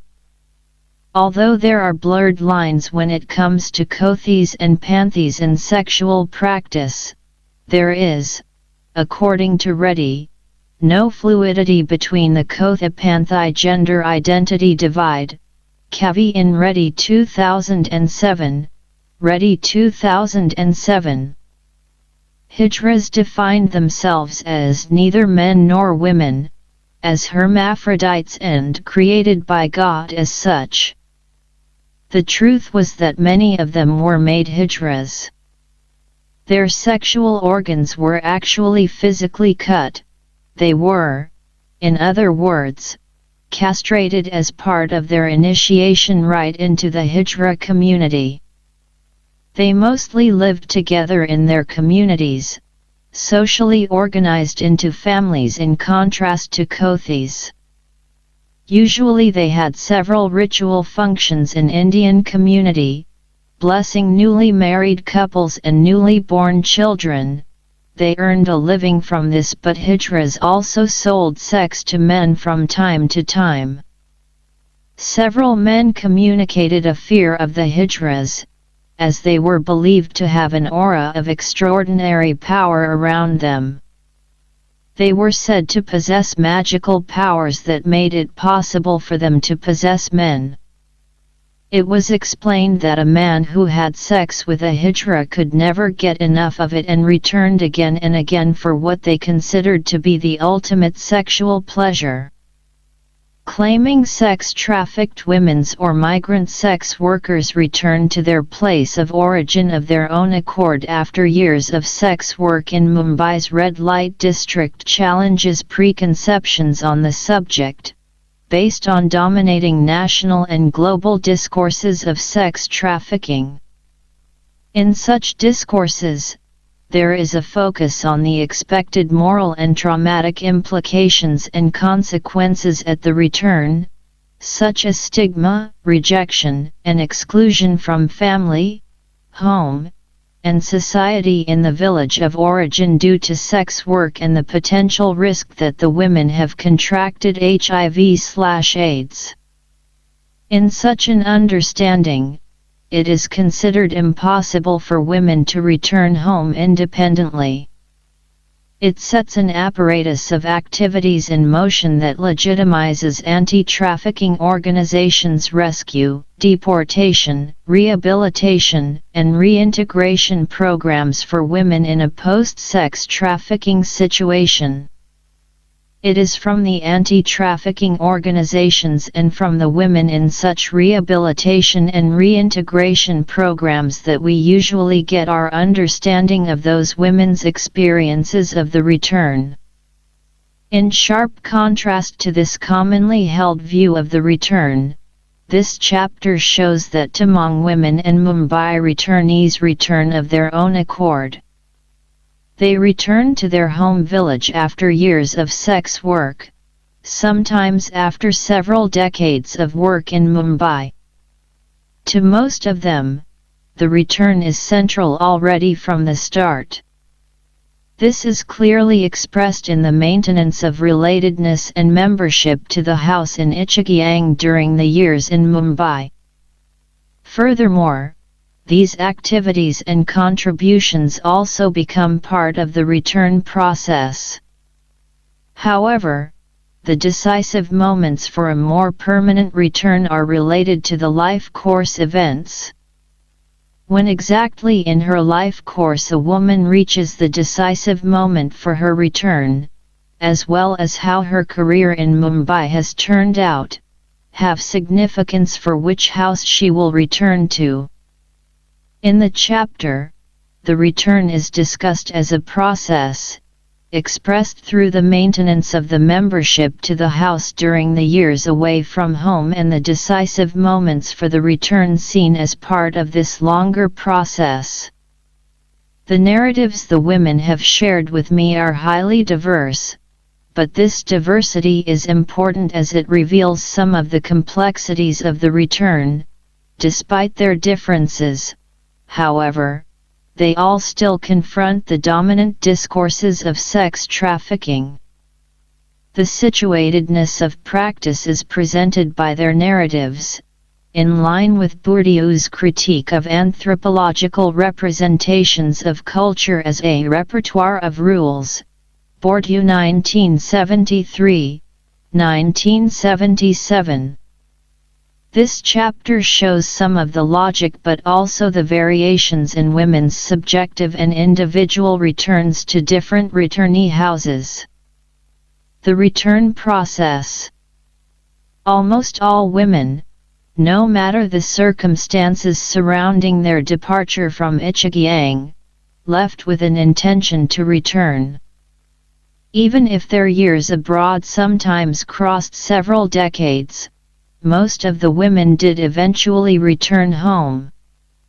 Their aim to return is reflected in the long-term maintenance of their membership to the house in Ichigyang through their return visits and their social, religious, and financial contributions of Bombay wealth. The return is usually one part of a longer process, but there are crucial moments when women decide to return home more permanently. These critical moments are related to the various important and emotionally charged phases of life such as marriage or a desire to marry, have children, sickness, and old age and dying. At these transitional points in life, roots, house, and home, and relatedness are emphasized. The decisive moments are often part of a longer process consisting of several temporary visits, ranging from short visits to regular or habitual circular or repeated movements back that only later on become a more permanent return. Long and Oxfeld 2004. Women return for shorter visits to see parents and siblings, to take care of and financially support parents in old age, and they return to participate in and contribute with their labor and perform their particular and institutionalized tasks at their parents' or a brother's mortuary rituals. They also return on shorter visits at festivities. In other words, besides the more decisive moments for the return as an analytical concept includes the actual process that contributes to the return and is therefore wider than return migration that usually does not include short temporary visits or long-term preparations for return. However, besides women's intentional and determined returns mentioned above, there are also occasions when women's returns are more or less forced. That is, the return takes place through coercion and the woman herself did not yet intend to go back to Ichigyang. The reason for such a return is the club's activities in Ichigyang, described in Chapter 1. Due to the fear that women's migration for sex work would empty the village of women and eventually create social disintegration if left unchecked, From the end of the 1990s and onward, the members of the club used certain strategies to get the women back to the village.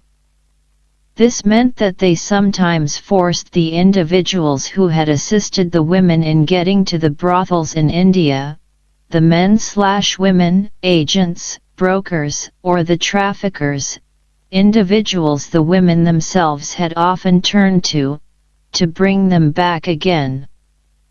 In such cases, the ones that had assisted the women to Mumbai often needed to use persuasion and/or threats to succeed in getting them back.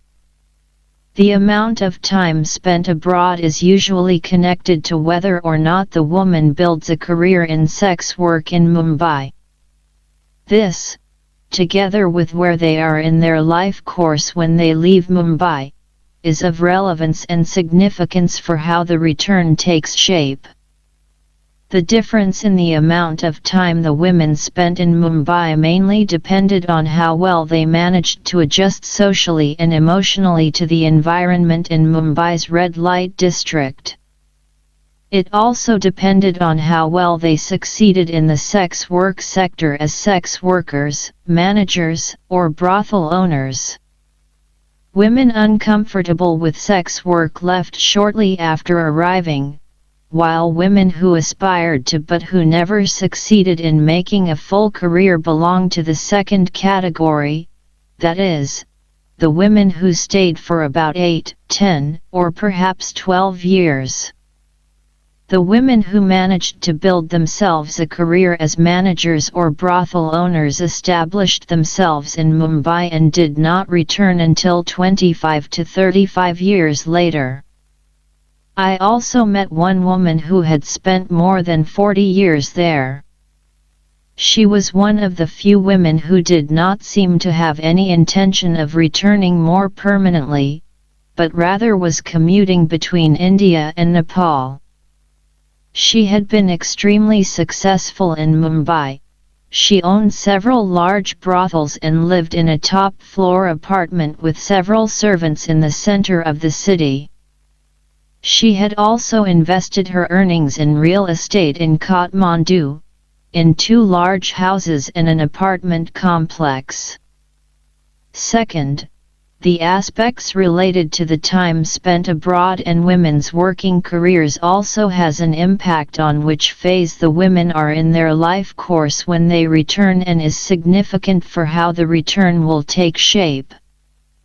Women in the first 2 categories mentioned above are usually young, in their mid-20s, and unmarried when they return, or in their mid-20s to 30s and married to a man in Ichagiang whom they had met while visiting or whom they had met on his visit to Mumbai.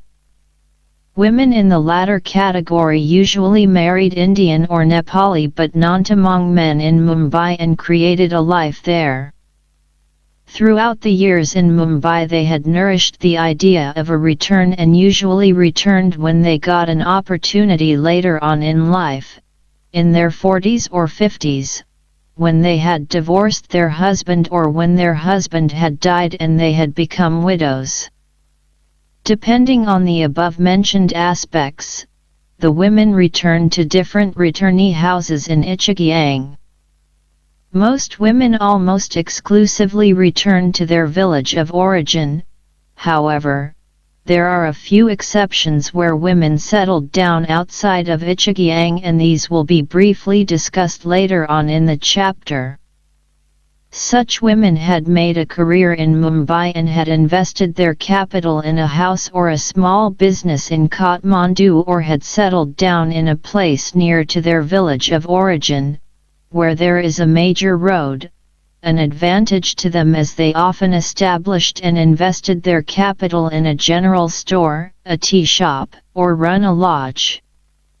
All returns are part of larger socio-historical processes, but every return is also part of particular local histories and historical and social contexts that are intertwined with individual life histories.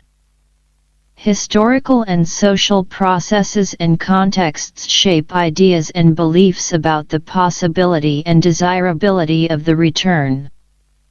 However, returns not only reflect historical and social contexts but also shape their own history. Returns take place over time and in particular settings and contexts and, during this process, develop their own return trajectories, histories, and narratives as have already been discussed in Chapter 1. It is interesting to see how certain groups of women and individual actors maneuver within a particular context and period. At the same time, it also makes it possible to explore the particular circumstances and the moment in time when the movement away from Ichigyang took place, and to examine how it is connected to the particular circumstances, moment, and period in time of the return. Even if there is a social field, that is, social relations and networks through which ideas, practices, and material resources cross borders and are exchanged and are transformed. Levitt and Schiller 2004, 2007, between the brothels in Mumbai and Ichigyang that makes it possible for the women to remain informed to a certain extent about life in the village. Women who left before the club became influential in Ichigyang return with certain expectations of how they will be received and perceived as Mumbai returnees based on the meanings embedded in women's migration and Mumbai returnees when they left. Their expectations were different from those of the women who left Ichigyang at the height of the club's activities when women's migration was understood differently. How these differences and the returns are interpreted and also acquires meaning from specific, personal, and subjective experiences and points of view, will be shown in the different cases in this chapter. Mumbai returnees adjust to life in Ichigyang and, after some time, become well integrated. There are no inclinations toward moral condemnations of any kind, nor is any stigma attached to them due to sex work or trafficking as the anti-trafficking organizations claim.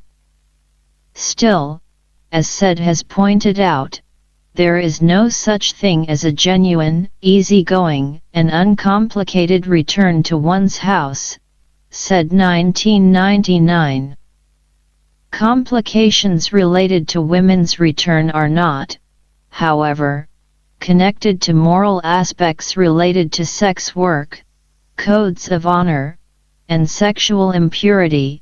Suspicions that the women have contracted HIV/AIDS, or shame, sexual exploitation, and psychological trauma that people from outside are prone to believe and many times take for granted. Even if membership to the house of origin has been maintained and the social, moral, and economical obligations have been upheld throughout the woman's years in Mumbai, returnees still have to reconnect emotionally and socially to the relatives in the house they return to and to friends, neighbors, and others in their village of origin. They sometimes have to confront memories and try to heal wounds from past conflicts. Having spent many years away from home, they face adjustment problems when it comes to the tasks they are expected to perform in the house as well as out in the fields, which creates tension within the house. It became clear that several of the returned women's marriages were barren, a source of great pain, worry, and anxiety for the married couple. A barren marriage gives rise to a tense atmosphere and increases the risk of conflict in the house.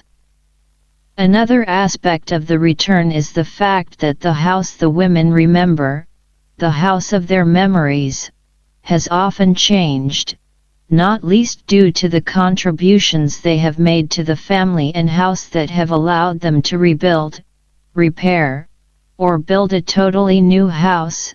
Thus, the women do not fully recognize the environment they thought they knew so well. Returnees can therefore often experience ambiguity when it comes to the notion of home and house. It is a place they are related to, identify with, and to which they feel they belong, but at the same time it is a place in which they suddenly feel estranged and, at least initially, can have certain difficulties adjusting. To some extent, in each return, the meaning of house, hearth, and feelings of relatedness has to be dealt with anew. As we will see later in the chapter, every return in this way creates its own logic, contradictions, and possibilities for the future. Long and Oxfeld 2004. Set against this background and within this context, women's conscious and strategic negotiations of their roles and relationships, as well as their more unconscious transgressions of boundaries as they try to adapt to everyday life in different houses after their return, will be examined in case studies throughout the chapter. Bombay wealth and social mobility. Women's concern with the house they belong to in Ichigyang and the dynamics of the social relationships between them and the resident members of the house in Ichigyang impact on and shape women's return and their returned lives. When in Mumbai, women consider it a duty to contribute to the house in Ichigyang. With these contributions, they also shape the physical house over the years away, something that further underlines the house as a process. As was mentioned in Chapter 2, the house as a building follows the developmental cycle of the social group in the house. Karsten 1995. For example, in the rebuilding or building of a new house and hearth at marriage, or when new members, such as children, join the hearth group. However, the house as an architectonical, social, and symbolic building also follows the development of the career of sex workers in Mumbai. These women are absentee members of houses in Ichigyang.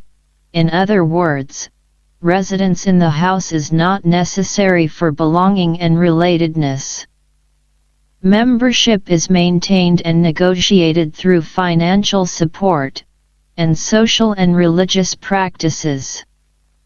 With regular support from absentee members, the inhabitants in the house, the hearth group, and the hearth are nourished and nurtured, and they maintain relatedness and create a presence even while physically absent from the house. However, although both men and women migrate, it is only women's sex work that has produced such an economic return that people define and understand their work as generating Bombay wealth. The contributions of Bombay wealth to the house have become part of how a daughter establishes herself and her position, making a social career in her natal house. These investments will maintain her position in the house during her years away from home, but it will not generate any economic benefits for her in her future life, as it is invested in house and land from which she will move and leave when she marries. However, these women may also have saved money for their own use in times of crisis, for their own mortuary rituals, and may also have invested money in gold jewelry. These factors make her a desirable marriage partner, as her own wealth will ease the economic burden of her conjugal house, in particular when it comes to the major expenses in the house, which are connected to the costs of the members' mortuary rituals. Thus, it is also possible for her to make a social career in the conjugal house. Women's contributions, their economic capital, are transformed by their parents or brothers into different social and symbolic capital in Ichigyang, Bordeaux 1979. As has been mentioned in Chapter 2, land is connected to men, male identity, and status and is, as in most other parts of Nepal, still considered one of the most valuable assets, both materially and symbolically. With the economic capital from Mumbai, it had, as far as I understood, been possible to invest in land located considerably closer to the house than had been possible before, which made the walking distance to the fields less laborious and tiresome. Women's work in the red light district also contributes to changes to the exterior of the house. When Mumbai returnees saw their natal house again for the first time in many years, several of the women expressed surprise. What struck them most was the size of the house. It was now considerably bigger than before. The reason was that the house had been both rebuilt and extended or replaced completely with a new larger house on the same spot or near the site of the original house. A tension could be discerned between the remembered house filled with memories, images, and emotions and the house they returned to, in which remembrances of the past no longer self-evidently could be spatially located. In addition to the size of the house, there are also other exterior signs, significant markers of status, demonstrating the wealth of the house. One of these visible signs is a solar energy panel on the roof. Depending on the size of the panels or if the house had managed to buy several, they can support lamps, radios, and sometimes televisions, satellite television, even if very rare, and DVD players, in a society that at the time for the fieldwork were without electricity.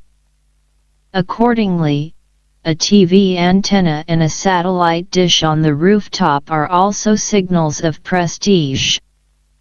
For everyone in Ichigyang, a wealthy house is associated with Bombay wealth and is an obvious indication of members that have been or are working in the red light districts in India.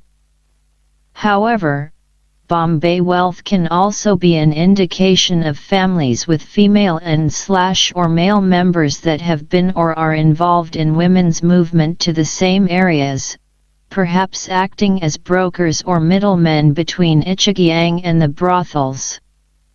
The fact that a wealthy house had acquired its wealth from Mumbai was, in some situations, regarded as a sensitive subject, something that I became very much aware of when I one day was on my way to visit the son of one of these wealthier houses.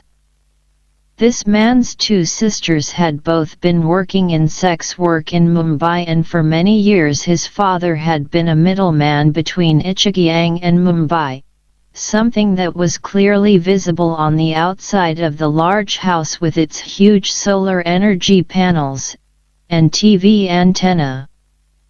An old man, that turned out to be the paternal uncle of the man I was going to visit, was sitting outside preparing a basket made of bamboo straws. I stopped before entering with the intention of chatting for a few minutes with the old man who was leaning over his basket. I was curious who he was, as I had not met him before. He heard me coming, got stiff when he saw me and realized that I was going to approach him. He interrupted his work with excessive haste, but before I had the opportunity to say anything he, in an apologizing manner that I did not understand, started the conversation by saying, "I do not know anything about the solar energy panels." He turned toward the house and pointed a crooked finger at the roof where two big solar energy panels had been installed. He seemed nervous but continued, "It is not my house, it is my nephew's." I was confused by how he addressed me and did not reply immediately.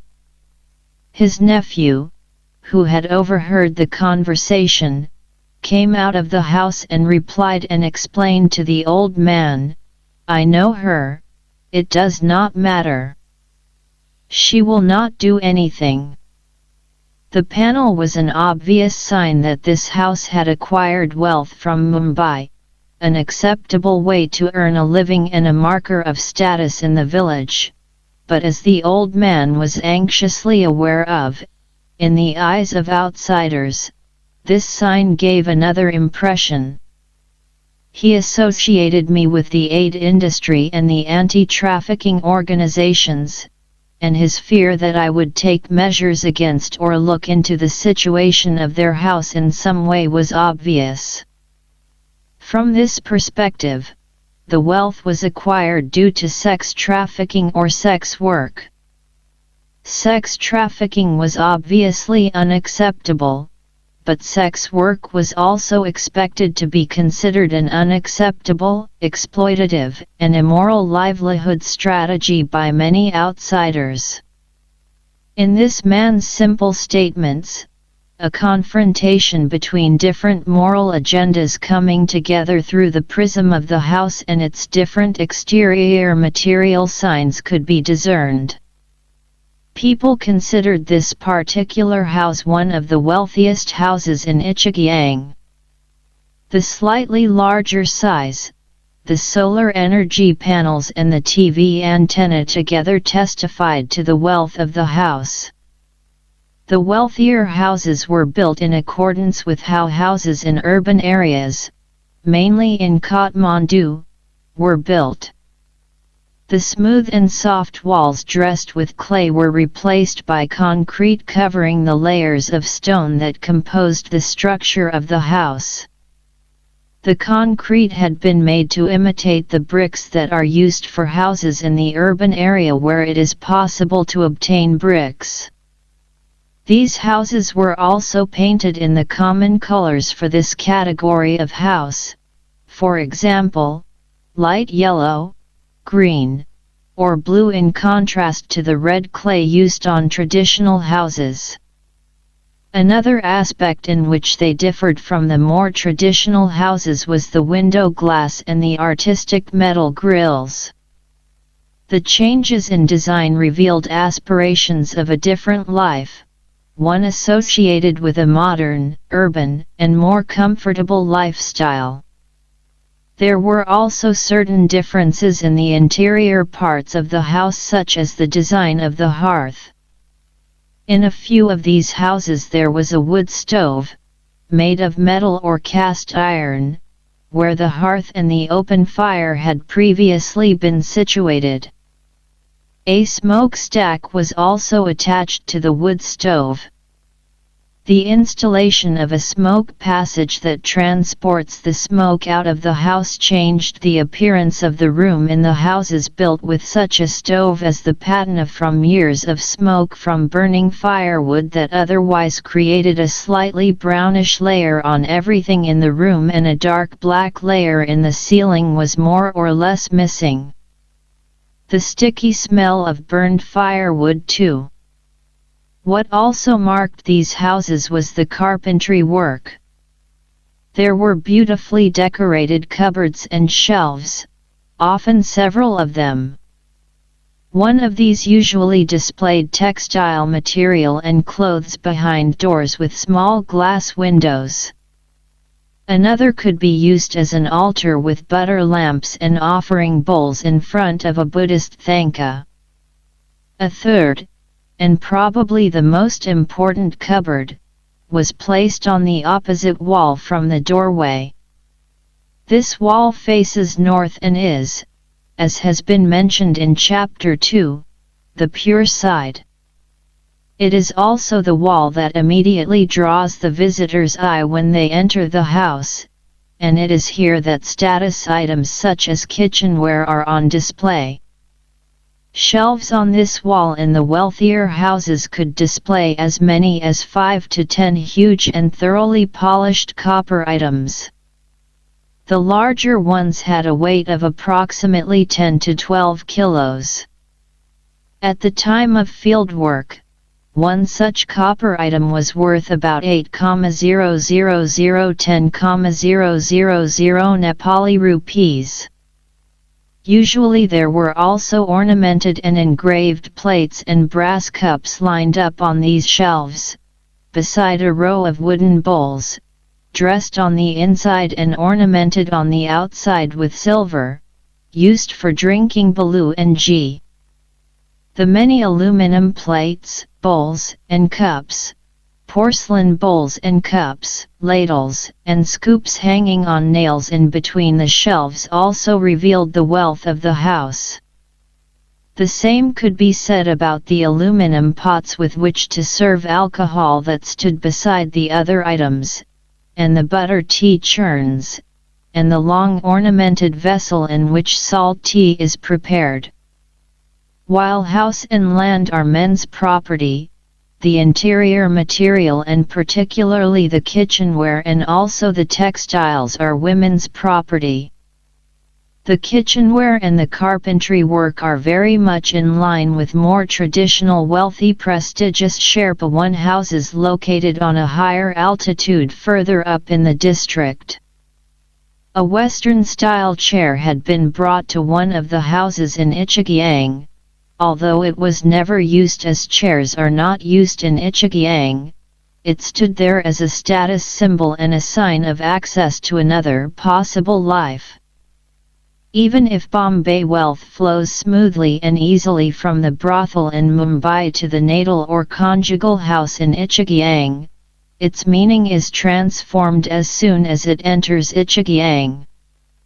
The strictly monetary value, its economic capital, is transformed into status and prestige, cultural and social capital, as we have seen in the construction and formation of the identity of the group through land, the exterior and interior parts of the architectonical house as well as the house itself.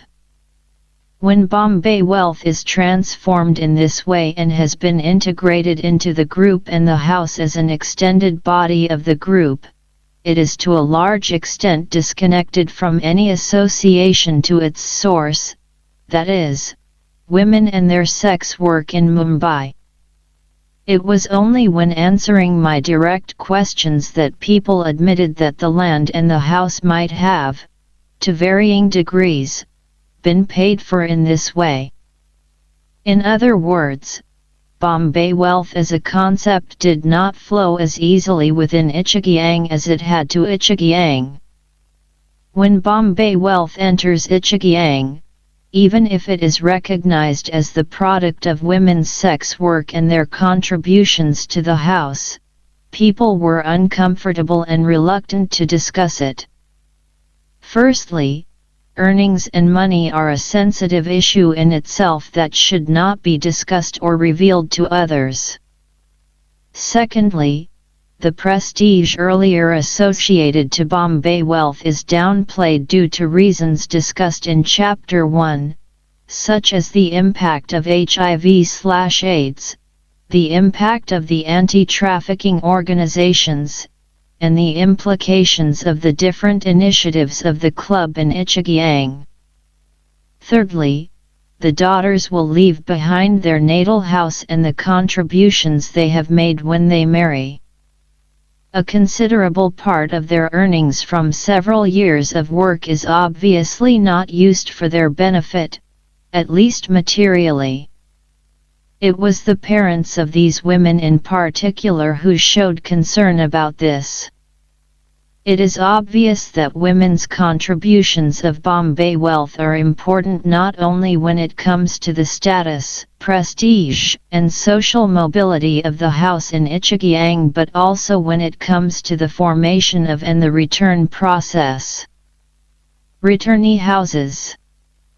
Return to the natal or the original house. Young unmarried daughters return to their natal or their original house. They usually come back with the intention to marry and, shortly afterward, their parents will find a husband for them, or the couple themselves arrange their marriage and disguise it as a capture marriage and elope together for a few days until she moves into his house without any further marriage arrangements. Middle-aged women who return home after many years abroad may also return to their natal or original house. They return as sisters, divorced or widowed from their husband in Mumbai. Several of them took care of their sisters' or brothers' children though, daughters and sons, who were sent to Mumbai and were raised, fed, and given education sponsored by them. But these children were usually sent back to Ichigyang in the middle of their second Valho, that is, around 15 to 18 years old, to be married. To these women, continuity and the maintenance of relations over time and generations were important, and they returned with the intention of reconnecting with brothers and sisters' children in old age. Two others, either very young or middle-aged, returned to their natal or original house sick and dying of what most probably are AIDS-related diseases. At first, they return to higher health specialists they trust such as the shaman, the bonpo, to be sure about that the healing rituals will be performed in the proper way and in a proper place such as Ichigyang, but they also return to have their family around them, to take care of them when sick and dying, and who can at death carry out the extremely important mortuary rituals. This is to assure them that the mortuary rituals are carried out the right way and that the Giwa, the greatest and most important feast for the Tamang, is arranged and taken care of properly in an auspicious place such as Ichigyang. These aspects are important for how rebirth and the next life will take shape. 3. The return of a daughter as was shown in Chapter 2, to the Tamang.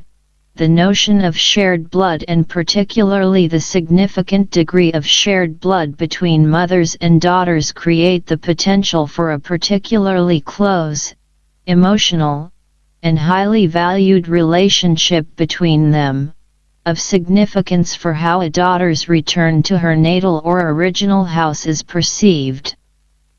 This became obvious when discussing the ease with which many of the returnees seemed to return to their natal house, despite the long periods many of them had been away before they returned permanently. It was generally explained that, Tilanu Jam, Tiny Anu Jam, Agan Namsho Jam, yesterday she was my daughter, today she is my daughter, and tomorrow she will still be my daughter, along with a gesture of putting the hands on the belly, if it was the mother, with the explanation, she is my blood. In most discussions, and for most individuals, this was obvious. The truth was that parents did receive their daughters, even if they had lived away from the family and house for many years. But it also became apparent that in practice these relations were far from given and did not in themselves create the right to return. Physically non-present daughters had to compensate for their absence and lack of labor and contribute to different social and ritual practices and duties in order to maintain their relationships and secure their membership to the house and their return. Although an exception in terms of its frank and explicit expression, the case of Mingmar, a woman in her 50s, and her experience convincingly shows that the very right to return is also a duty to contribute. Mingmar's, a woman in her 50s, youngest daughter had gone to Mumbai several years earlier and had been working in sex work.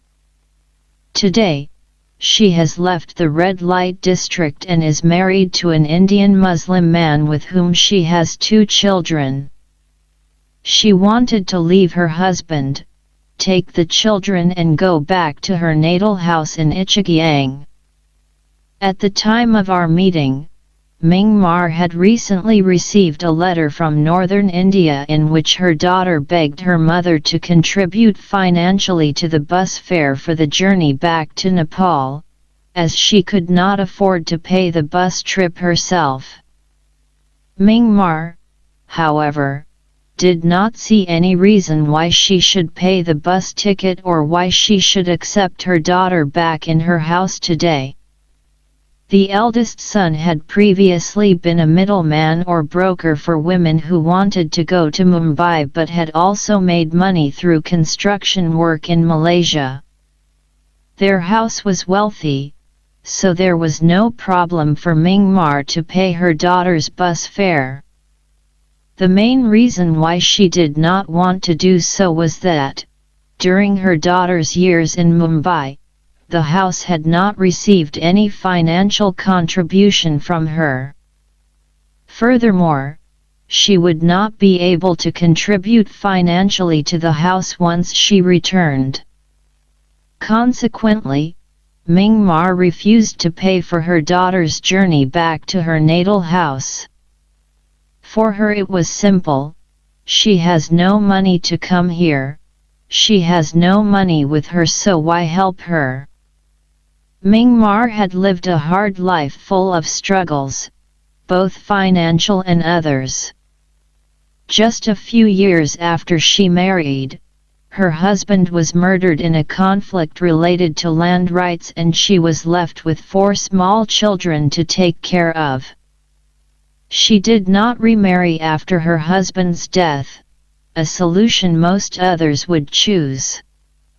Throughout her life, she had been forced to manage on her own.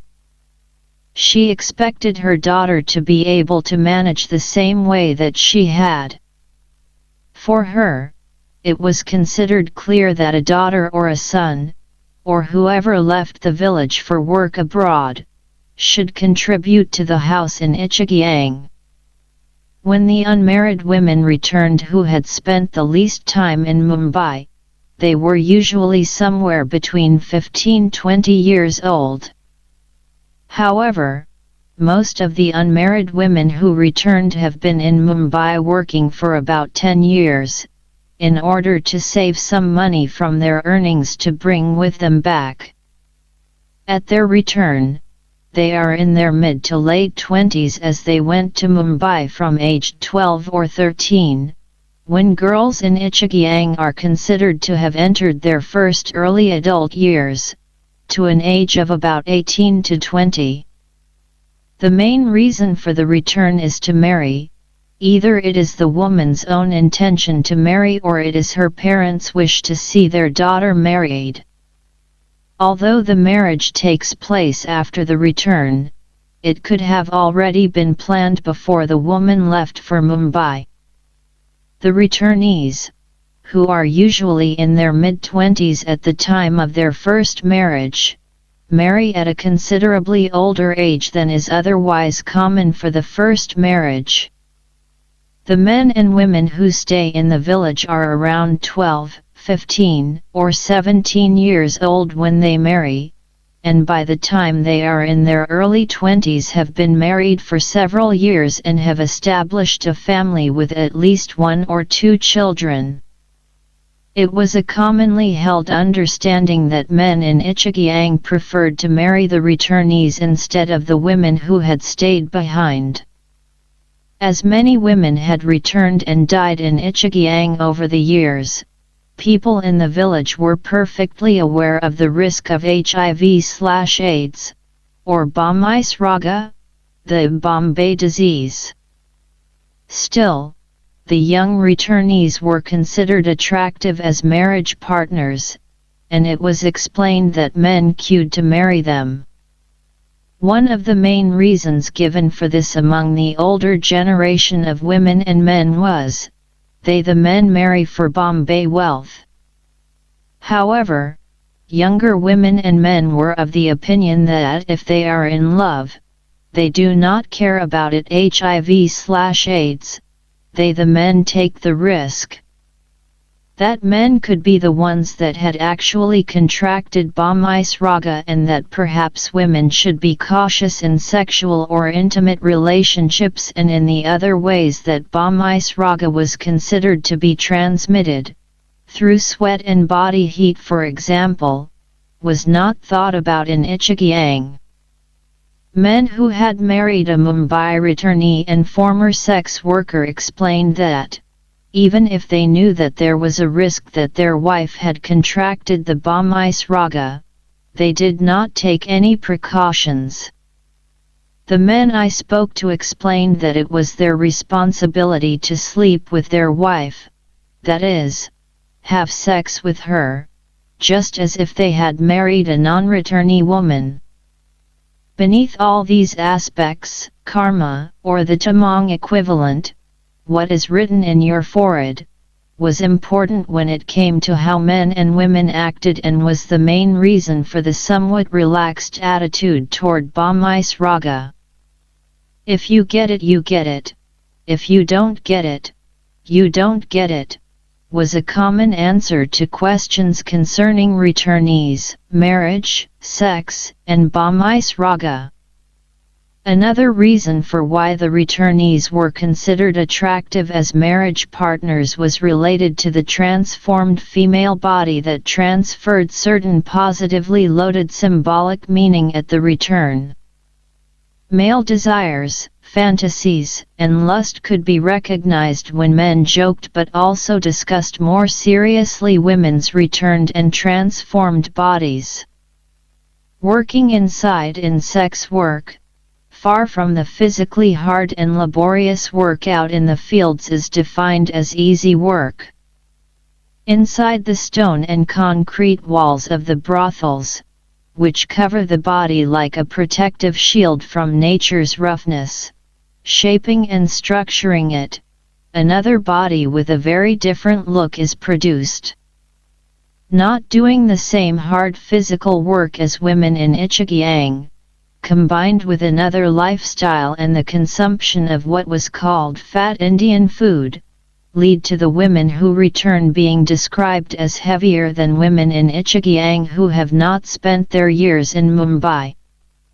Living and working inside, spending the time in the brothel and its immediate surrounding areas protected from the sun give the women a fair complexion, regarded as highly valued.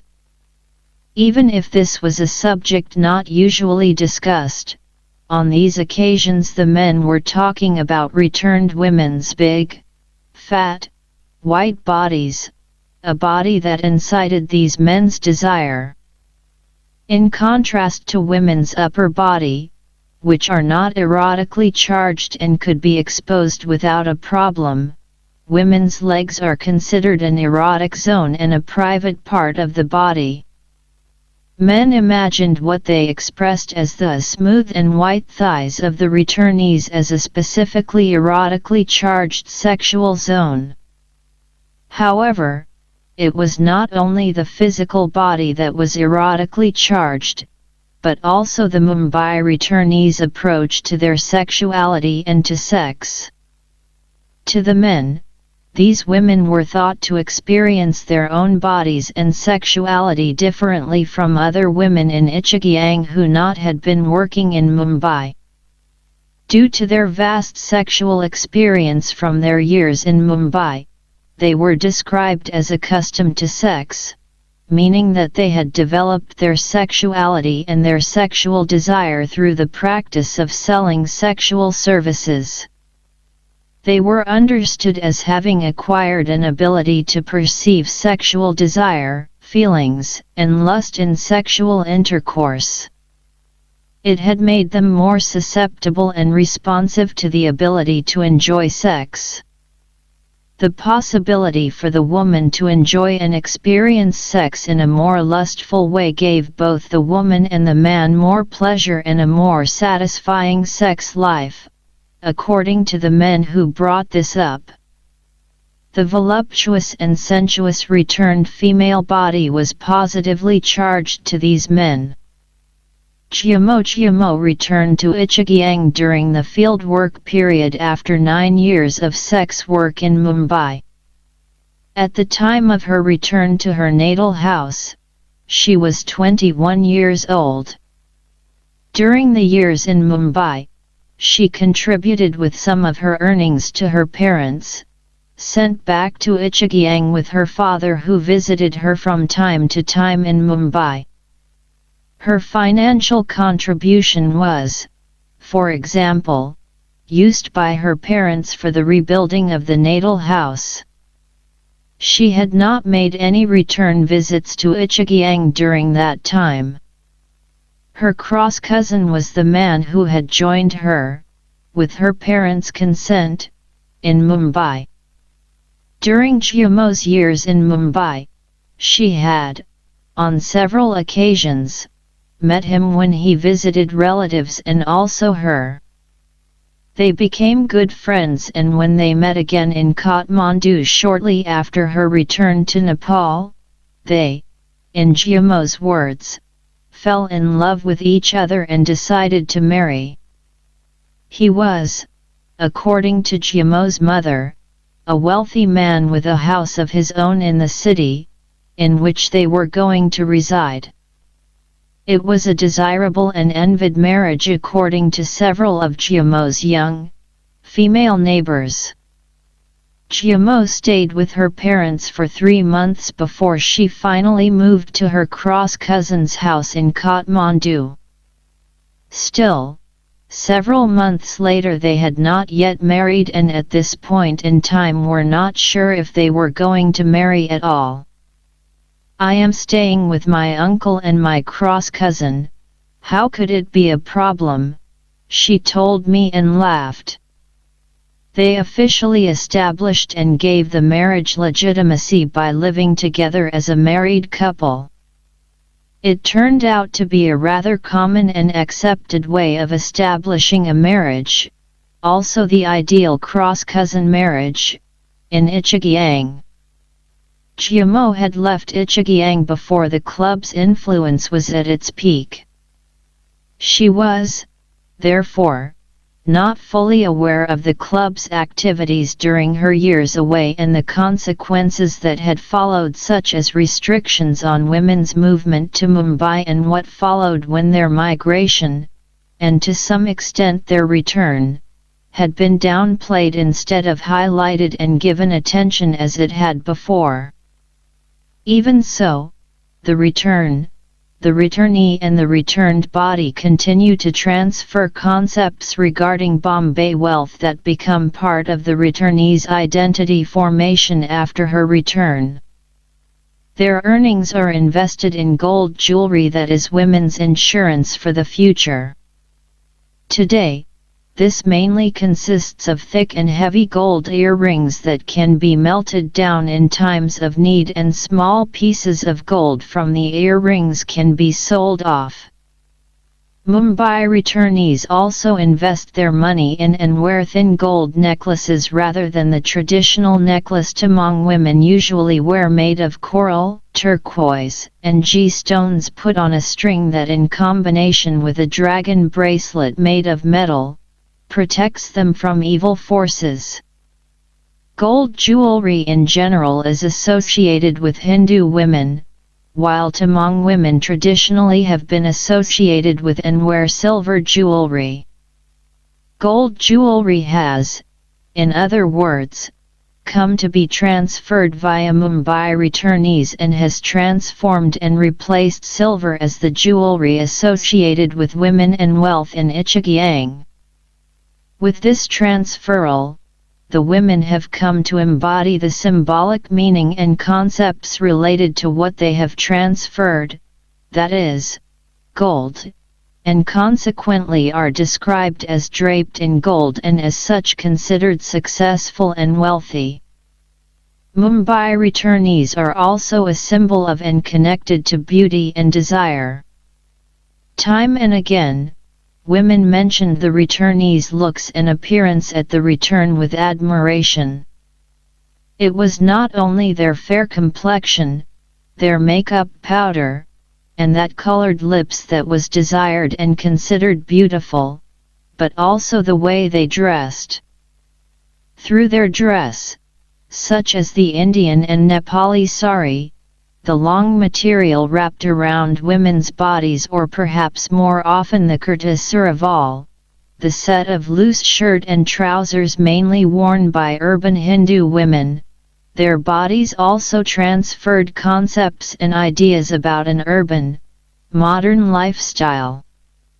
Although these women seemed to switch their dress code from Indian and Nepali urban style to Tamang rural dress code almost immediately at their return, any time the issue was discussed they were still associated with their expensive and beautiful dresses, which were different from women's dresses in Ichigyang. The silk material, the embroidered kurtas, the different colors, and the thin chiffon material differed from the thick weaved material of the wide skirts or the simple cotton material of their lungi, wrap-around skirt, and the woven striped apron the women wear in Ichigyang. The cholo, the small blouse with Tibetan or Chinese dragon patterns made of a viscose/silk-like material, also differed a lot from the fashionable Indian and Nepali style sari and kurta. There was an even more pronounced sensuous sensation than the visual aspects mentioned above related to women's return. It was the scent of return. Added to the standard narrative of women at their return mentioned above, was the smell of perfume. One man explained to me, "You know she is back from Bombay when you can smell the perfume when she passes." The scents of perfume were associated with the returnees and had as such a certain sensual and sexual attraction. Gyamo, well aware of the symbolic value that her embodied return created, strategically chose to play out these aspects to an extent that she most probably would not have done if she had been aware of the more restrictive climate toward women's migration in Ichigyang at the time of her return. In performative acts, she consciously extended, transgressed, and negotiated social and gendered boundaries. It was obvious that Gyamo had succeeded. With her returned body she more than willingly displayed her success in public. She returned draped in gold, wearing thick gold earrings and several gold necklaces. Gyamo maneuvered and enacted her status as an admired returnee. I often found her in a circle of young women, satisfied with the attention, showing them and letting them try on her necklaces, touching and looking at her bangles, and letting them feel the material in her kurta sarawal. She also tried to hold on to other attributes associated with her identity as a Mumbai returnee. Gyamo was spending almost all of her time inside the house in an effort to avoid the sun, protecting her fair complexion. However, after only a couple of weeks, she became concerned about her complexion. While showing us photos from Mumbai, she immediately cried out loud.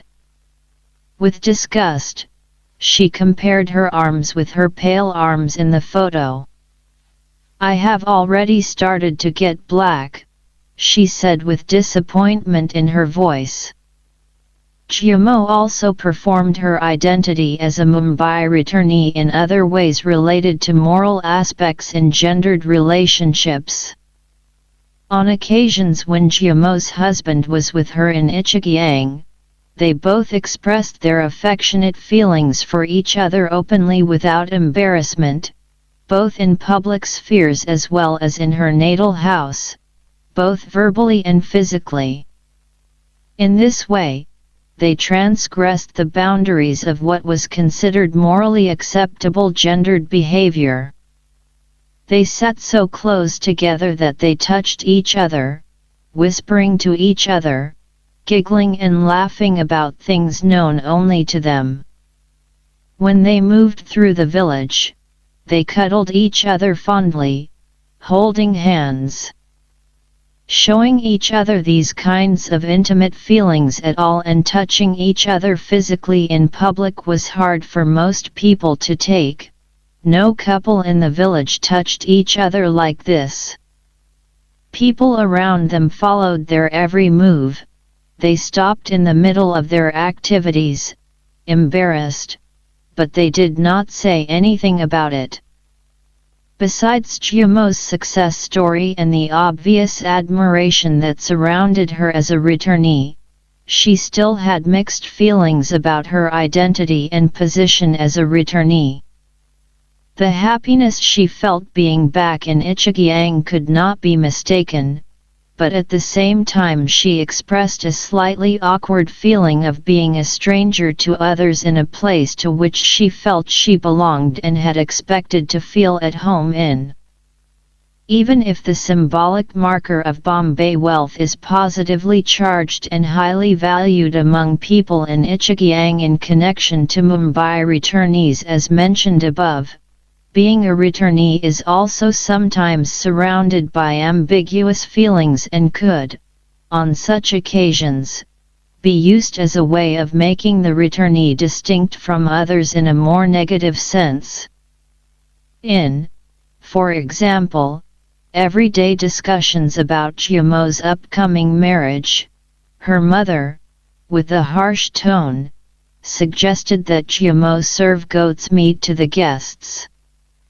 Goat's meat is exclusively associated with Hindu, not Tamang, feasts and rituals. This simple comment marked Jiamo as an other, someone part of another lifestyle associated with Hindu values and norms and with her upcoming life as married into a wealthy family in Kathmandu. Consequently, creating a distance between her and the others in the house, or at least between Jiamo and her mother. When Jiamo recollected and recounted her years in Mumbai, her thoughts had often been with her family in Nepal. She longed for Ichigyang, for her natal house, and her parents, but particularly her mother. Jiamo emphasized the importance of the Tamang ideal but also the common practices and efforts of Tamang women to develop and maintain a close relationship to their mother. The degree of Jiamo's feelings of abandonment and her wish for the attention and love of her mother was expressed in her narrative by comments she made that turned out to be mere wishful thinking. As Jiamo expressed her feelings of loneliness, she balanced her narrative by recollecting memories of visits from home when she had been cared for. Despite the impression Jiamo gave of the care and the many visits her mother had made during her years in Mumbai, it turned out that she had only visited her once. She explained, "When my mother visited me and had brought me food from the village, food she had prepared for me, I knew she really loved me." When I later mentioned this to Jiamo's mother how much it meant to Jiamo when she came to Mumbai and brought food from the village, she looked astonished. "I have never brought food with me for her," she said with sincere surprise. There were also somewhat ambiguous feelings in the natal house that made Jiamo feel somewhat awkward, surrounding her efforts to participate in and adjust to the everyday activities, that became obvious mainly in the tension that appeared between mother and daughter. Jiamo did not join the others in the house when they went out tilling the land. When asked why she did not join them, she laughed and answered, "I do not have to," amused and surprised by the question. She was well aware of her status as having worked inside and not used to doing outside work such as animal husbandry and working the land. Another reason for this was that she was going to stay in Kathmandu. It legitimized her absence and non-participation in the work out in the fields. However, she was expected to support her mother in the position as the person running the hearth. Even if Gyumo tried to adapt, it was obvious that she was not used to the daily tasks in the house and by the hearth in Ichigyang. This irritated her mother, and Gyumo had to handle her mother's complaints about having prepared too much or too little food, or about not knowing how to make the proper proportions or being extravagant and wasteful. Later on, Gyumo admitted she was hurt and disappointed. It was clear that she had longed for something else from her mother at her return. These kinds of situations hampered the development of the emotionally strong relationship Gyumo expressed she had longed for during her years away, and further reinforced the tension between them and in the house. The above-mentioned aspects of the return were hardly ever mentioned and mostly downplayed, but the tensions that emerged in the house when returnees tried to adapt to everyday tasks and activities they were not used to but were expected to handle was quite common, and it was clear that it initially created problems and suffering as they did not feel fully at home in the house at the return. The return of a sister. The relationship between sisters and brothers is central in Ichigyang. Sisters and brothers should be and are expected to be there for each other throughout life. As mentioned in Chapter 2, the Tamang explain that they have shared the same womb as fetuses and have thereby been fed the same blood from their mother. They have also been breastfed the same milk from their mother.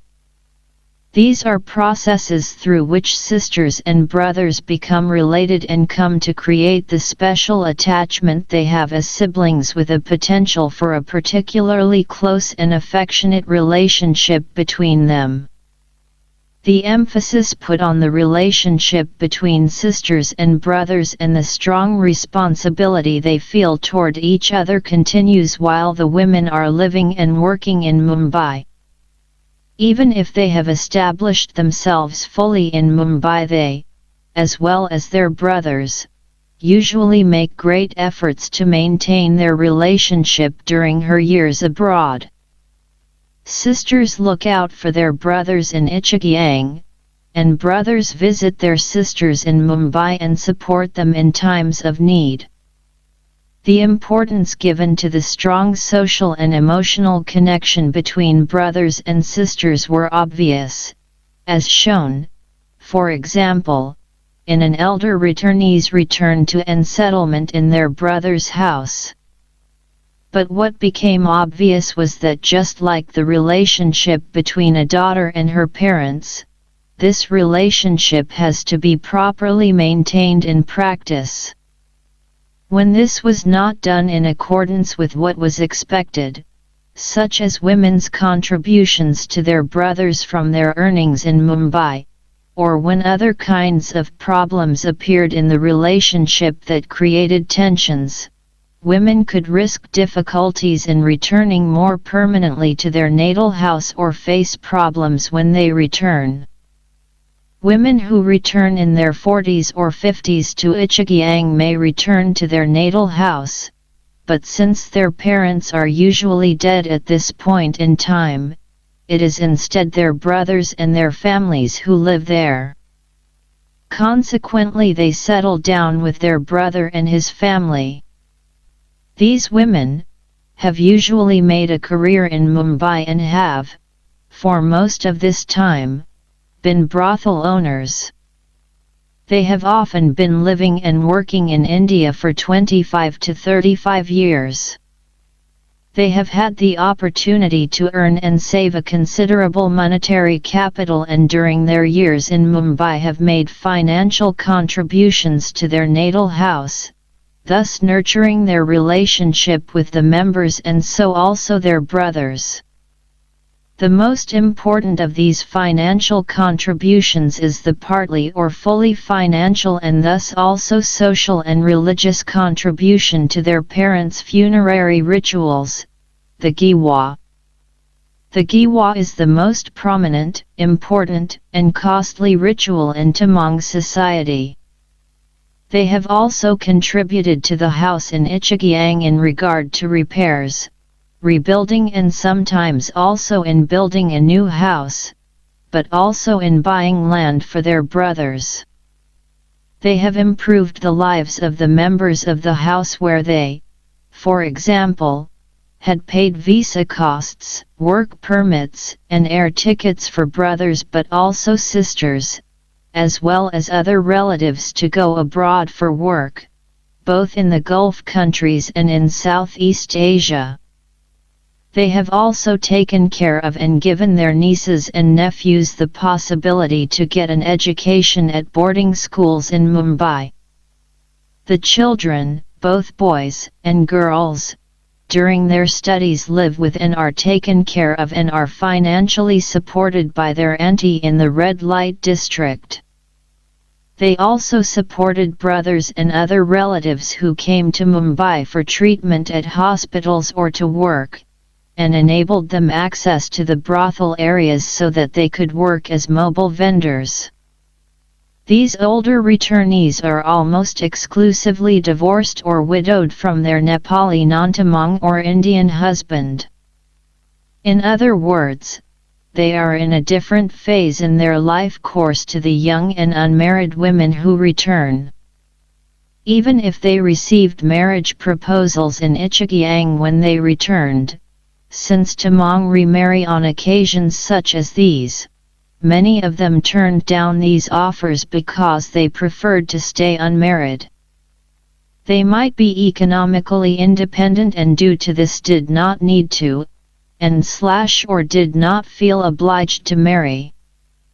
They had contributed to the house in Nepal to a significant extent and, due to this, had, as they described it, the right to return to and settle in their natal house. Many of these returnees had been the sponsors of their parents' Giwa, and through their role as sponsors they also had the right to inheritance. Even if it did not seem like these women claimed any actual property, their claim to inheritance was reflected in their return to, and residency in, their natal house at the return. They expected their brother and his family to let them settle down and establish themselves in the natal house.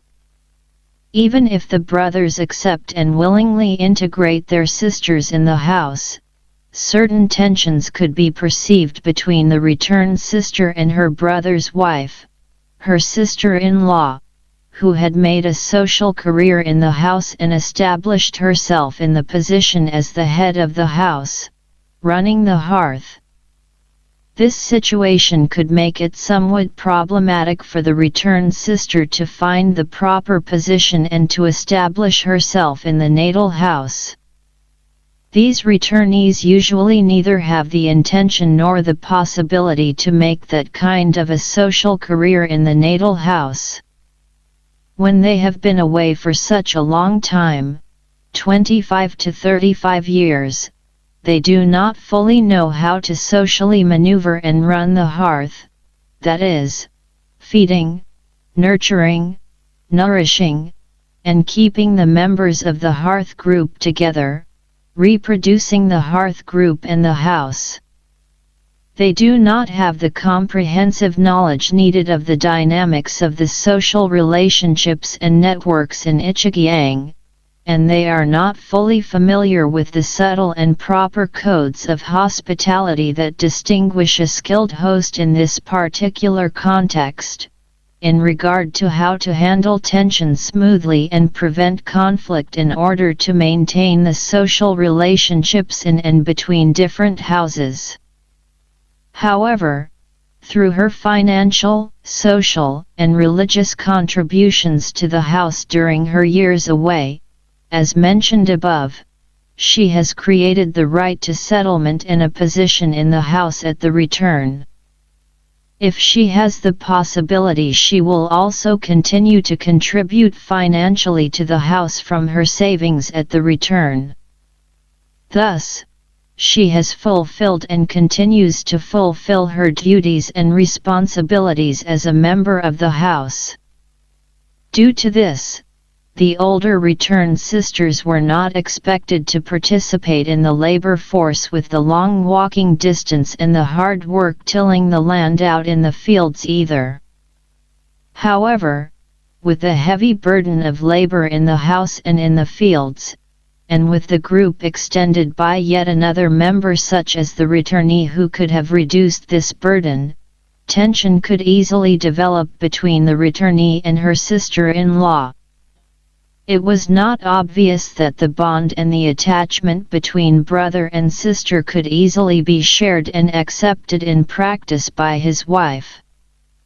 Careful maneuvering from the returnee's side in this regard is required so as not create tensions between them.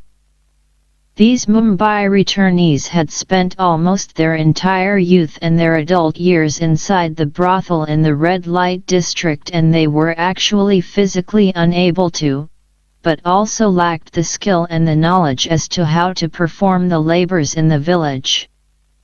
Due to the problematic environment and landscape of terraced fields and narrow stony and sometimes steep slippery trails between the houses, they felt physically restricted to freely move around. Consequently, they also felt socially isolated.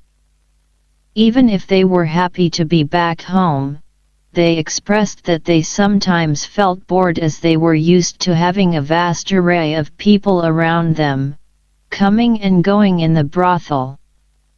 There was a deep sense of attachment to their place of origin among these women, and strong feelings of belonging and relatedness to natal house, even after having spent many years abroad.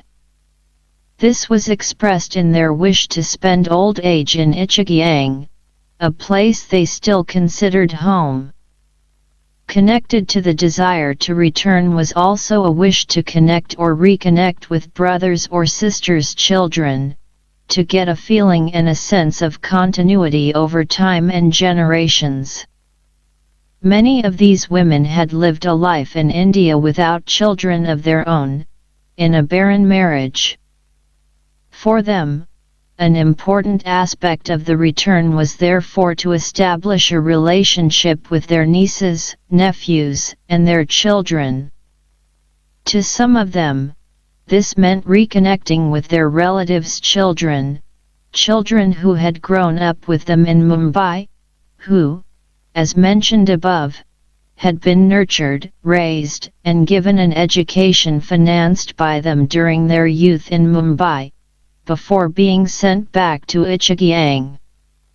Others returned home sick and aware of the fact that they were dying. They wished and wanted to be sure to have their relatives around them at the moment of death, and that they arranged and performed the mortuary rituals for them. But it was also important to them to die and be cremated surrounded by Sagarmatha, the Himalayas. This meant that they, or rather their blat, their shadow soul, would have a free view in all four directions so that the blat at this moment would be able to have clear perception and mind and thereby enhance the possibility to pass bardo smoothly to enable a good rebirth. That several of these women returned at this particular point in time, in the end of and immediately after the fieldwork period, was also a consequence of the broader social and political processes taking place. During the last phase of the fieldwork period, and what also became obvious on my different return visits, some of these women returned now because it was possible for them to return without being too anxious about the mobility. In 2006, during the People's Movement, Janan Andolan II, the king, was overthrown and the insurgency ended. The Mobadi no longer controlled the area and got into mainstream politics. Women with an intention to return more permanently expressed that they could now go back without fear of having their savings confiscated as a tax payment or being demanded to pay tax by the Mobadi. Women on provisional visits could also be sure of being able to return to Mumbai again, if they wished to do so. According to them, they were not sure about that earlier, since on some occasions the Mobadi had refused to let women return to Mumbai after visiting Nepal. Some of these former brothel owners also explained that the sex work sector in Mumbai was not as profitable as it had been just a few years earlier. Due to Bombay's Raga, the HIV/AIDS pandemic, there had been a decrease in women willing to go to Mumbai, but also a decrease in customers paying for sexual services. These aspects were also factors that informed the decision to return at this point in time. Sukumaya, the brothel owner whom I met in the red light district in the beginning of 2006 and whom we also met in Chapter 3, had been living in Mumbai since 1976, for 30 years, before she permanently returned to Ichagiang at the end of 2006. There were different reasons for her return at this particular point in time, which were partly related to the socio-economic Indian context that also coincided with the changes in the political situation in Nepal. As part of the gentrification process going on in Mumbai, the red light district located in the city centre had received increased interest from financial real estate investors to some extent visible already in 2006. At a visit to the area 2008, parts of the outskirts of the area had been torn down and given way to skyscrapers. At yet two other visits, in 2014 and 2015, even more skyscrapers had been built in the area and several building sites could be found, and one of which for the construction of a huge shopping mall. In 2006 the building in which Sukumaya's brothel was located was going to be repaired. Parts of the ceiling were being held up and bolstered with barge poles, and she had had to move out during this process. This became the incentive for her to return to and move back to Ichagiang permanently. But she also explained that there were other reasons for her decision. According to her, the sex work business was a business in decline compared to earlier years due to the significant decrease in women leaving Nepal for work in Mumbai. The highly lucrative years in Mumbai's red light district during the 1980s and the first part of the 1990s were over. As Sukumaya expressed it, Bombay Khatam, Bombay is finished. These aspects coincided with the drastic changes of the political situation in Nepal. It had come to her knowledge that, as mentioned in Chapter 1, the Mobadi after the initiation of the peace process in the country in April 2006 for the first time in many years did not create problems for returnees any longer at the return. There were also reasons of a more personal character that made Sukumaya return at this particular point in time. She had recently separated and divorced after a long marriage with her husband, a former client who was Nepali but not Tamang. The divorce opened up an opportunity for her to return. They had no children, and after the divorce she had no family bonds that tied her to Mumbai. She also explained that she felt she was starting to get old. She was in her 50s and longed to go back to Ichagiang, to which she still felt a strong attachment and felt she belonged. It was there she wanted to spend her last years in her old age. But there were also other strong emotional reasons for her desire to return. She missed her niece Enhanu who, since 6 months old, had been raised with her in Mumbai as her own daughter. Enhanu was sent back to Ichigyang to be married at the age of 15. Sukumaya returned only 2 years after Enhanu had been sent back. When I asked Sukumaya the reasons for her return, one of the first things she mentioned was, "I missed Enhanu." Sukumaya returned to Ichigyang and settled down with her brother and his family in her natal house.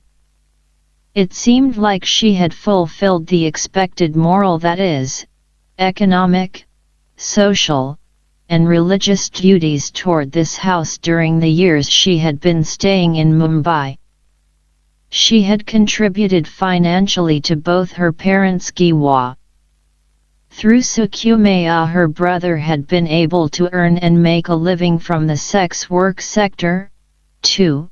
He had been one of the men in Ichigyang that had acted as a middleman or broker on a more regular basis, assisting or bringing girls and women from Ichigyang to the brothels in the red light district.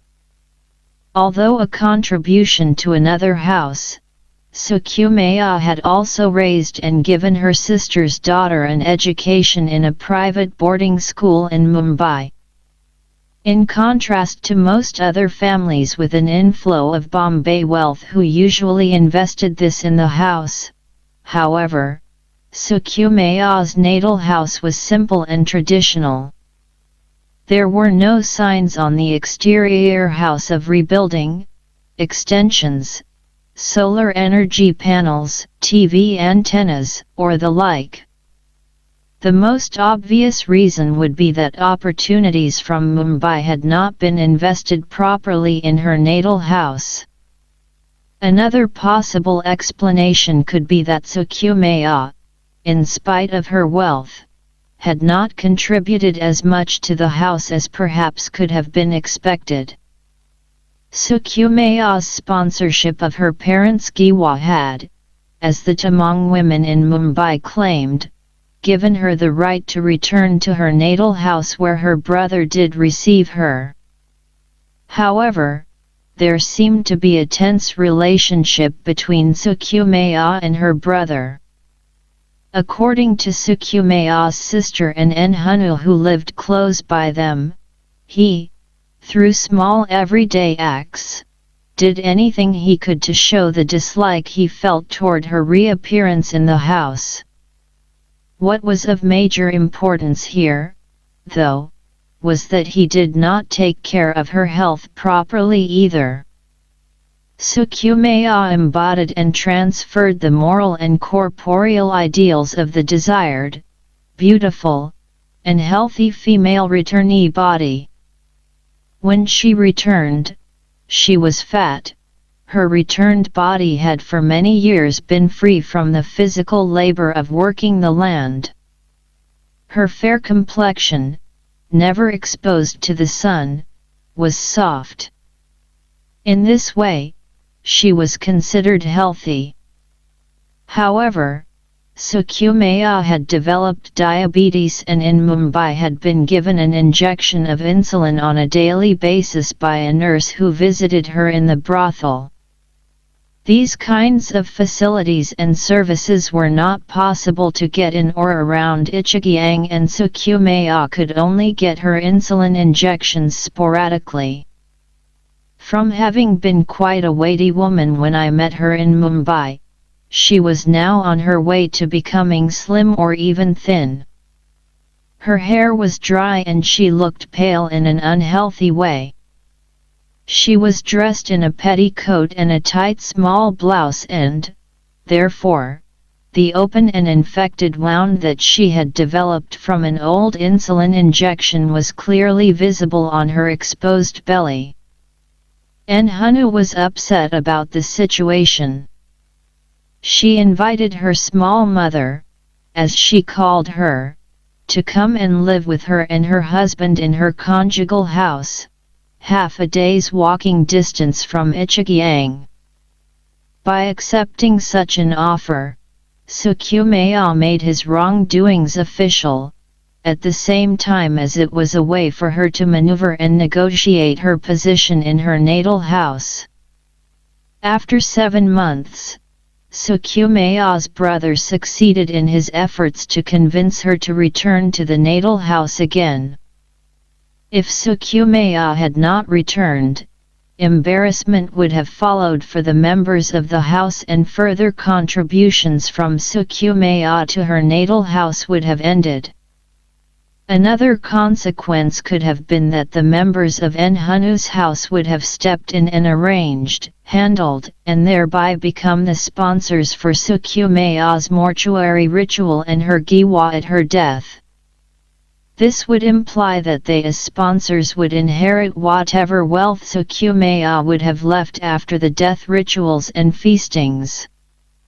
Even if Sukumaya actually managed to improve her situation when she returned to her brother's house after 7 months with Enhanu and her family, she still felt uncomfortable. This was not only due to her brother, but it was also due to her feelings of being confined and restricted to the surrounding areas of the house. Her sister lived just 5-10 minutes walk away, but she hardly ever visited her, her sister complained to me. Sukumaya explained why. I could not walk here, on these stony and slippery trails. I had a vivid memory of her from the many visits to Mumbai running the brothel from her bed. Anything that happened in the brothel went through her, always comfortable and relaxed lying down or sitting on the bed, smoking. She never left the brothel. It was hard for her to adjust, walking the narrow, stony stairs and lanes necessary when moving around Ichigyang. She felt restricted, lonely, and bored. But while other returnees who sometimes felt bored and left Ichigyang for the nearby small town with some tea shops and shops where they could do some shopping, or who left Ichigyang to spend a few days with relatives or friends in Kathmandu, Sukumaya did not feel she had the possibility to do so. She expressed her increased discomfort with the situation through her focus on her sickness narrative and what became her slowly deteriorating health. Such aspects were not usually recognized in Ichigyang. Ideas about the fat, heavy, and healthy body moved more easily than ideas about problems due to adjustment, boredom, and the returned and sick body, ambiguous topics filled with tension and consequently not commonly discussed. A few years later, on yet another return visit, I found out that Sukumaya had died. According to her sister, her death was due to diabetes, but to her the major reason was the fact that nobody in her natal house had taken Sukumaya's situation and her health problems seriously. However, her relatives had gone to a great deal of effort to conduct a proper and very costly funerary ritual and feast, giwa, for her, including 3 full days with the recitations and offerings of the lamas, with plenty of food and drinks at the communal gathering and feast. Return to the conjugal house. The return of a wife. There are women who are already married when they leave Ichigyang. Upon their return to the village after 8 or 10 years of sex work in Mumbai, they are in their mid to late 20s and return to the husband's house. It could also be that women have married during a shorter visit to Ichigyang, like Fyolmaya, who we met in the preface of the book. After marriage, they return to Mumbai again and continue with sex work for a few more years, after which they return to their husband's house. But it may also be that women and men from the village meet in Mumbai and fall in love, while he is visiting relatives in the red light district, or as has been described in Chapter 1, while going to Mumbai with the specific intention of finding a woman from Ichigyang to marry, common during the 1980s and the 1990s. Also, in cases such as these, the women usually continue with sex work for some years after marriage before she makes the decision to finally return. These women return to their husband in the conjugal house with an intention to fully establish the marriage with children. However, as also has been mentioned in Chapter 1, during the last 2 decades a few women have been deceived and persuaded by the club to return before they themselves had intended to do so. In other words, a more or less forced return from Mumbai with threats that their parents would be blamed and reported to the police for having sent their daughters to the brothels in Mumbai otherwise, even if both parties knew that the parents had not been involved. Consequently, they would be at risk of being convicted for trafficking. Once back in Ichigyang again, they were pushed to return to the mock marriage they had entered when they left the village, a marriage only intended to enable them to leave Ichigyang for Mumbai without drawing the suspicion of the club or the anti-trafficking organizations at the border. Most married Mumbai returnees are smoothly integrated into their conjugal house at their return. They adjust and participate in the everyday social activities in the house and start out their social career in the conjugal house. The birth of the first child further establishes their position in the house. They tie the children to them and, later on, the children become part of a woman's support group in the conjugal house. However, as has been mentioned earlier, Tamang women also maintain their relationship with their natal or original house while married and receive support from her parents, particularly her mother and her brother, in times of need throughout life. Even if the women themselves hardly ever brought it up as a problem, it became obvious during fieldwork that there were certain challenges women faced when they tried to establish themselves as members in the new house. Becoming a respected daughter-in-law requires a lot of effort. This mainly implies participation in the hard, daily tasks to be carried out. The returnees, however, who had spent many years abroad, far away from running the hearth or working the land, could initially face problems regarding the expected performance of the everyday tasks.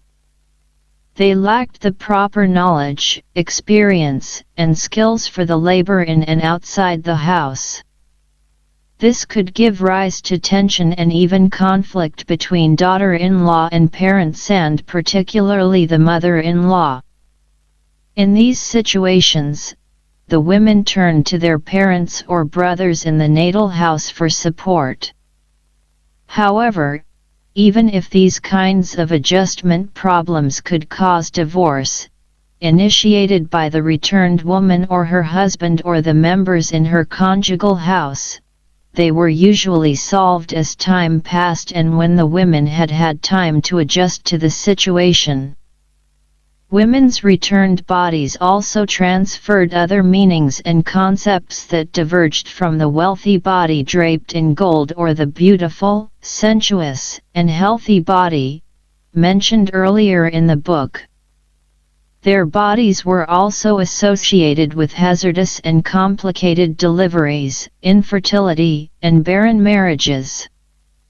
It underlined one of the more problematic consequences that could follow years of sex work due to what they explained themselves to be carried out abortions, but probably also due to sexually transmitted diseases. Neither men nor women considered the possibility that the man could be the cause of a barren and childless marriage. It was directly connected to women's work in Mumbai. A barren marriage created severe and painful experiences for both the woman and the man and became an issue of concern for all members of the house. Depending on the dynamics in the relationships in the house, particularly between the wife and her husband, if they had a close relationship and were able to discuss sensitive issues such as this with each other, it did not necessarily create problems for the woman in her conjugal house. However, a marriage is usually considered established only when the first child is born or when children are brought into the marriage. Consequently, a barren marriage could prevent returnees from starting a social career and establishing themselves properly and from becoming the woman in charge of the house and hearth. There are, however, several ways to handle a barren marriage in Ichigyang. An established and common strategy is kinning, to integrate either the maternal or paternal relatives or other children as members of the house. Howell 2007. Several children from Ichigyang had also moved to a childless, married aunt and brothel owner in Mumbai and had been raised there as her own child before moving back to Ichigyang as adults. If for whatever reason it was not possible to integrate children in this way in the house, in order to secure children in the marriage in the Tamang community, the couple is more or less expected to bring in a second wife. This could be an uncomplicated affair where, ideally, the wife and the husband discuss the issue and decide and agree upon it together, and where married life with both the first and second wife in the house works out quite well. Even if there were a few returnees that accepted a second wife in the marriage as a way to handle the problem and who did not perceive it as problematic, usually the woman and the man went to great lengths to avoid this in fear of the tension it could create between them and in the house. Although painful, a couple may also resist the social norms and expectations and accept the childless marriage. The decision to not bring a second wife into the marriage was often done despite the social norms where the reproduction of children and the growth and expansion of the house went beyond individual and personal feelings. Most women stayed for about 10 to 12 years or even longer in Mumbai and had accordingly been able to save some money from their earnings, which they brought back with them to the conjugal house. It creates an improved security and better possibilities for them to position themselves in discussions in the house concerning how to be handling the barren marriage. Bombay Wealth balanced what was experienced as the problematic aspects of a barren marriage. Furthermore, it made it possible for women to continue their social career and to maintain and negotiate their position in the conjugal house. Despite the severe problems with sterility that sex work in Mumbai could create for women, they explained that it was worth it.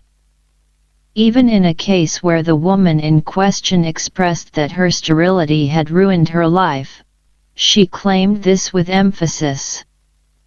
The major reason they gave was that the years abroad had made it possible for them to save money for the giwa, their mortuary ritual. To them, the giwa, and life beyond death and rebirth was of such importance that it to some extent made up for the fact that they lived their lives without children of their own in a barren marriage.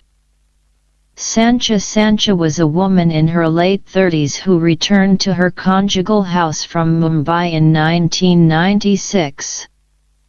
She was about 29 years old when she returned and had lived in Mumbai for almost 13 years, which means that she left Ichigyang when she was about 16 years old. One of her friend's aunts was a wealthy brothel owner in the red light district.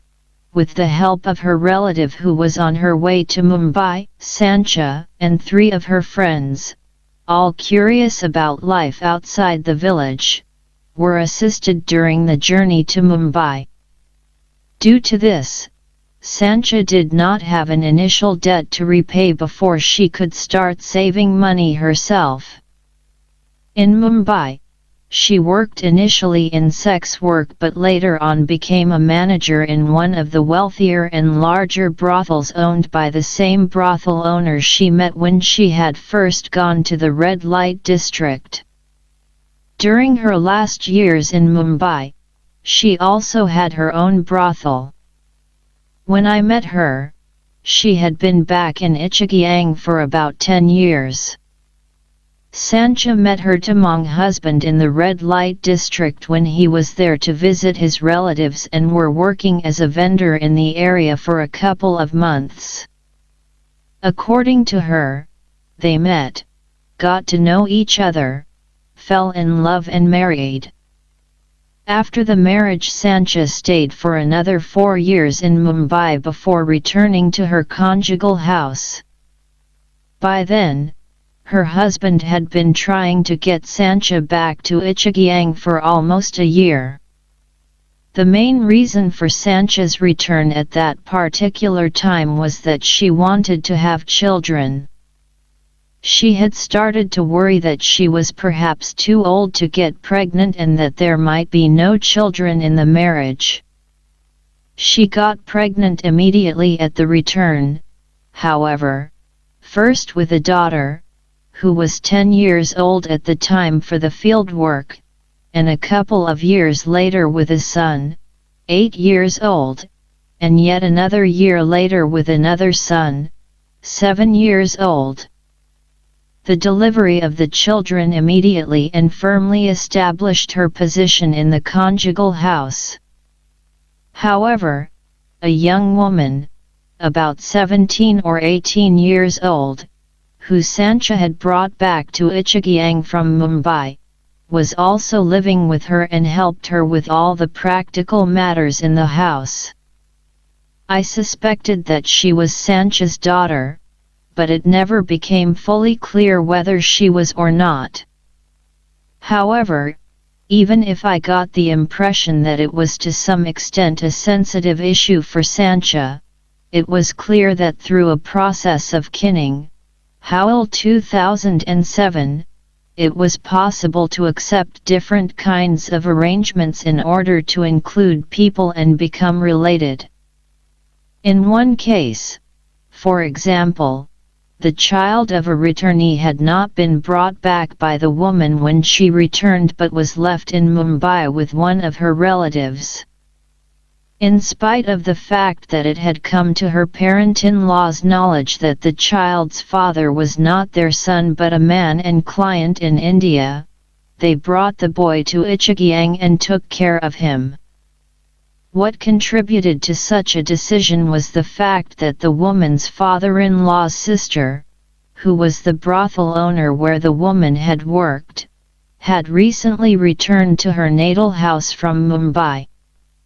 She missed the boy and saw to the arrangements of bringing him to Ichigyang.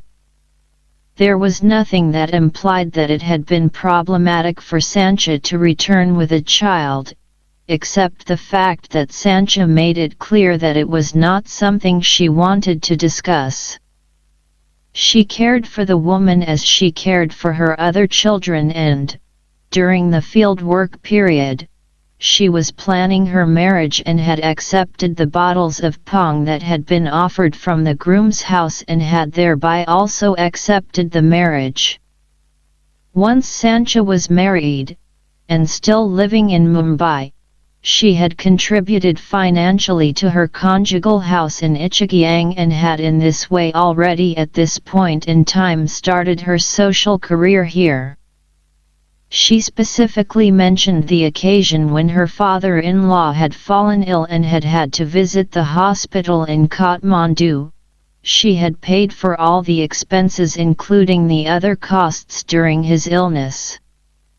Before her return, Sancha had already planned to invest her earnings and savings from her work in Mumbai into what now had become a combined shop, tea shop, and small guest house located in her conjugal house, where she provided a couple of beds and other sleeping arrangements for people passing by on their way to some of the Sherpa communities situated further up or on their way in the other direction to catch a bus to Kathmandu. Today, her shop was one of the most well-sorted general shops in Ichigyang. It was also possible to buy simple prepared food like noodles and drinks such as sweetened or salted tea, to be consumed inside her house. She also prepared and sold alcohol. She had one of the few televisions in Ichigyang, but never arranged any public showings where it was possible to watch a movie for a few rupees per person like the others in Ichigyang with televisions did. In the evenings, the television was usually turned on, which made it possible for the guests to watch some Nepali or Hindi serials. Other investments in the house, such as the solar energy panels placed on the rooftop and the generator, made it possible to get the electricity to run the TV. The establishment of the business further strengthened her position and her social career in the conjugal house at her return. This also led to an upward social mobility for the conjugal house as well as for her in the community at large. This became evident when others in Ichigyang expressed their admiration for Sancha. They considered her an example of one of the successful women who had managed to make herself a career in Mumbai. They described her as being able to buy her dreams with the money from Bombay. According to them, due to Bombay wealth she had had the possibility to live a comfortable life, connected to the fact that she focused on the management of her business and did not have to work the land. The land was rented out for the price of a certain percentage and amount of the harvest.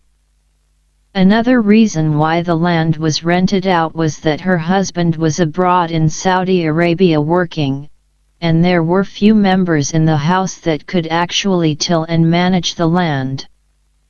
The success of the house, due to both Sancha's and her husband's earnings, could be clearly discerned on the facade of the house. The house was not particularly big, but it had been plastered with concrete that had a distinct pattern made to look like bricks and painted in a light yellow color. The door and window panes were painted in different but matching colors. Besides the solar energy panels and TV antenna, there were also glass windows with iron grills that marked the house as one of the wealthy houses in Ichigyang. Dolma, the club's efforts to curb women's migration to Mumbai had severe implications that went strictly against women's intentions. Women left Ichigyang aware of the work they were going to do in Mumbai as well as the conditions and prerequisites for that work, but were brought back with force and with threats about what could happen to relatives in Ichigyang if they did not return. They were brought back by the person who had assisted them to Mumbai, ordered by the club, to a marriage and a situation they had not chosen themselves. When I met Dolma, she was 21 years old and had been back in Ichigyang for 4 years. For her, the club had played a prominent role in how her return took shape and developed. In spite of Dolma's intention to stay and work in sex work, she abruptly had to stop her work and her stay in Mumbai after 8 months. The club had noticed Dolma's disappearance, and while investigating the issue, they found out that it was Charing, Dolma's husband, who had accompanied Dolma to Mumbai. In accordance with their strategies to force the person who had assisted a woman in going to the red light districts, the club requested that Chering, who actually was a broker, bring her back to Ichigyang. Chering, together with 2 other men from Ichigyang, went to Mumbai. Chering knew that the brothel owner most likely would not allow Dolma to go back to Ichigyang after only 8 months of work, as she had not been able to pay off her debt by then. It would also leave Chering in a situation where he may have to pay back the money he had received for bringing Dolma to the brothel owner. Because both the owner and Dolma opposed her leaving, and Dolma refused to join them, force was needed. According to how Dolma described the situation, she screamed and tried to hide behind the owners so that they would not be able to grab her when they entered the brothel. I got really angry and refused to go with them. I did not want to return at that time, Dolma said harshly, still upset by the memory. Dolma wanted to stay, she had planned to save money before she returned.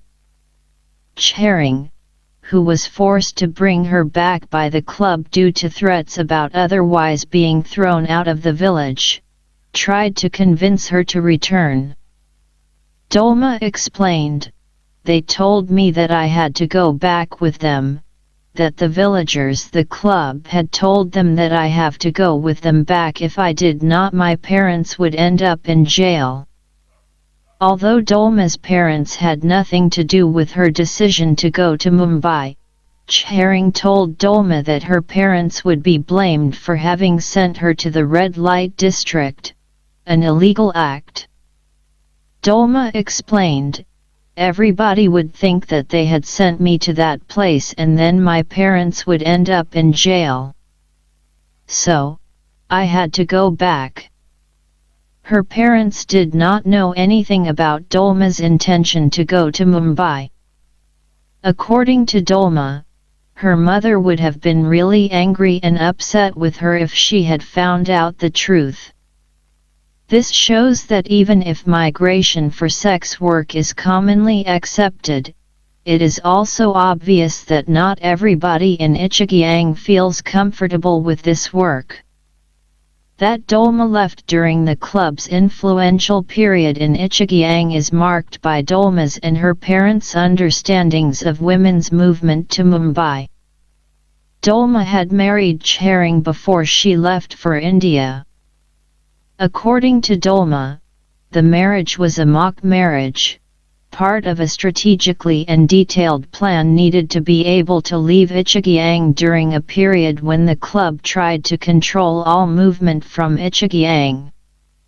Although Dolma denied having any deeper feelings for Chering at the time of their marriage, they had a sexual relationship that developed and clearly had affected her during the 4 to 5 months that they lived together in a room in Buddha in Kathmandu. After this period, they returned to Ichigyang for a while before finally going to Mumbai together, all part of the strategy to trick the club about Dolma's intention of going to Mumbai and Chering, being the broker, assisting her with knowledge, access, and a network in Mumbai, and was handsomely compensated for performing the convincing scenario of them being a married couple. During the period they had lived together, Dolma had become pregnant. Chering gave Dolma the money to have an abortion in Mumbai. Although Dolma agreed with Chering about the abortion and stuck to her claim that she never loved him and never had any plans to spend her life married to him, she had expected him to support her in a different way than he did. The anger and disappointment she felt when recollecting how he left her at the threshold to the brothel in Mumbai was obvious. Even if she was, as she said, taken good care of by the woman at the brothel, she explained that she was pregnant, alone, worried, and scared in what was for her a totally new situation. It turned out that she was not pregnant after all, but this was something she never told Chering. At her return, Dolma had to immediately confront these feelings and memories from the past.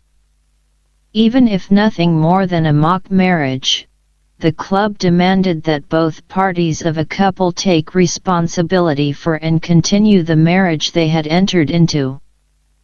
Consequently, Dolma was forced to move into his house as his wife. Chering was living with his mother at the time, and he also already had 2 wives living with him, 1 child, and another child on the way. Even if he immediately accepted Dolma, she never felt comfortable living in his house. The main reason why she decided, after 4 months, to move back to her parents' house was that it had never been her intention to live with Chering in the first place. She herself, with the help from her mother and brother, took the initiative to get a divorce from Chering. If there had ever been any feelings from her side toward Chering during their short relationship, she distanced herself from them today. It was understandable that she did not want to highlight this in her narrative today, considering her emotionally strong reaction, the disappointment and the betrayal she felt from Chering regarding the abortion. However, throughout our conversations she continued to insist that the whole affair with Chering had only one major aim for her: to leave Ichigyang for Mumbai. This was probably true, but that does not mean that feelings did not develop between them, feelings that she today not was willing to fully recollect because they seemed to be both a bit embarrassing and painful. This shows the complexity of how the relations between the migrant women and the brokers may develop.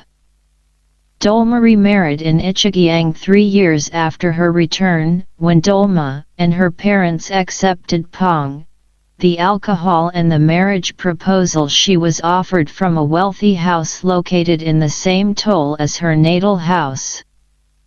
On my return visit in 2013, I found out that Dolma had left Ichigyang and had migrated to do domestic work in one of the Gulf countries, while her husband stayed in Ichigyang with the responsibility for their 2 children. Own house. Although the Mumbai returnees almost exclusively return home and settle down in Ichigyang, there are a few women who choose not to return to Ichigyang. Instead, they return to a house or a room of their own, often located in a place in the home country where they have not lived before, such as Kathmandu. As Ichigyang is the focus of the study of the returnees, the women who return and settle down in other places are not part of the study and are only briefly mentioned here. They had contributed to the house in Ichigyang during their years abroad and continued to do so after their return to Nepal. They came to visit and participated in festivities and in mortuary rituals. They also supported the costs for their sisters and brothers to migrate to the Gulf countries for work. They had, in other words, maintained their relationship with their original house, so this was not the reason why they did not return to Ichigyang. At least 3 former brothel owners from Ichigyang had invested money earned in Mumbai in land and real estate and had settled down in Kathmandu. In yet another case, 2 women who had both been working in sex work in Mumbai had bought land and a house together in Kathmandu, where they lived together. However, for most returnees who did not return to their original village, buying land and property in Kathmandu was not an affordable option, since the prices for both land and real estate there is extremely expensive.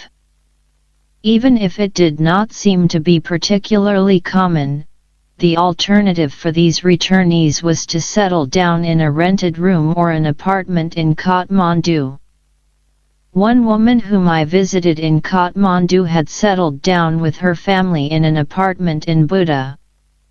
Rather than investing her earnings in real estate, she had invested in the establishment of a cabin restaurant that she was running in the city. From this business, she supported her family and her children's education at private boarding schools in the city. It seemed to be more common, however, that the return to a house/apartment/room of one's own came to be to a place with a through-traffic road near to one's village of origin where a small shop, tea shop, or guest house was established from which the women supported themselves. Here they lived in the business property itself or in an adjoining room.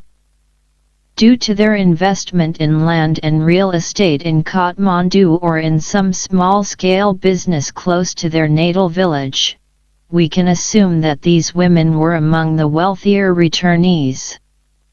Even though there were already several shops and tea shops and a couple of places where the Mumbai returnees had bought a television and a DVD player where they screened movies at official showings in Ichigyang, some women were hesitant to move back to Ichigyang and establish a business there. They were afraid that people, particularly relatives, and others they know, would expect to have their payment deferred and would shop on credit, a situation that would make it hard for them to run a business there. In their opinion, living and running a business at a certain distance from their home village helped in this matter. Some women settled down in a different locality than their natal village, as they were divorced or widowed, but preferred not to return to their natal or original house as they felt that they might be a burden to their brother and other relatives. They did not want to remarry either and thus established a business of their own in order to support themselves. Another reason why Mumbai returnees settled down and established a business in a new location could be that they had married a Tamang man in Mumbai but they were the second wives. In such arrangements, the second wife may be living in a room joined to the business, with the husband staying with her and only occasionally visiting the first wife and their children.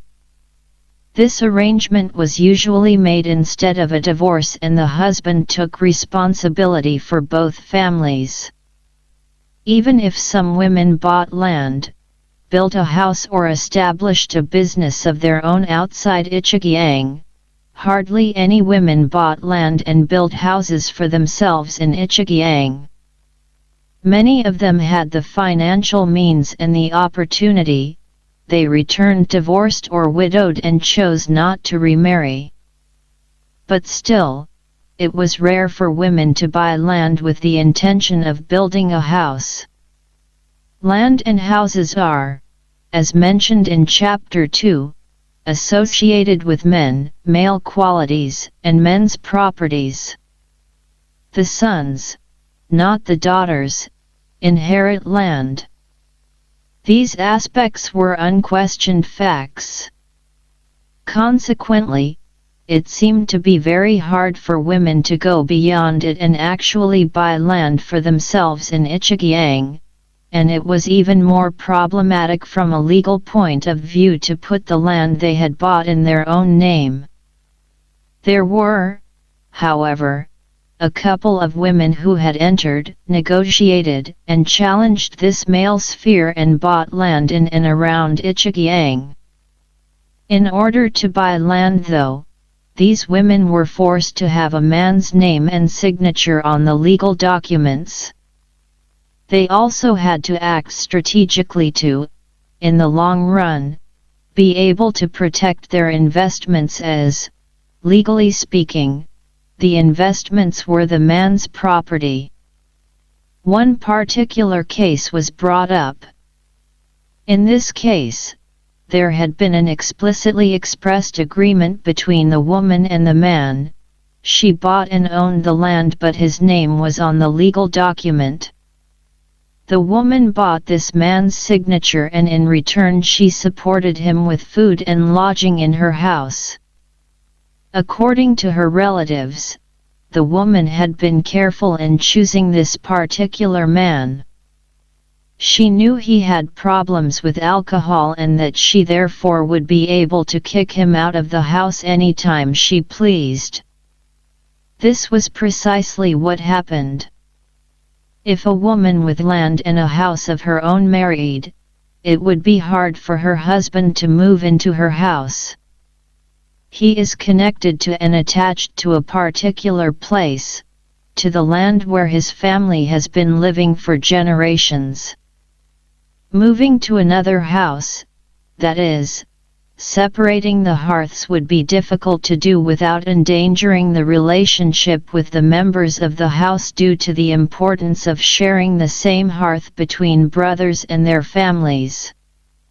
This chapter has presented that Tamang women and Mumbai returnees return of their own accord to their home village after years, and sometimes after several decades of sex work in Mumbai. This contrasts sharply with the dominant discourses of sex trafficking in the Nepali context, in which it is considered impossible for women to return home independently due to its focus on the expected consequences at the return, such as stigma, rejection, and exclusion from family, home, and society in the village of origin due to sex trafficking, and/or sex work. But as shown in the chapter, women return, are reintegrated, and adjust to everyday life in Ichigyang. Furthermore, to most of them, the return is central already from the start, clearly expressed in the maintenance of relatedness and membership to the house in Ichigyang during the years in Mumbai through different practices, and they make use of the well-developed networks that exist between the two places, activities, and contributions that also become part of the return process. When exactly in her life course a woman reaches the decisive moment for the return, as well as how her career in Mumbai has turned out, have significance for her return and which house she will return to, if she returns to her natal or to her conjugal house or to a house of her own. In regard to economic, social, and what could be defined as religious or karmic agency, being considered wealthy at the return meant she had better opportunities regarding an upward social mobility, for example, through the establishment of some business activities, or through a marriage into a wealthy house. However, in contrast to the otherwise gendered norms, through her contributions, or through being economically independent, she could also underline herself as an individual subject and choose not to marry and continue to stay in her natal house at the return. Bombay wealth also created more possibilities for maneuvering and negotiations. This was also true when it came to tensions surrounding problematic situations that some of the Mumbai returnees faced, such as sterility and a barren marriage. Besides the changes in gendered relations and roles Mumbai returnees created, and perhaps most important to them, through her savings and investments, she had a more secure economic situation than others, not least in regard to the money she had been able to save for her own mortuary ritual, the Giwa, the extremely important and costly mortuary ritual and feasting in Tamang society.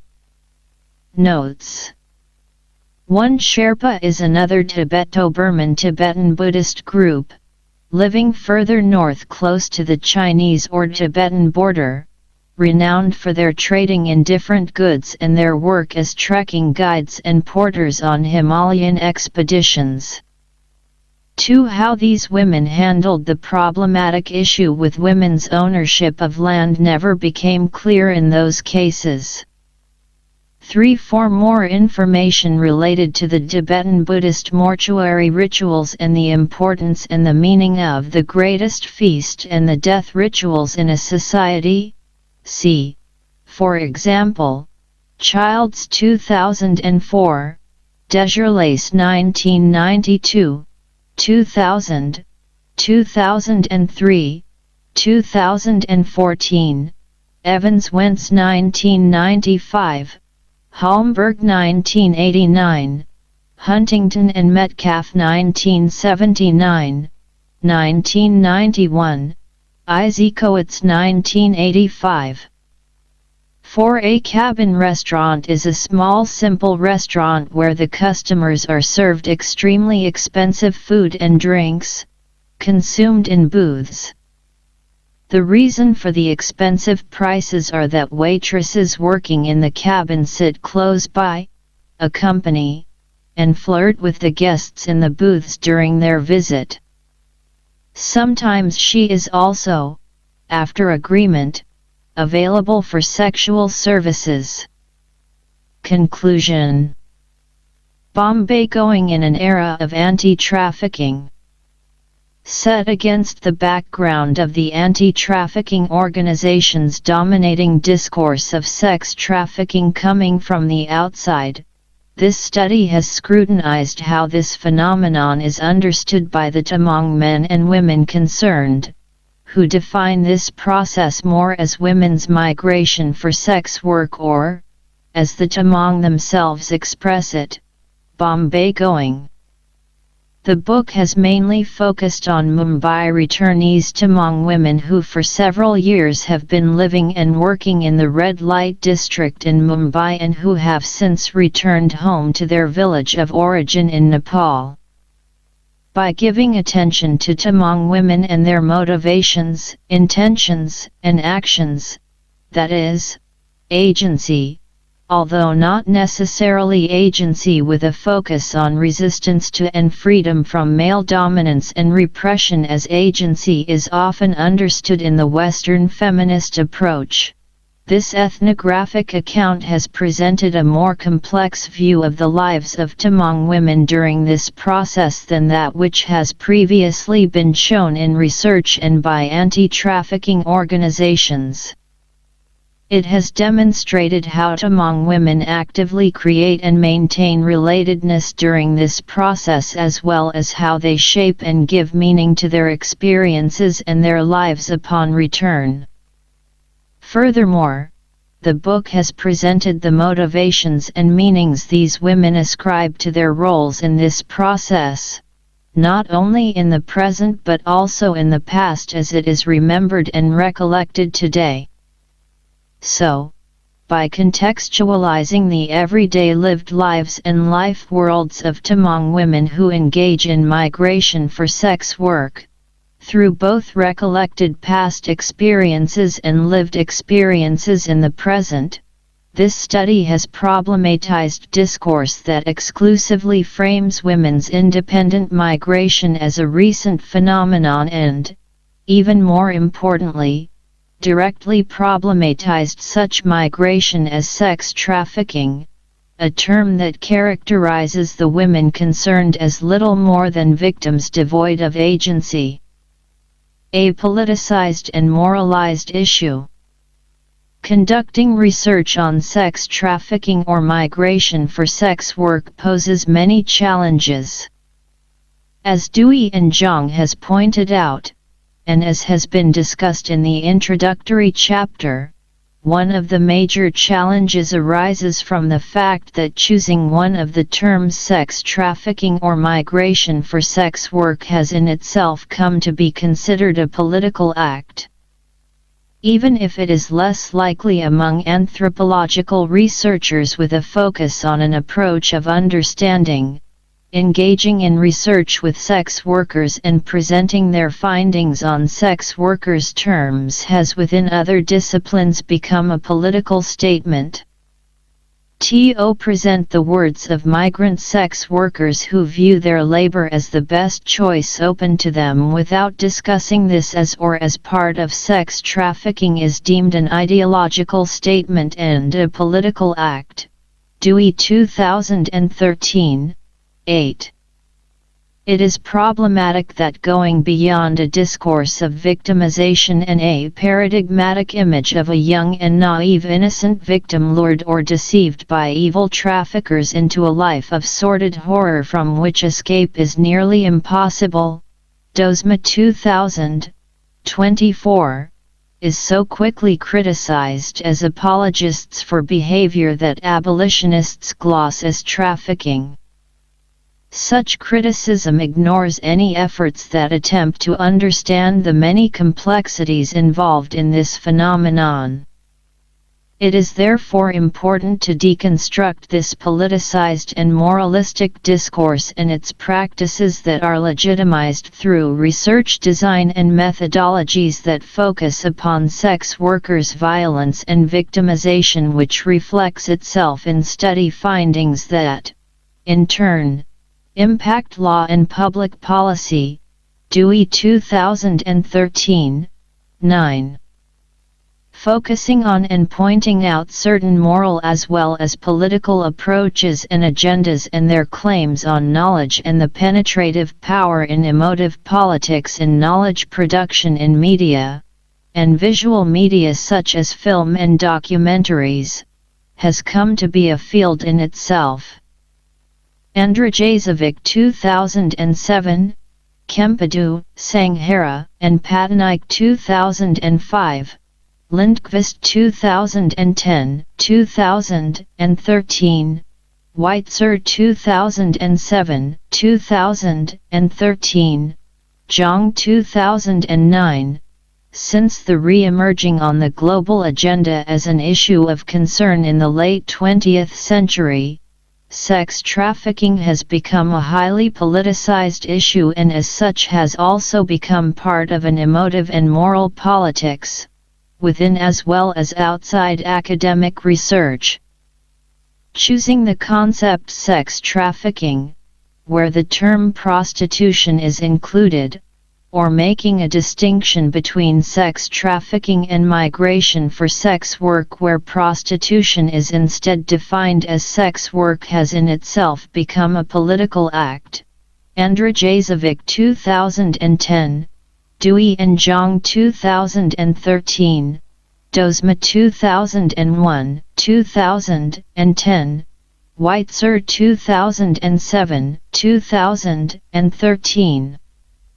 The inclusion of prostitution in the concept of sex trafficking indicates a feminist approach in which all forms of prostitution or migration for prostitution, with or without the consent of the women concerned, is considered sexual exploitation and therefore sex trafficking.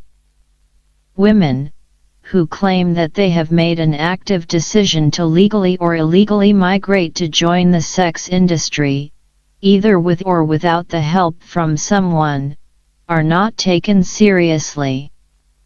This is due to the fact that, in a male-dominated gendered order, men's sexual exploitation is seen as being so deeply embedded in society that it is internalized by women who have not yet understood their own subordination. They are suffering from false consciousness, and thus it is argued that the voices and the experiences of women working in the sex industry cannot be taken into consideration.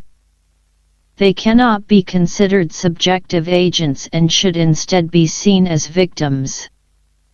In such a feminist gendered power order approach, the focus on sexuality as the most fundamental aspect of structural violence in society, that is, men's sexual domination and women's subordination, explains why prostitution is considered unacceptable.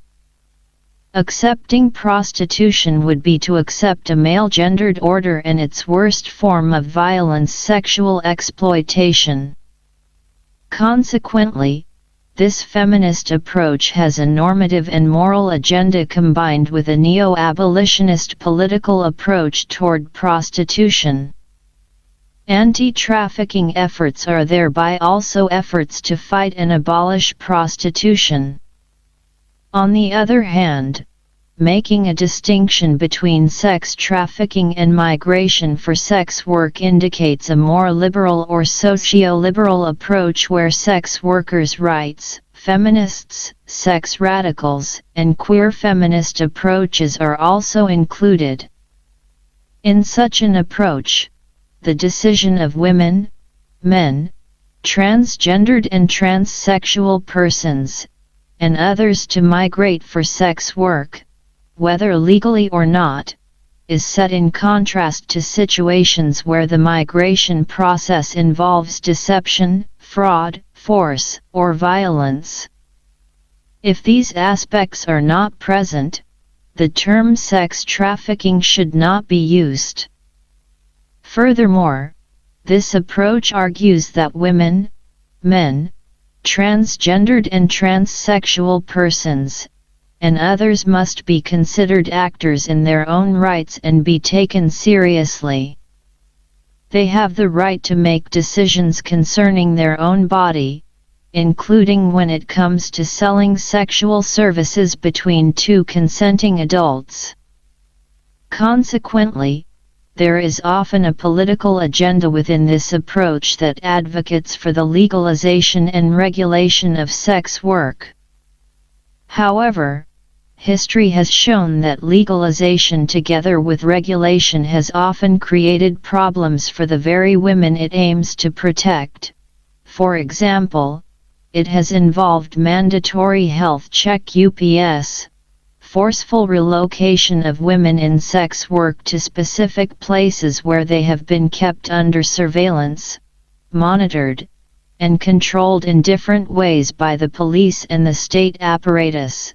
See, for example, Burton 1994, Cooper and Stoller 1997, Dozma 2010, Jacobson 2017, Capper 2005, Levine 2003. Tamby 2005, 2009. For these reasons, claims for the decriminalization of sex work are often made as well. It is argued that sex workers and sex work should not be defined as categories under specific laws, juridical rules, and regulations, but instead that the problems such as exploitation and violence should be treated as such under existing laws, rules, and regulations, just as it would have been in any other kind of labor sector in society. The aim is to avoid further victimization of the women, men, transgendered and transsexual persons and others in sex work. The same principles apply for sex trafficking or human trafficking. Fraud, deception, debt bondage, exploitation, or violence during a migration process should be treated under existing laws and regulations. See, for example, Bindman and Dozma 1997, Brennan 2014, Didmore 2009, Dodelet 2009, Dozma 2000, 2010, Kempadu and Dozma 1998, Mahdavi 2011, Sullivan 2003. In their efforts to fight sex trafficking, global actors that also have a neo-abolitionist approach to prostitution have become influential when it comes to the production of knowledge and the common understanding of sex trafficking, both globally and, more specifically, in Nepal, Worth in 2011. This has had political and legal consequences and has also affected the design of research and anti-trafficking initiatives and, by extension, the women concerned. in supporting a neo-abolitionist agenda toward prostitution as the only approved and exclusive approach as a means to fight sex trafficking, no matter the consequences for the women involved. An international alliance of actors has established and produced a global, moral, and legal order of anti-trafficking initiatives. Those initiatives involve police and anti-trafficking organizations' rescue of those deemed trafficked victims, their deportation, and enforced rehabilitation, and reintegration into society again. The rescue raids carried out by anti-trafficking organizations and the police in an effort to find trafficked women in Mumbai's red light district have a severe effect on the Tamang sex workers who live in constant fear of such raids. When they were rescued, they were either put in custody, from which they had to bribe themselves free, or were sent to a transit home and thereafter deported back to Nepal for rehabilitation. Many women fled before ending up in the transit home, while others fled from the transit home or even later, from the rehabilitation center, and went back to Mumbai of their own accord. One of these global policy tools is the United Nations, UN, and the UN's policy document on trafficking, popularly called the Palermo Protocol, from 2002. While having been much criticized for not being particularly influential in practice, see, for example, Gallagher 2010, Weigers 2015, the Palermo Protocol, however, has been an important tool and a useful document for discussions trying to set the agenda for a global policy. Gallagher 2010, 2015. The same is true for its South Asian equivalent, the SAARC Convention on Preventing and Combating Trafficking in Women and Children for Prostitution, which came into force in 2005. In these policy documents, migrant sex workers, and consequently women migrating to India for work in the red light district, have also come to be categorized as victims of trafficking. In the Palermo Protocol, it is mentioned that exploitation, even if not specifically defined per se, includes at a minimum the exploitation of the prostitution of others or other forms of sexual exploitation where the consent of the woman concerned is deemed irrelevant. With such a definition, sex work between consenting adults could also be interpreted and regarded as a coercive form of sexual exploitation, and the lived realities of sex workers would be disregarded and dismissed.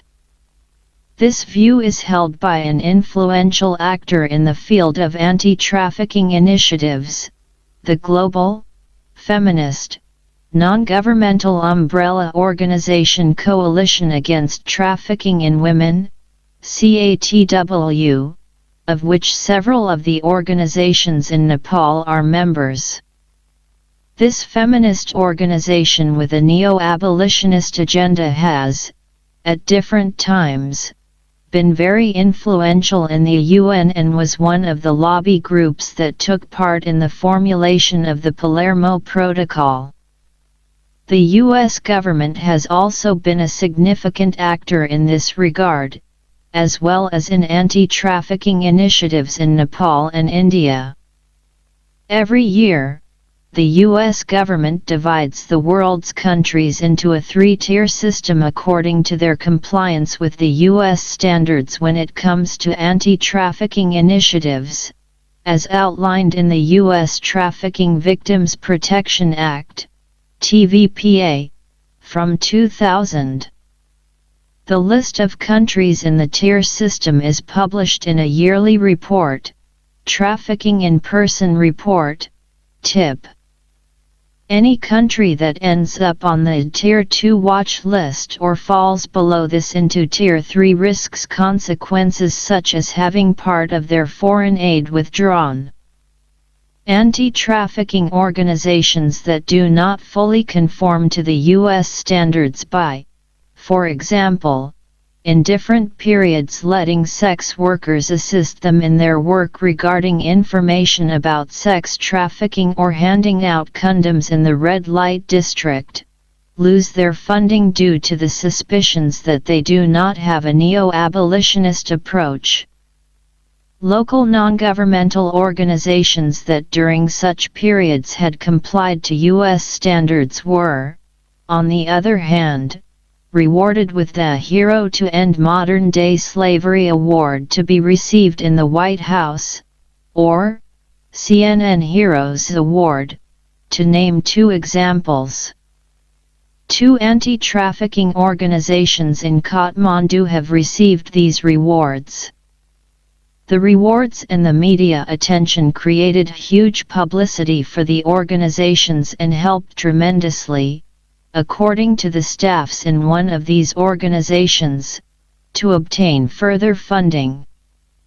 On a more general level, the U.S. government has been criticized both for its conditional anti-trafficking aid related to its neo-abolitionist approach as well as for using the TIP report as a tool in political foreign policy. In the fight against sex trafficking, neo-abolitionist feminist non-governmental organizations have come to enter unholy alliances with influential, faith-based, conservative non-governmental organizations and think tanks on the conservative right, such as the Hudson Institute, one of the lobby groups that developed the US TVPA.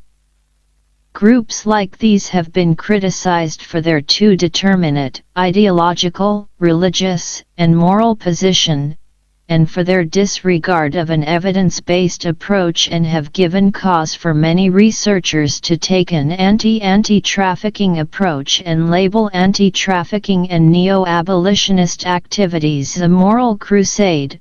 See, for example, Augustine 2007, Chapkis 2005, Dewey and Zhang 2013, Weitzer 2006, 2007. The entanglement of local Nepali anti-trafficking organizations in the politicized discussions and positioning of feminists and other global actors and the dependency on external funding from some of these global actors since the late 1990s had an obvious impact on their approach that, to a large extent, came to follow the dominant, feminist view of sex trafficking that also included a neo-abolitionist stance on prostitution. There were only a few exceptions in the Nepali context to this. Organizations that from the middle of 2000 started to define their work in line with an approach that focused on safe migration rather than sex trafficking. The dominant neo-abolitionist approach affected the design of the programs and activities in the Nepali context. However, this approach tuned into the possibilities for funding, and there was also a will to improve women's situation, yet, with a will to improve, there is also a will to govern. Lee 2007, 2013. In other words, the power dynamics involved in this process, where a person or group in the role of trustee knows what is best for another and acts accordingly, are also the unintended consequences of such actions. Ibid. High caste, Hindu, middle-class women, as the staff most common in these organizations, were positioned as trustees. They designed and conducted the studies, organized and managed the material, and categorized the results, that is, the technification of the knowledge production of the subject at hand. Ibid. In Nepal, this knowledge production or discourse and its practices have mainly come to be related to women categorized as coming from one particular ethnic group, the Tamang.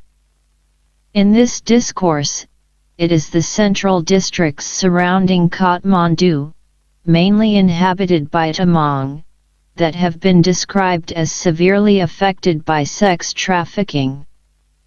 Tamang villages in the central districts were defined as rural, backward, superstitious, and clinging to a traditional lifestyle. Tamang women were described as uneducated, illiterate, and therefore lacking knowledge, naive, and easily lured by traffickers who, by deception or force, took them to the red light districts in India, where they ended up in one of the many brothels in a debt bondage almost impossible to escape. Anti-trafficking organizations, together with the police, therefore needed to enforce raids in the area to rescue the women who were later deported back to Nepal.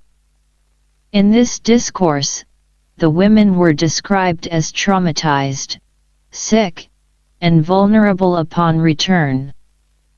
Due to stigma and shame attached to sex trafficking, sex work, and the risk of HIV/AIDS, their social networks with family, relatives, and others in the home village were not functioning, and they were excluded and rejected. In accordance with this, an extensive apparatus of anti-trafficking activities was prompted, legitimized, initiated, and set in motion by the actors in these organizations. This process and these anti-trafficking initiatives were, to a great extent, linked to problems related to development, Vikas, and the importance of and efforts to modernize the country and nationalism based on dominant, Hindu values. Day-Chen 1996, Leachty 2003, Pig 1993. Here, indigenous groups such as the Tamang and their lifestyle were considered to be hindering the development of the country. Middle class, high caste, Hindu identity in general, and, when it came to anti-trafficking initiatives, the formation and creation of urban, middle class, high caste, Hindu women's identity and self-image in particular as modern, educated, and empowered, were strongly connected to efforts to develop and modernize the nation, efforts that were also following an old tradition where social work and almsgiving have had high status in society. Even if there was a tradition of migration for sex work among the Tamang connected to the central districts in the country, other Hindu groups had also been crossing the border and migrating to India for work for a long time. They could also be found in the red light district in Mumbai but were hardly ever mentioned in this regard. In this process and in the formulation of what came to be a dominant discourse on sex trafficking, the projections and the othering of rural Tamang and other indigenous societies took place. Middle class, high caste, Hindu values, and gendered norms concerning women's mobility, morality, sexual purity, and ijat, honor, have played an important role in this process. Those values and norms stand in contrast to the more liberal values, norms, and more equal gendered relations of the Tamang, where sexual purity is not a defining aspect of honor. A continuity of migration for sex work. When sex trafficking was given attention and described as a new phenomenon on the global agenda in the late 1990s, Tamang women's migration for sex work also received attention but came to be defined in terms of sex trafficking as mentioned above. As shown in the study, though, Tamang women had been migrating independently on their own initiative for generations, remembered in the village through women's own experiences beginning in the 1940s and 1950s.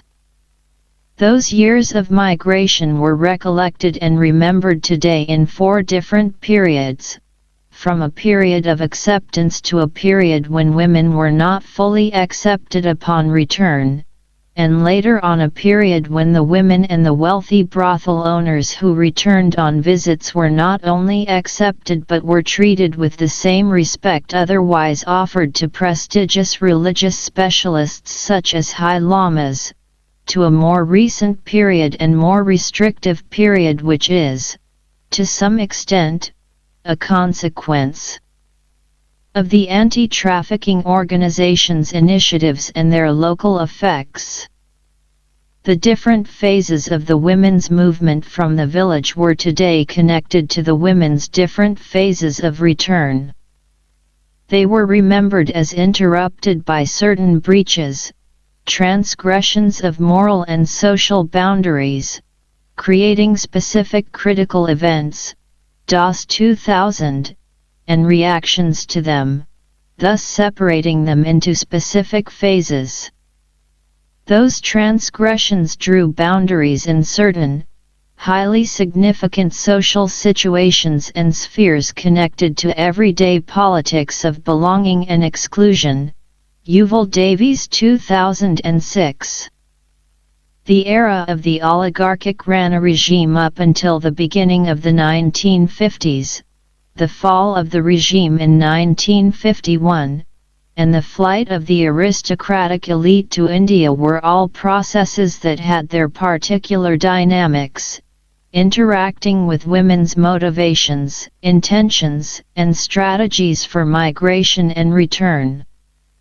The overthrowing of the Rana regime in 1951 marked a second period defined by a change in women's migration patterns.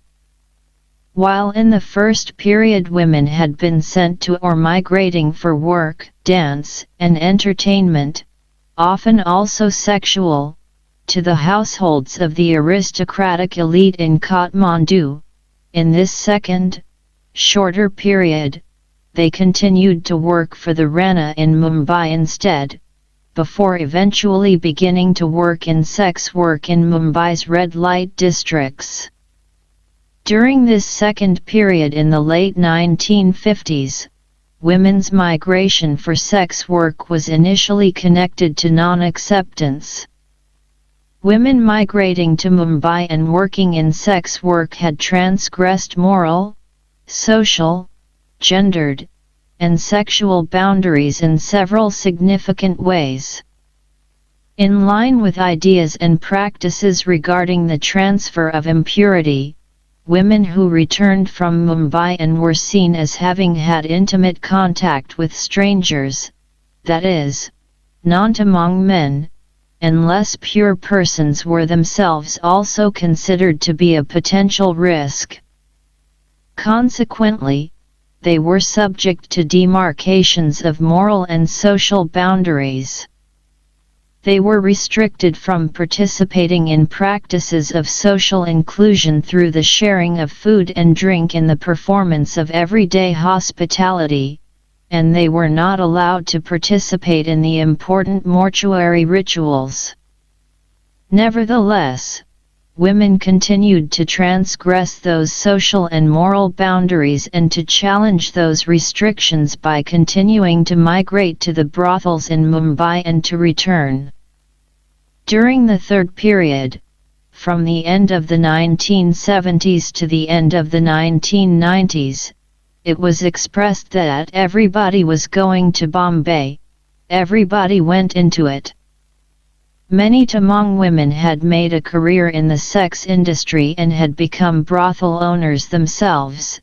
Some had invested their money in real estate in the red light district, renting out brothels to others.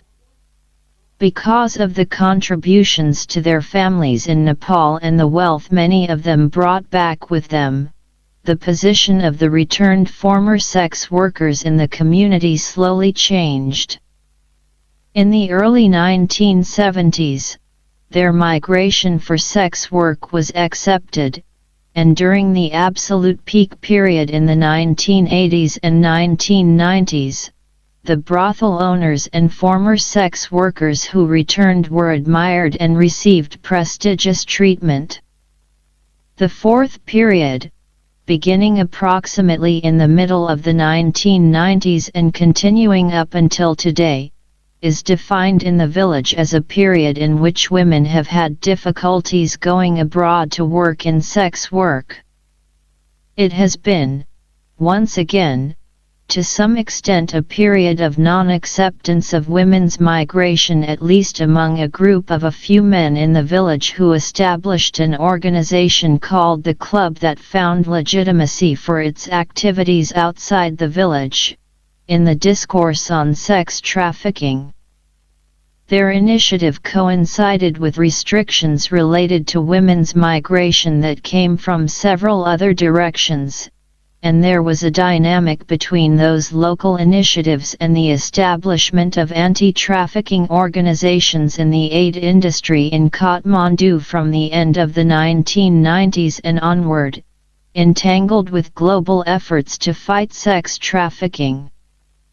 It was not women's migration for sex work that was problematic to the club, however, but rather women leaving the village in general, leaving behind, in the men's eyes, an area devoid of women. There were several other aspects connected to this, too, aspects related to women's transgression of transformations and changes of marriage patterns. Women married outside the Tamang ethnic group in Mumbai. Some women who returned chose to stay unmarried, and women who had divorced or become widows in Mumbai returned but, in contrast to common social norms, often preferred to not remarry. During this period there were also many, very young, women who returned sick to die, probably due to HIV/AIDS related diseases. These aspects compounded the fear of social disintegration of the village with the club. Due to this, the club developed a policy, at the height of its activities, to bring women back to the village from the brothels in India, by force if necessary, and the return could in these cases to some extent be discussed in terms of return trafficking. The Maoist insurgency and their control of the area during the fieldwork period also made it harder, not only to leave the area, but also to return. Coming from the red light districts in India, they knew that there was a risk of losing their earnings and savings to the Maoists who taxed them more heavily than others in the area as they were associated with Bombay wealth and consequently were considered wealthy. They were also hesitant to return for shorter visits because they feared that their return to Mumbai would be hindered by the Maoists who were critical of migration out of the country in general but even more so regarding migration for sex work, which they discussed in terms of sex trafficking. Shortly after the peace process in the country, when the Maoists had established themselves in mainstream politics, several of the women who had spent 25 to 30 years in the red light district returned. Despite all of the above, women continued to leave the village and go to Mumbai.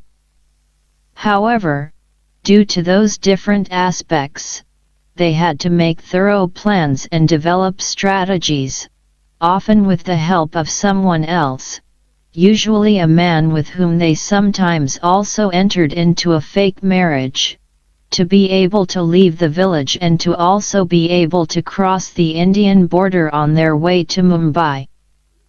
This was done so as to escape the restrictions of the club and to be able to pass the border controls controlled by anti-trafficking organizations, which had been previously more or less open.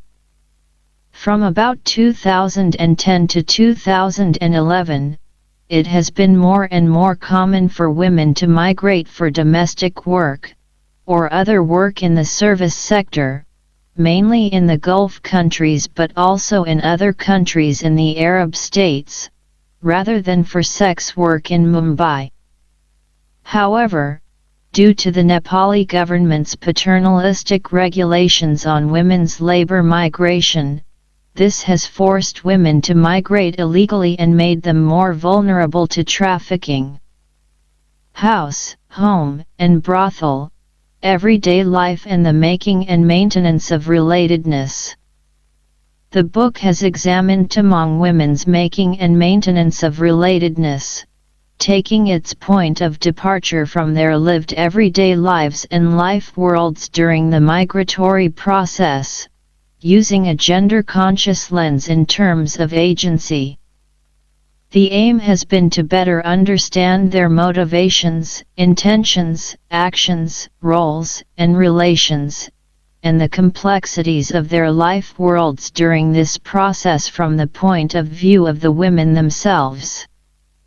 Through individual portraits of their life worlds, the book has explored their practices, attitudes, values, and meanings migration for sex work have for them.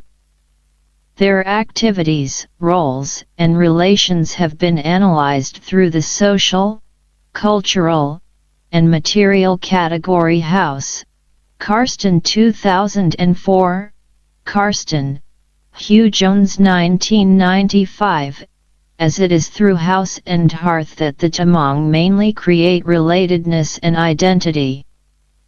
Examining women's lived everyday life in their natal house, in the brothel that also was their home in Mumbai, and in the house in Nepal to which they returned after years of sex work in India's red light districts, it became clear that Tamang women actively contributed to and carved out a space for themselves in the houses they inhabited in these different places. Most importantly, however, and in contrast to what is otherwise generally presented in research about sex trafficking or migration for sex work, during their years in Mumbai, Tamang women actively and strategically maintained their membership to their natal and/or conjugal house and thereby carved out a space for themselves in the house they intended to return to in their village of origin. There are different ways of understanding relatedness.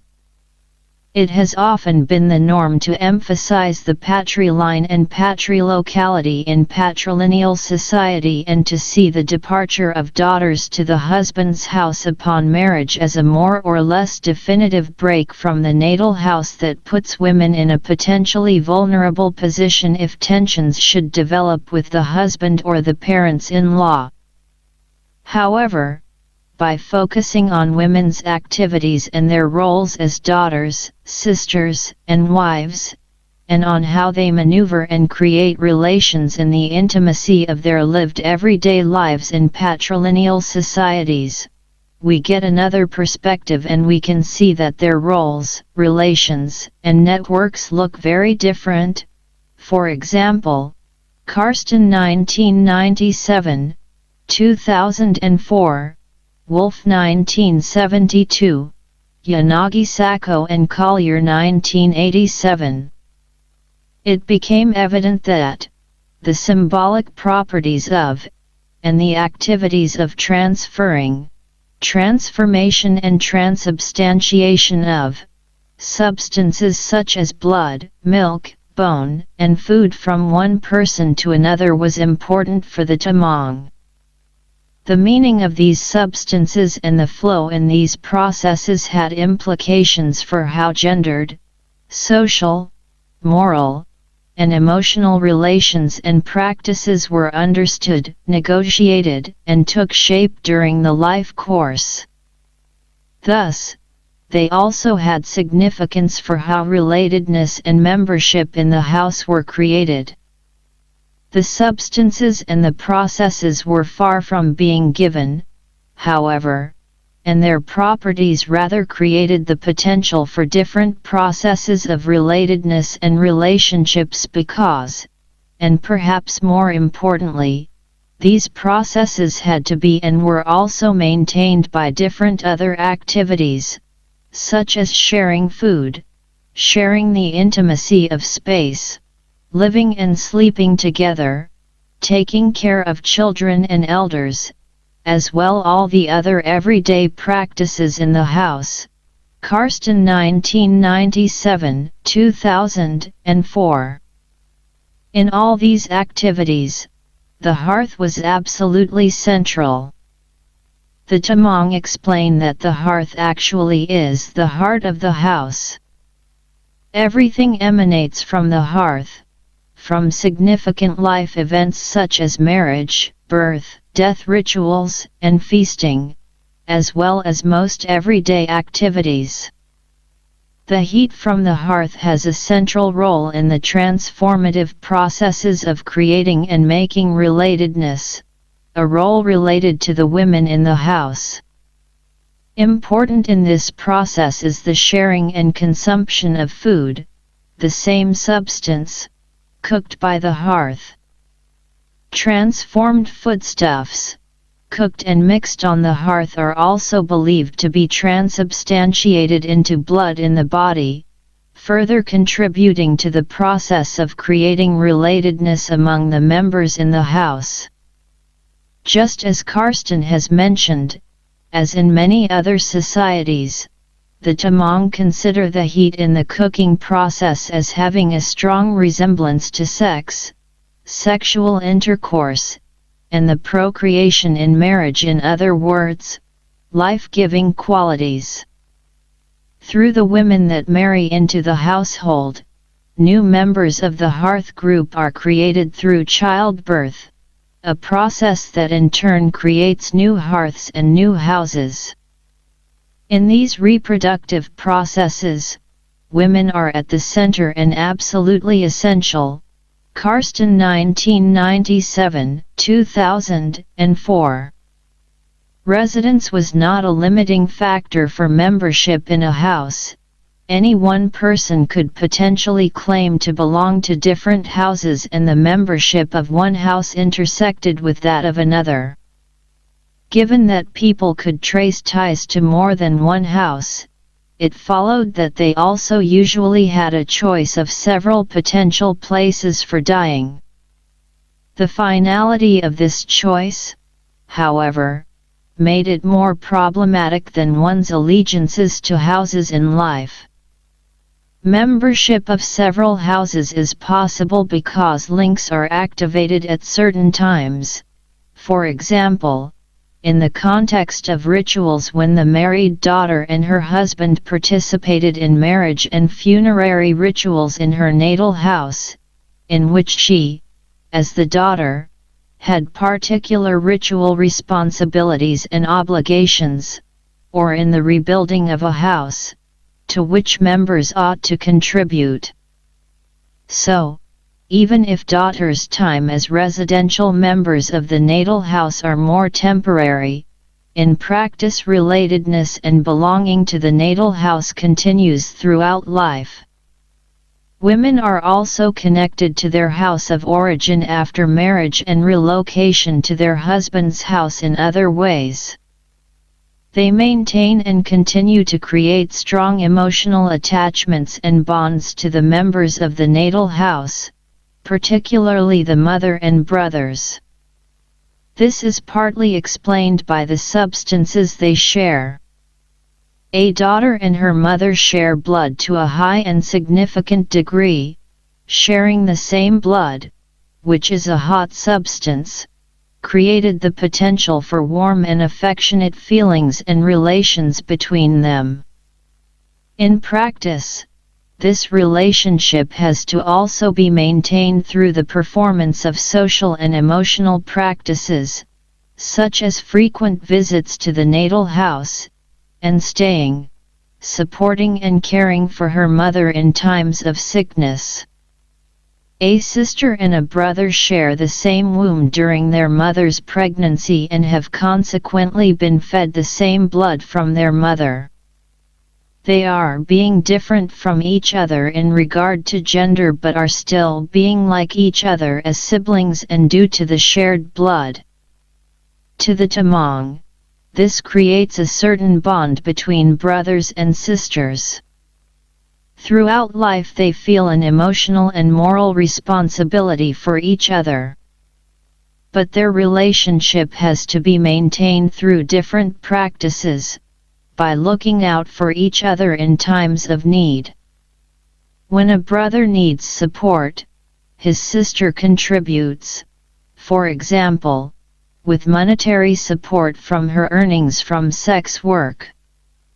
Women actively maintain those relations during migration for sex work to Mumbai, and they are of great importance for how the return takes shape.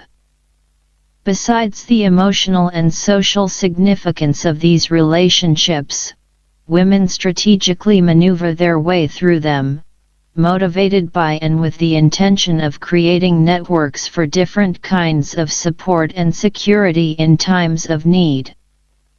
Over the years, women create families of their own, and relatedness and belonging come to be more focused on her conjugal house. They establish their position and create relationships and networks of support in the conjugal house, mainly through the children. Nevertheless, during incidents of conflict with the husband or parents-in-law, they also return to the natal house where the members there support them and help them to handle the situation. Later on in life, this could also mean that a mother turns to her married daughter for support. Tamang women inhabited and worked in small brothels in larger buildings in the red light district in Mumbai. They were part of a heterogeneous group of sex workers, erotic entertainers, and performers, such as female, male, transgendered, and transsexual persons, hijras, and others, located in different spatial spheres in the area. Working and living in the simple, usually one-room, brothels, Tamang women belonged to the lower but not the lowest strata of sex workers selling cheap, fast, basic sexual services.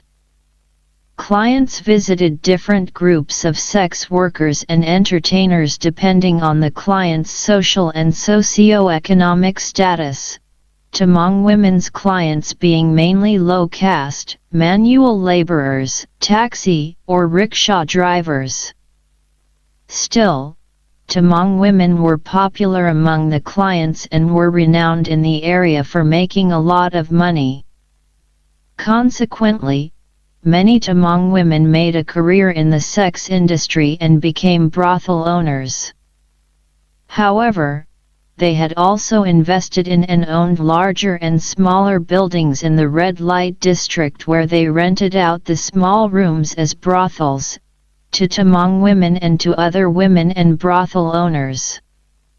They also bought themselves apartments in Mumbai or bought land and real estate in Kathmandu, although this was less common.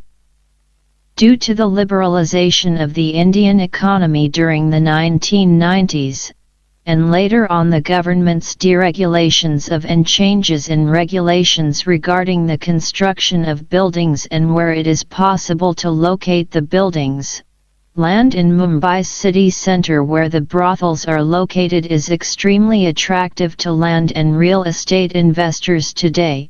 Shah 2014. Consequently, the red light district is subject to a rapid gentrification process. This has caused a sharp increase in rental prices.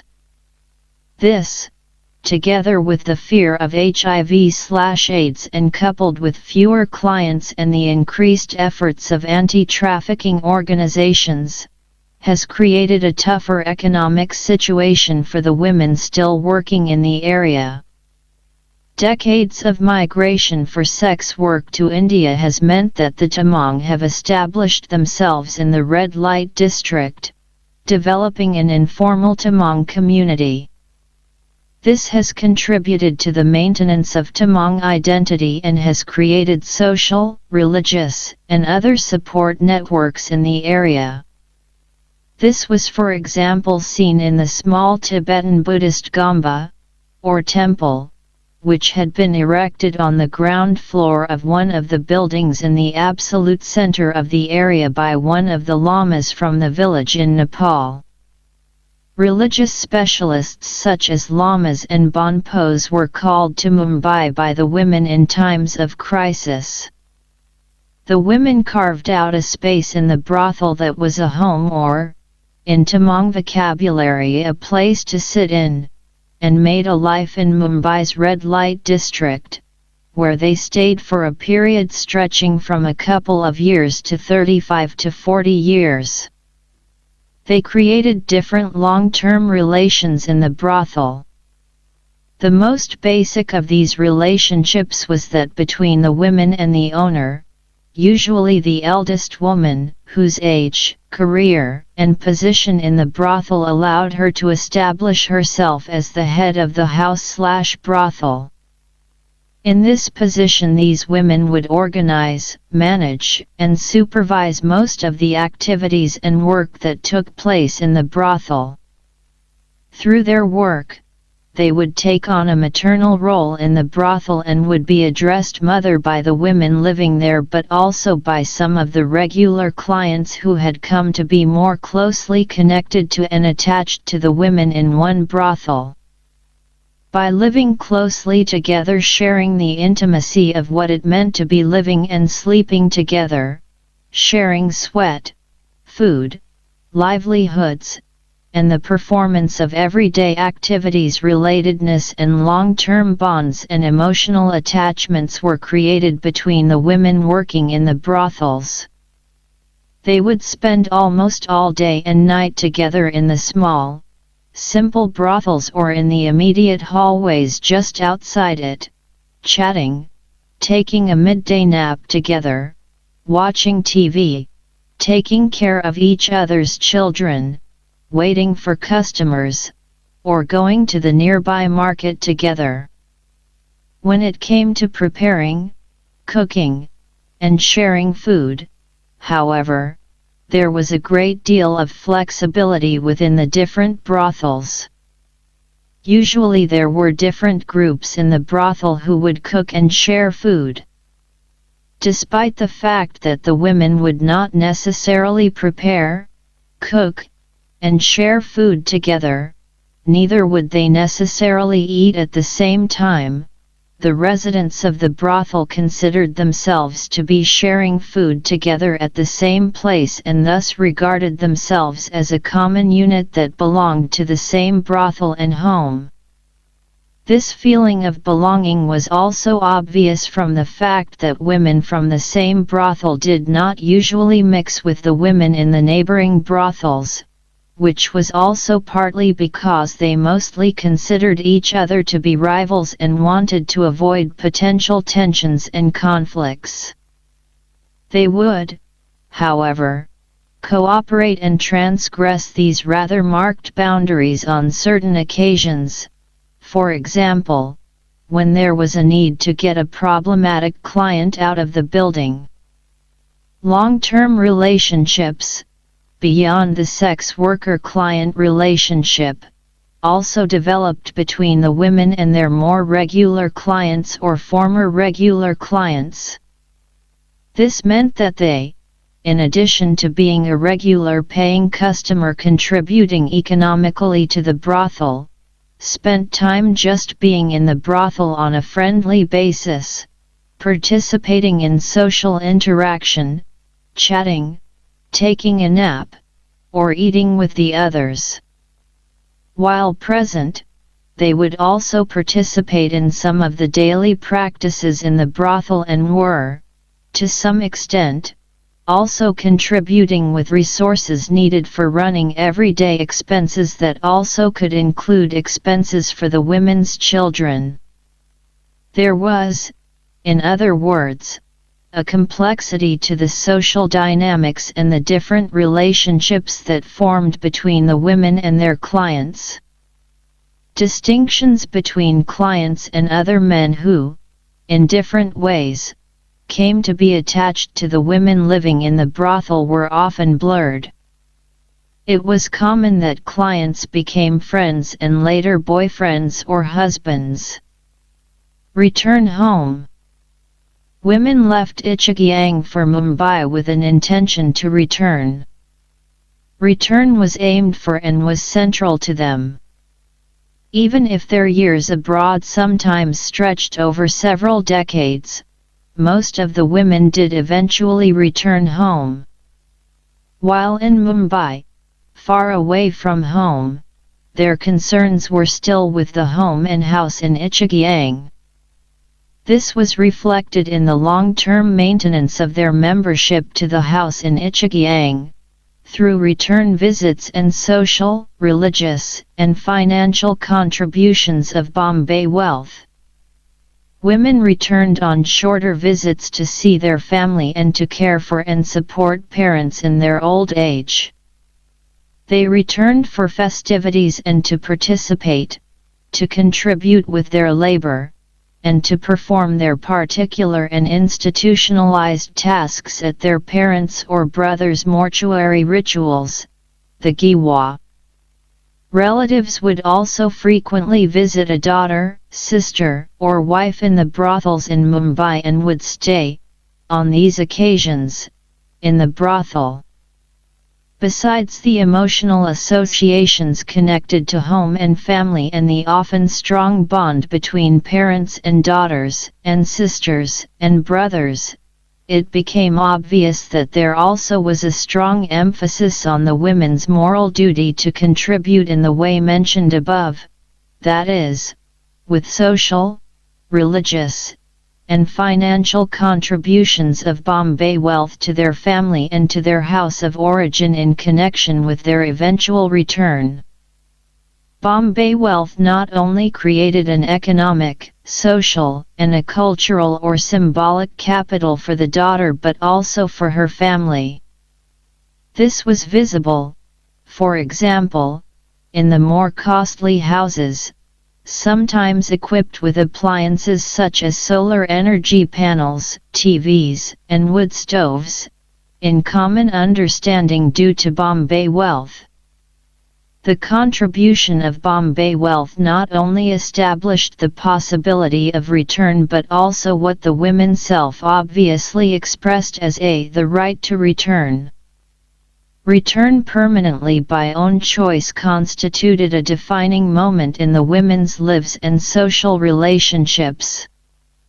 These decisive moments were related to different important phases in life such as marriage or a wish to marry and have children or, for the women who had lived in barren marriages in Mumbai, to feel a sense of continuity through their brothers' or sisters' children and grandchildren, eventually leading to return with the intention to connect with them in old age.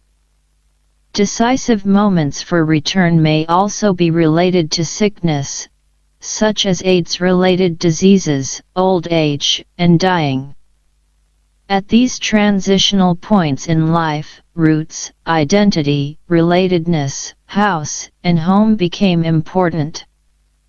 Depending on the amount of time spent in Mumbai, women returned back home during different phases of their lives. The time spent abroad differed due to how well the women had managed to adjust to the environment in Mumbai's red light district. It also depended on how well they had succeeded in the sex work sector as sex workers, managers, or brothel owners. Women uncomfortable with sex work left shortly after arrival.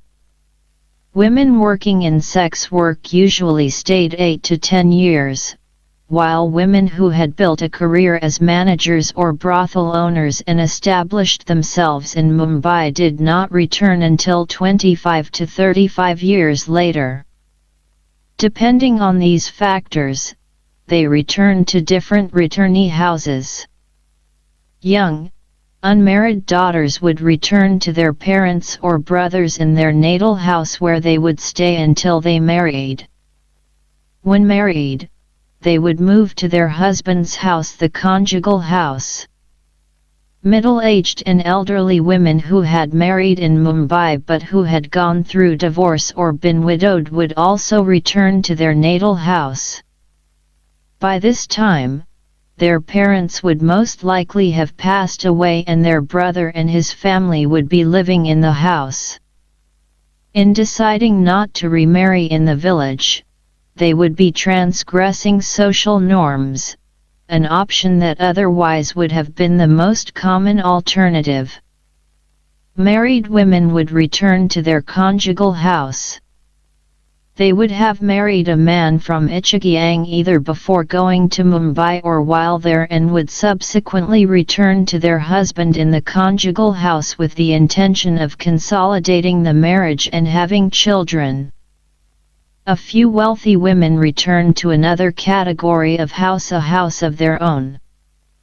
This house would not usually be located in Ichagiang but in Kathmandu or in a village close to their home village, where they established a small tea shop or a guest house. Such investments demanded financial assets made possible by a successful career in Mumbai. In stark contrast to the dominant discourse among the anti-trafficking organizations in Kathmandu, women obviously returned of their own accord, adjusted to, and were reintegrated into the society in Ichagiang. There was no stigma attached to them and no inclination to morally condemn them due to sex work as these organizations usually claim. They were instead attributed with positive associations, and the most significant theme brought up in regard to returned women concerned Bombay wealth. Their return was mainly associated with and verbally expressed in terms of the success and the wealth they had acquired. The women had invested their earnings in gold jewelry, as insurance for the future, which was one of the major motivations for the women going to Mumbai. Due to this, they were described as being draped in gold, that is, golden jewelry upon return. Some of the earnings were ideally saved for their own mortuary ritual, the most important and prestigious ritual among the Tamang. To already beforehand have the savings for this prestigious ritual and to know that you would be able to generously contribute to the mortuary feasting created a great comfort to the women. This would enhance their merit and their karma, with possibilities for a better rebirth. They may also have saved some money that would allow them to establish a small store or tea shop in the village. They could look forward to a more comfortable, safe, and secure life. Due to the wealth with which they were associated, families looking for a prospective wife for their son saw them as desirable marriage partners. Moreover, men found them attractive and sexually desirable due to their perceived enhanced ability to enjoy sex. Young women and sometimes others would gather around the newly returned women to admire them, their white skin, their clothes, the perfume in the air around them, their jewelry and their to some extent self-conscious behavior.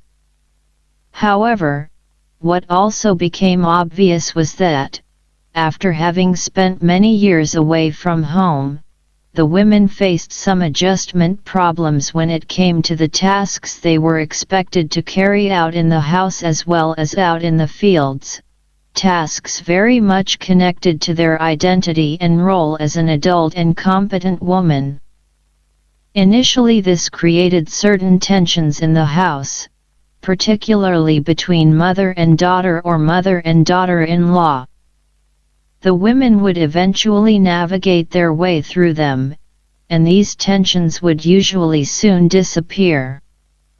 The major concern, though, of both the returned woman and her husband and of the others in the house, was the fact that several of the returnees' marriages were infertile. To the woman, this was an extremely painful experience, as having children and becoming a mother fully consolidated a woman's adult identity.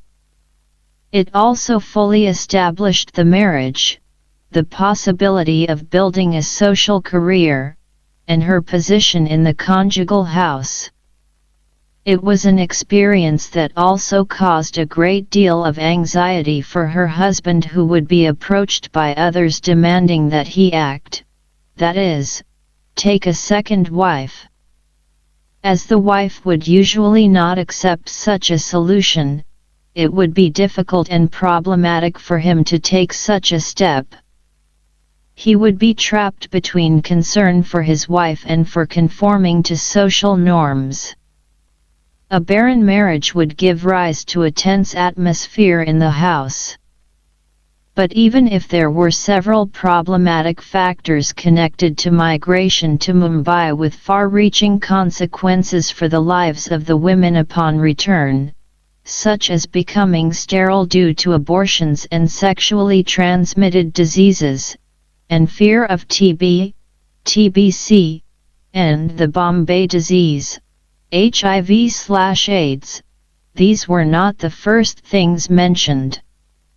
Instead, people talked of the women who returned draped in gold with Bombay wealth, that is, the possibility for a better, more secure and more comfortable life for themselves, the house, and the family in Nepal created by the women themselves through sex work.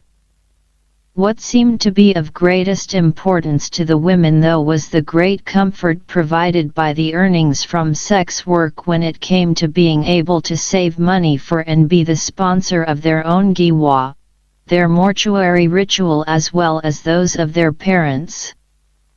This aspect was so important to the women that to many of them it compensated a barren marriage.